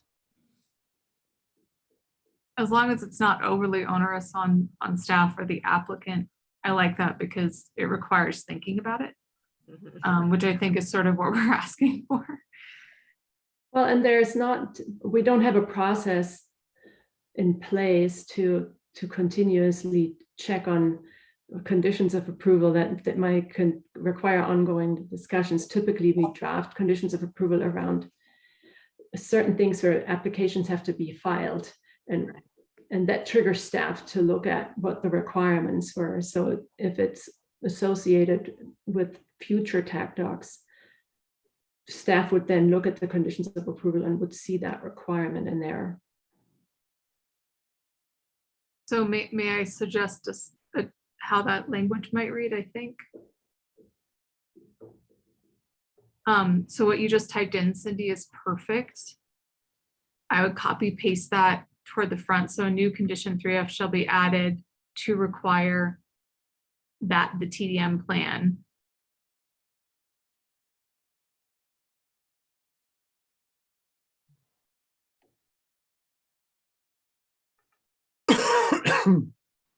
I would delete the word should. Yep. Be reviewed at each phase of the project. And then I would delete ongoing discussion of TDM plan that. I would get rid of that whole phrase that we worked so hard on. That's okay. Shall be added to growth of each phase of the project to further encourage use of. And so encourages becomes encourage again. A new condition 3F shall be added to require that the TDM plan be reviewed at each phase of the project to further encourage use of alternatives to the single occupant vehicle. Bam, done. Yes. I think we would have to move it from 3F.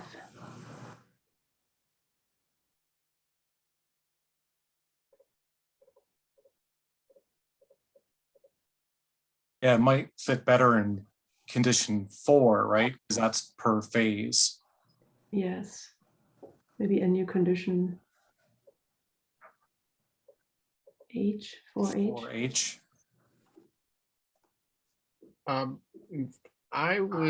I'm just thinking that to further encourage isn't quite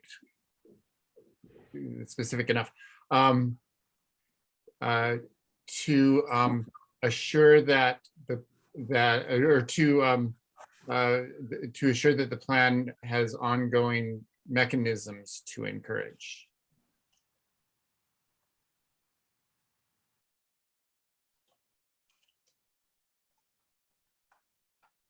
It has mechanisms to, yeah.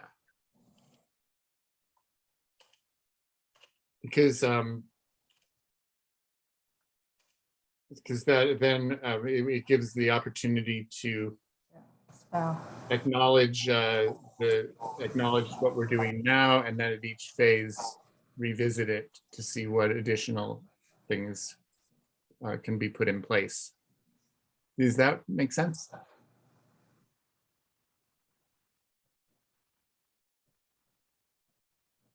Because I feel like we want the plan to document this, right? Or to say what's being done to assure the use of single occupancy vehicles.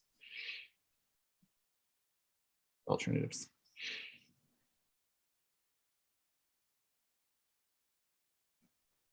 No, Sarah, you're muted. Are you talking? Maybe instead of reviewed, it's updated. And Mark, did you have a reaction from the?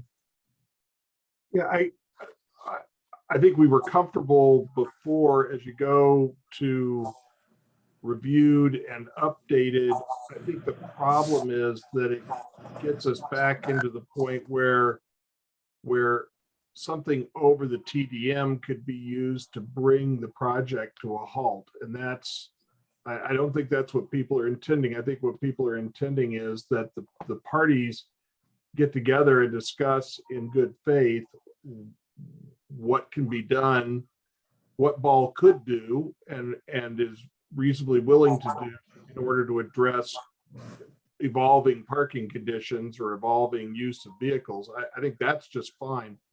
But to make it where it could be, the city could disapprove the proposed TDM and that brings the project to a halt, I don't think would be acceptable. And I don't think that's what anybody's intending. So I just want to be careful about how many teeth we put into this to the point that it becomes problematic. I mean, I think this is something that's handled by staff. I think staff have a reputation for being pretty reasonable on these things. So I think that it's a reasonable way to move ahead.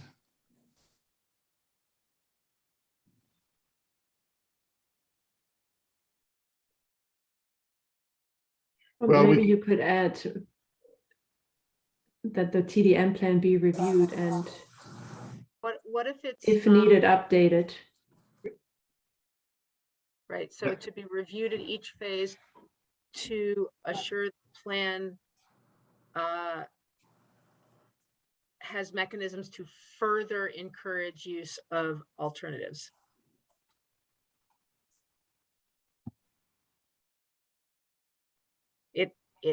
the implication is progress. Yeah, this new language doesn't imply that it has to be updated, if that's the concern. Because now we're just reviewing it and having that discussion at each phase. Right, well, if we don't have this language, then there's no opportunity to come back in and discuss. So. Right. And Ella, you had suggested if needed, update. I think that might help to Okay. add. Where would we put that? So TDM plan to be, require that the TDM plan be reviewed at each phase. Well, reviewed and if needed, updated at each phase. So it could be reviewed and updated if needed at each phase. Yeah. Viewed for compliance with current comp plan goals. We don't do that for anyone. Do we do that for anyone else? Are there, do we have any other 15-year plans? Cindy, it's if needed, yeah. And then a comma after updated.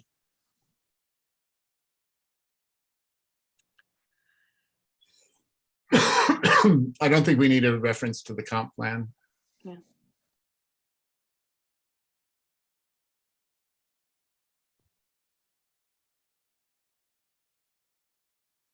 I'm not sure if Mark's hand is still raised or newly raised. Yeah, any other, yeah, we could ask if the applicant has any other reactions to this. Sorry, I keep forgetting to take it down. But I am a little concerned about the phrase "and if needed, updated." Who determines if it's needed? Staff. Staff. It's a staff review, yeah. This is So if staff says this needs to be, I'm just playing devil's advocate here to address this concern. If staff says this update is needed and Ball says we can't do that, then what happens?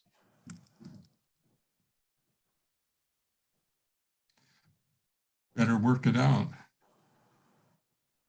I mean, you're asking for a 15-year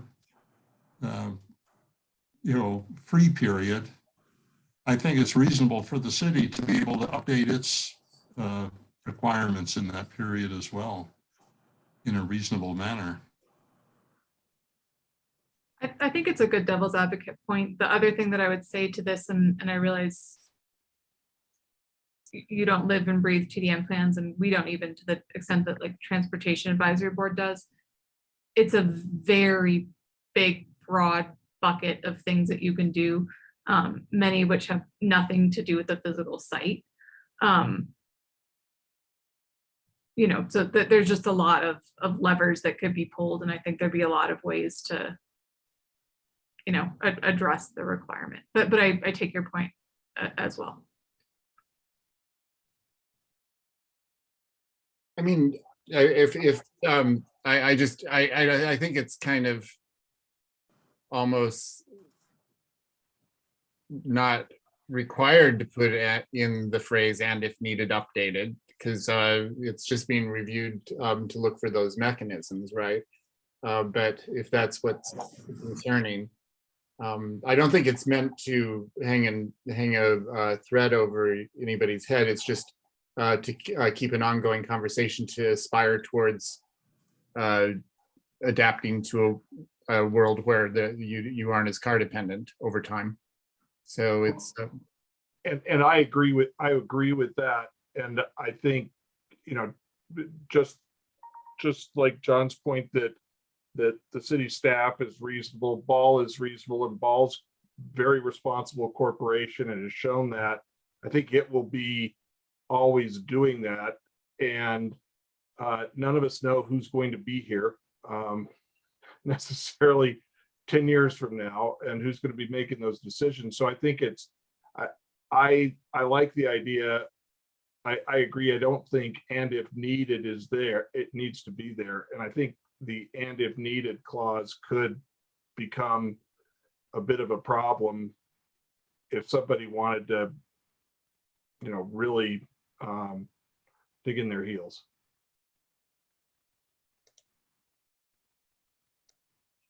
Well, if are people wedded to that clause if the applicant's unhappy with it? Certainly, without that clause, it does say that we're assuring the plan has mechanisms to further encourage the use of alternative single occupancy vehicles. So that's, I think, the powerful language with regards to what we're asking for.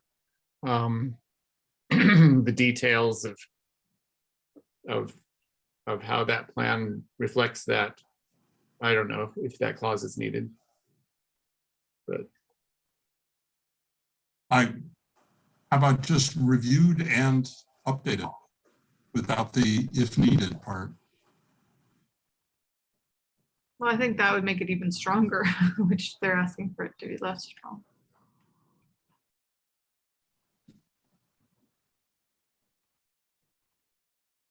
Yeah, I understand the thought, but I think the language, actually makes the problem even a little greater.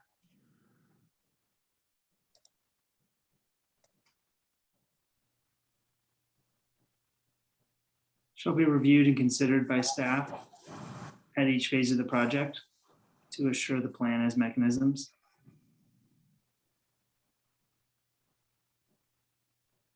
The condition already says that satisfaction of the city managers, that already implies staff. It's a subset of that.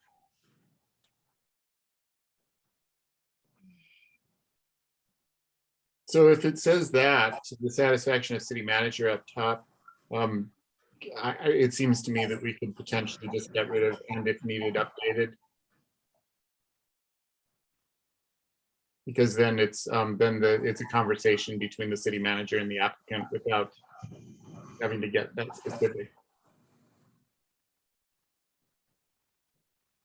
Well, it doesn't neatly fit into condition 4 because condition 4 actually says for each phase and consistent with the phasing plan, the applicant shall submit and obtain city manager approval of a technical document review application for the following items.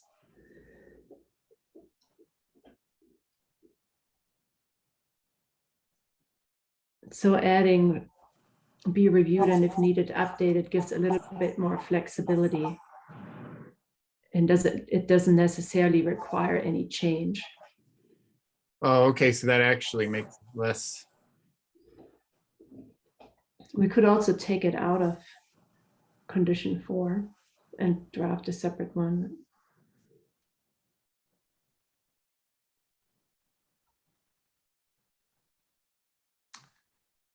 Could you add to the list of items reviewed at Tech Doc? Alternatives to single occupancy vehicle? I don't know exactly what I don't have the thing in front of me, so I don't know exactly what the language is under condition 4. But if it says the city manager, blah, blah, blah, these issues, blah, blah, blah, could you add TDM or alternatives to single occupancy vehicle as an additional item that would be part of the Tech Doc review? And then we don't have to worry about using updated or not updated.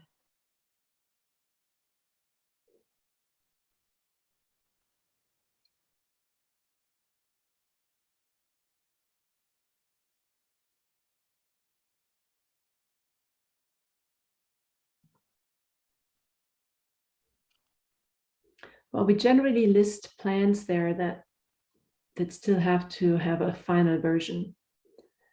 There's some change that has to happen between the plan that's in front of you right now and the one that has to be approved at Tech Doc, or maybe the plan hasn't been created yet. For example, for a lighting plan, oftentimes they're not created yet, so they have to be submitted.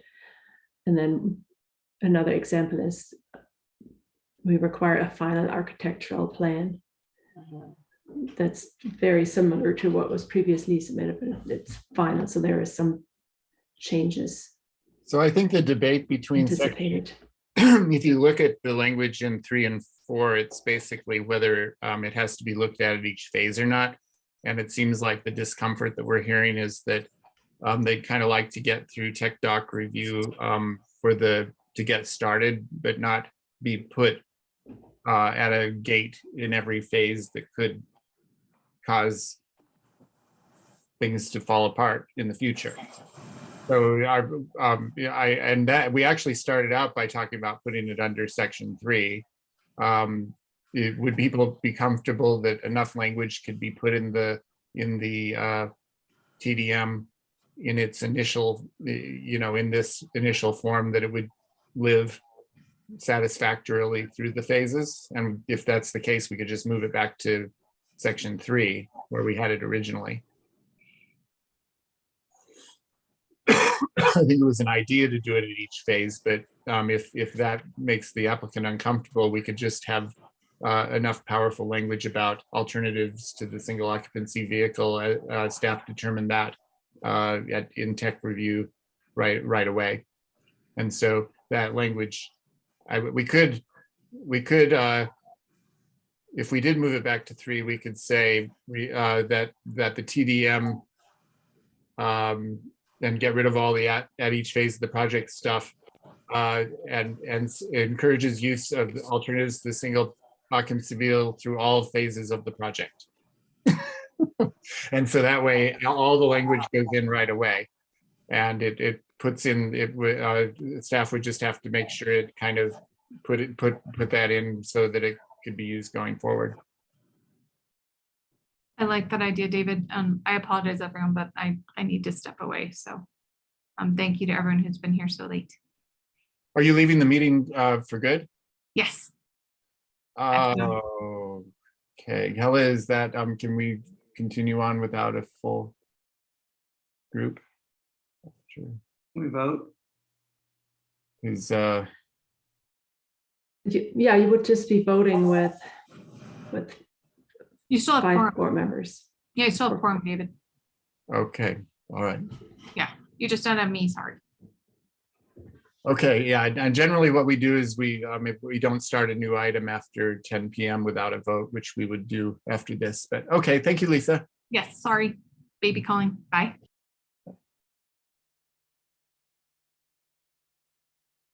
Okay, John, are you okay with moving it up to 3 and phrasing this in a way that would get a TDM plan that would live into the future? Yes. Okay. And I see that Mark's hand is up, David. Okay, Mark, did you have a comment? Sorry, no, I'm still forgetting to put it down. I'll put it back down. Okay. I kind of want to see where it goes. Yeah, let's get this this fixed. So review shall be reviewed and then get rid of F, and if needed, updated. What's the condition number? 3? That's 3F. Yeah. Okay. Yeah, sorry. Oops. Say get rid of be reviewed and if needed, updated, all that stuff. And get rid of at each phase of the project.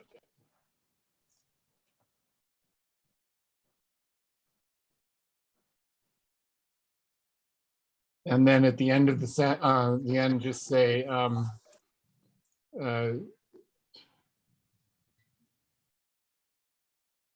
just add before the period through all phases of the project.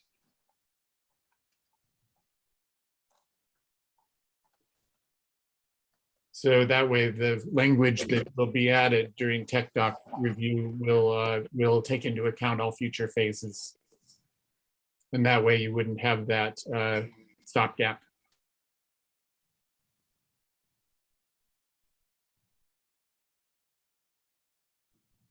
Is this acceptable?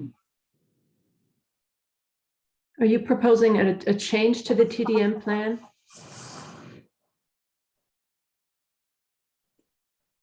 A revised TDM plan be submitted as part of the first tech doc, essentially? that's revised to assure the plan has mechanisms to further encourage use of alternatives to the single occupant vehicle through all phases of the project. Yeah, I think, John, you were wanting to revise it to have that, right? So maybe Yes. instead of reviewed, revised.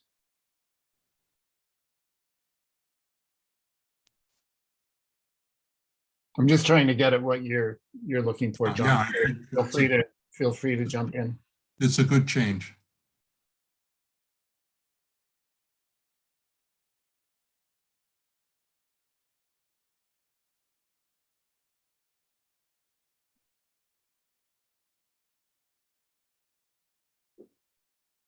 So are we comfortable with this? This is the new wording.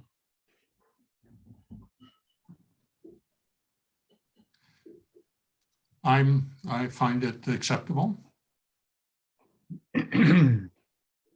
All right. Mark, do you think you can work with Carl on this? I think it would be language that would acknowledge that over time you need to be, and it could enumerate ways that you could consider doing these things.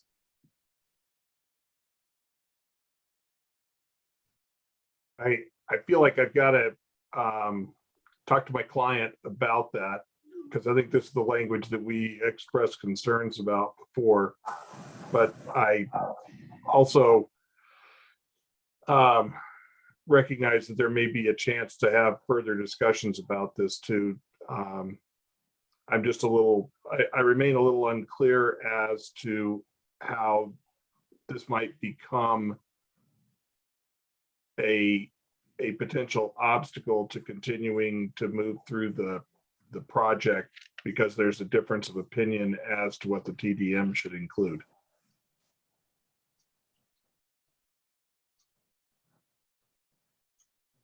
Yeah.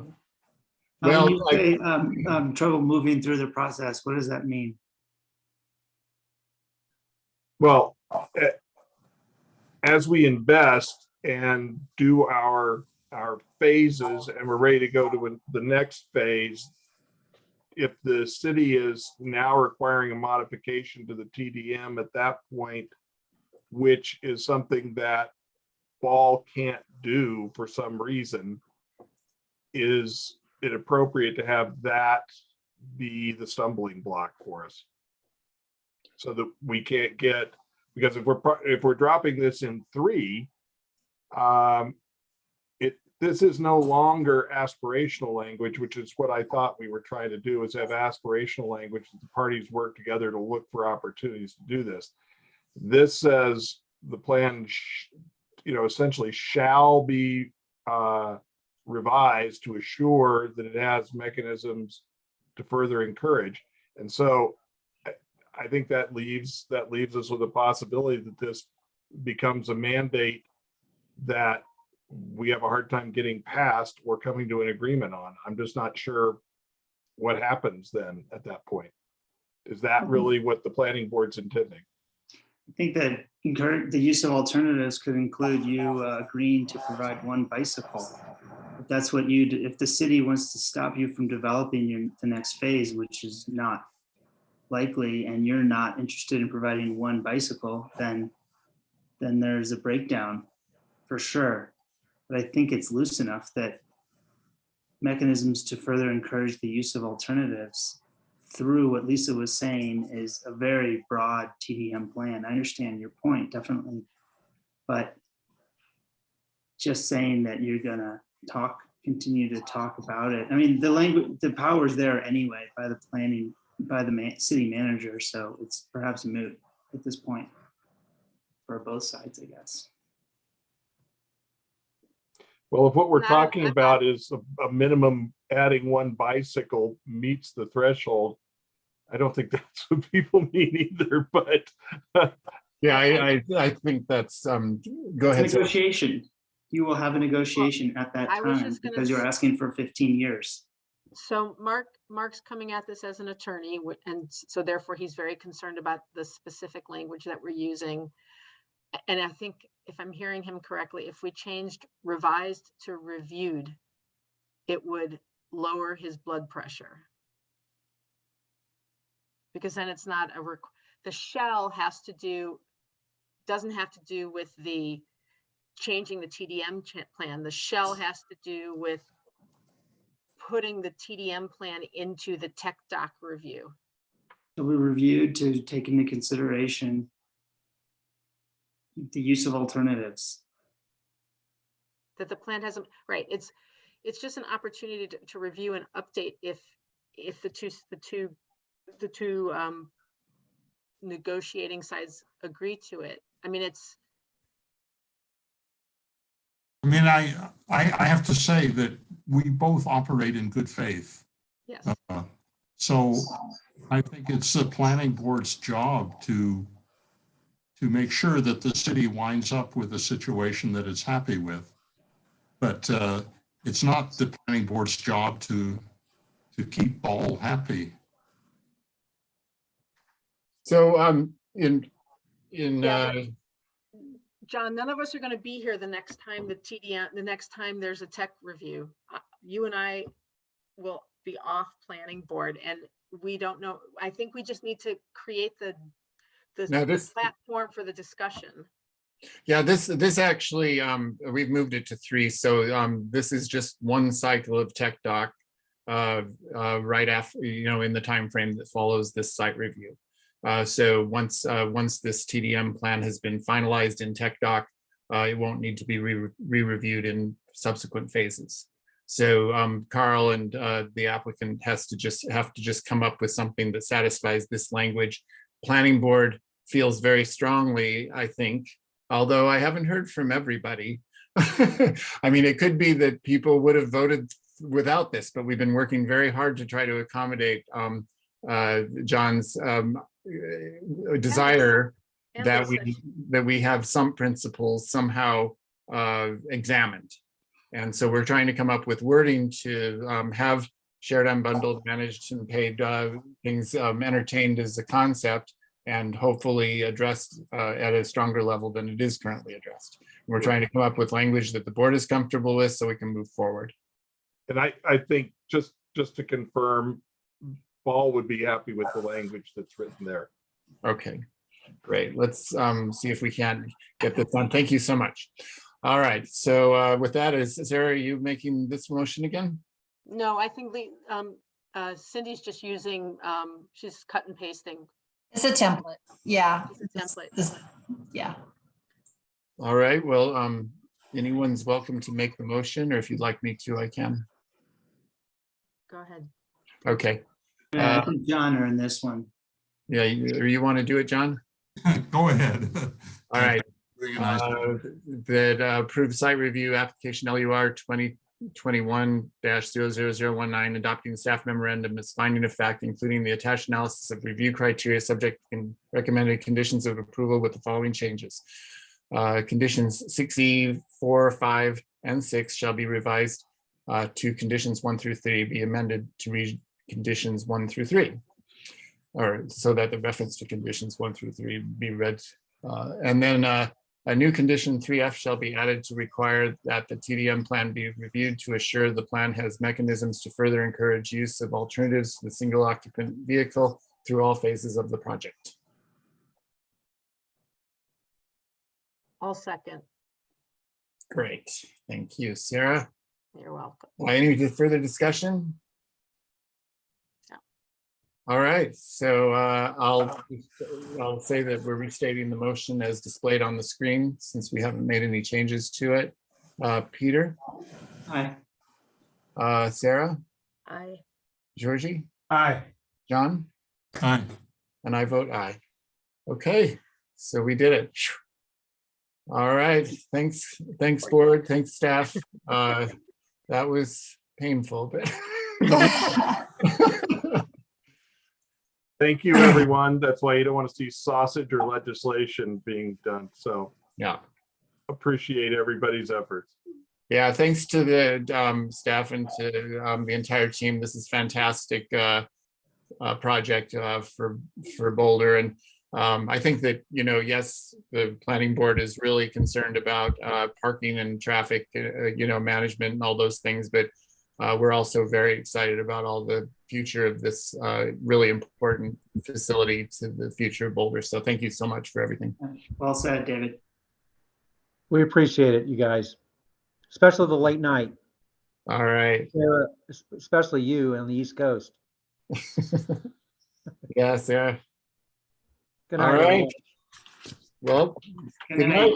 And then for those who are staying on, we will have to basically decide as a board whether we want to go on to the matters that are in the matters section. There may be some that are almost hard to avoid, but are people okay spending another few minutes on matters before we close the meeting? We've come this far. You're probably the most important one to get a yes from, Sarah. All right. If I don't hear anybody screaming. All right. The first one then is agenda title technical document review, lot line elimination associated with Tech 2021-00001 for new development of 4 detached residential structures and a detached garage structure at 2705 and 2709 Pine Street. And Carl, are you doing that, or Charles, did you want to introduce it? Yeah, I'm happy to. This is just purely an informational item. There's a sort of a strange section of our code that requires us to forward the disposition of lot line eliminations to planning board as an informational item. So we're happy to respond to any questions, but there's no action to be taken on the board's behalf tonight. Okay. Any questions for staff on this one? It's pretty straightforward. All right. Well, thank you so much. All right. And then we have another matter from Hella, I believe, on discourse language. It was proposed that we ask people who are who are speaking to us from the public to disclose any association they might have with anyone who is paying them or has an interest in a project, I think, right? Right. An applicant or the applicant's team, I think. Yeah, I'm going to try to share my screen, but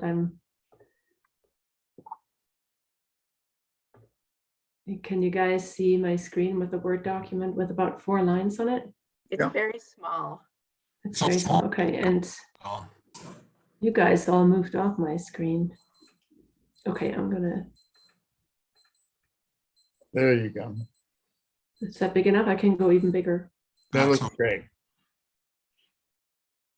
So this is language that that Sarah actually worked on with Lori before she went on her new adventure up in the mountains. And it works for me. So I think the proposal is to ask at the beginning of public testimony.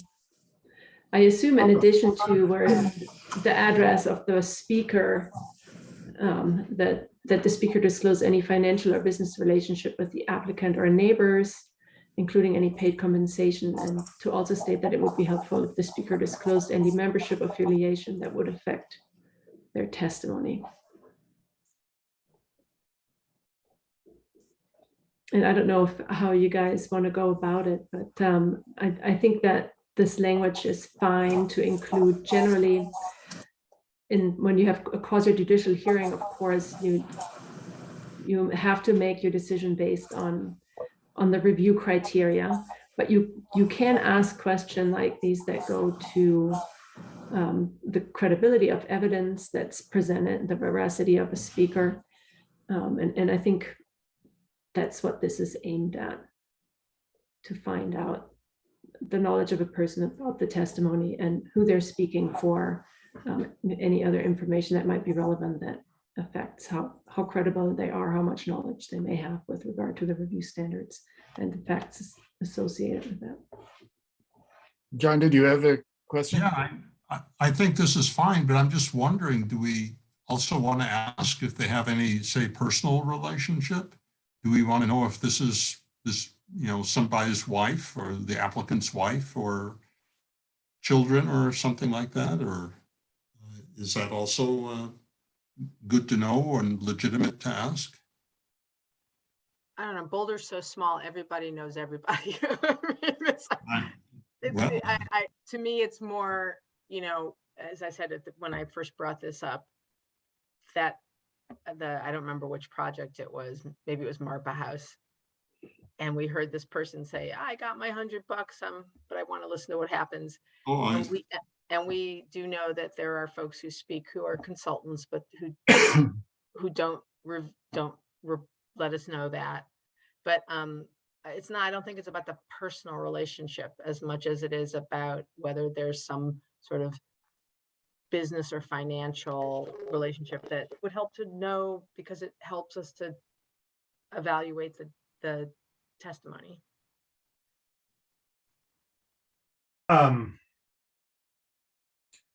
Do you think, Sarah, on this, that this covers what you're looking for? For instance, to give an example that you were just talking about, if someone is, let's say, is not the applicant, but has been hired by the applicant to hire other people in the community to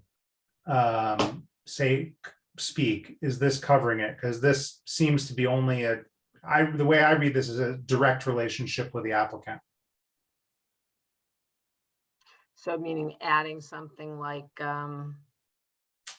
A business relationship with the applicant, or an affiliate of the applicant, or a consultant to the applicant, or something to that effect. Because I do think that there's a pretty clear loophole there. Okay, let's add it in. So you're saying disclose any financial or business relationship or financial, or maybe it's just a financial relationship to this project, right? Something to that effect. Oh, so add project with the Yeah. applicant, project, or neighbors. Yeah, because then project covers, or should cover, a consultant Right. It would cover the working with other applicant, people. the architect, the blah, Yeah. the consulting engineer, the whatever.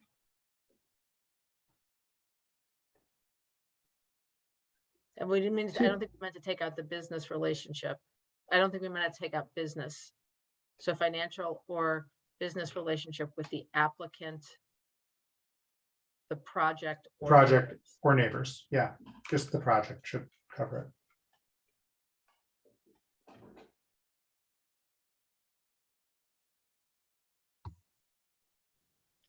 I'm good with that. What do you think, David? That's fine. Peter, what do you think? Dave, John, what do you think? I'm okay with it. The more information, the better, but certainly this is better than not having it, so.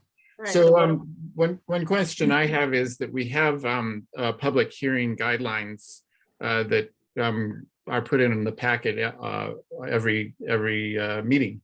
And there are 6 bullets under public hearing.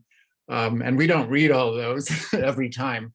But we do ask them to state their name and address, but we don't necessarily read through all of these. So, but we would add this to the 6 bullet items, I guess, Hella, and then maybe we should also make it clear that this is something that the chair would say in addition to name and address.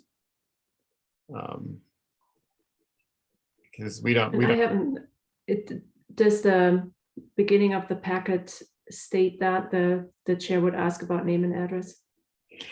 I haven't looked at it for a while.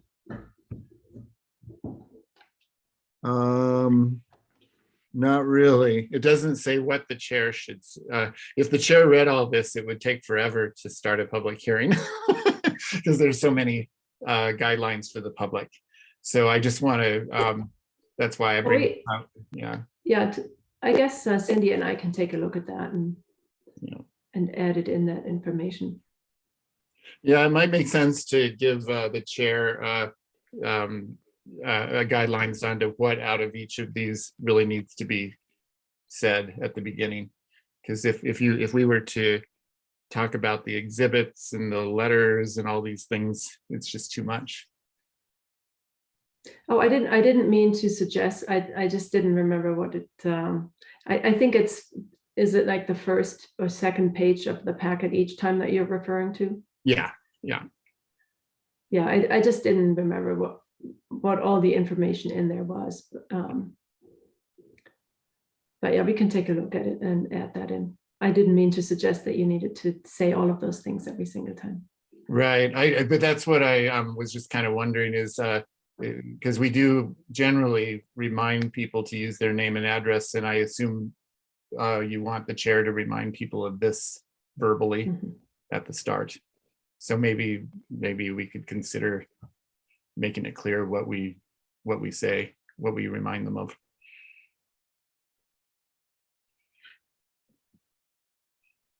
This looks good.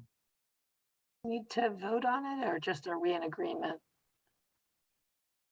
We could do should we do a quick raise of hands? Everybody okay with it? All right, so we have consensus. Okay. Great. Achieved consensus.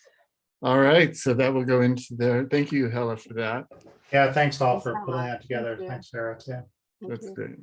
And then the change in city council day. Cindy.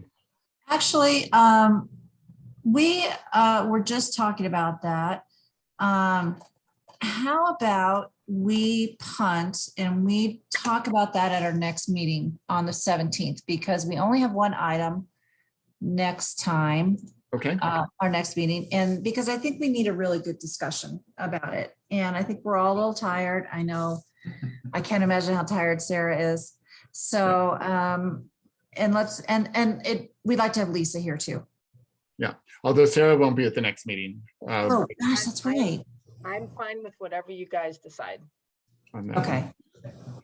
Well, we have time. We have until the end of February, really, to give the city manager office our decision. So we've got some time.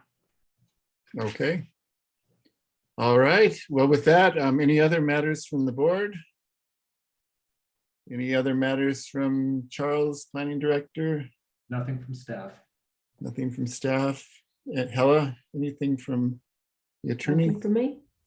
Cindy, calendar check. Any last administrative things we should worry about? No, meeting on the 17th, and hopefully a little shorter than this one. Yeah, this one went nice and long. All right. Welcome back. Yeah. Thanks, everyone. Good night. All right. Good night, Thank you, everyone. Cheers. All right.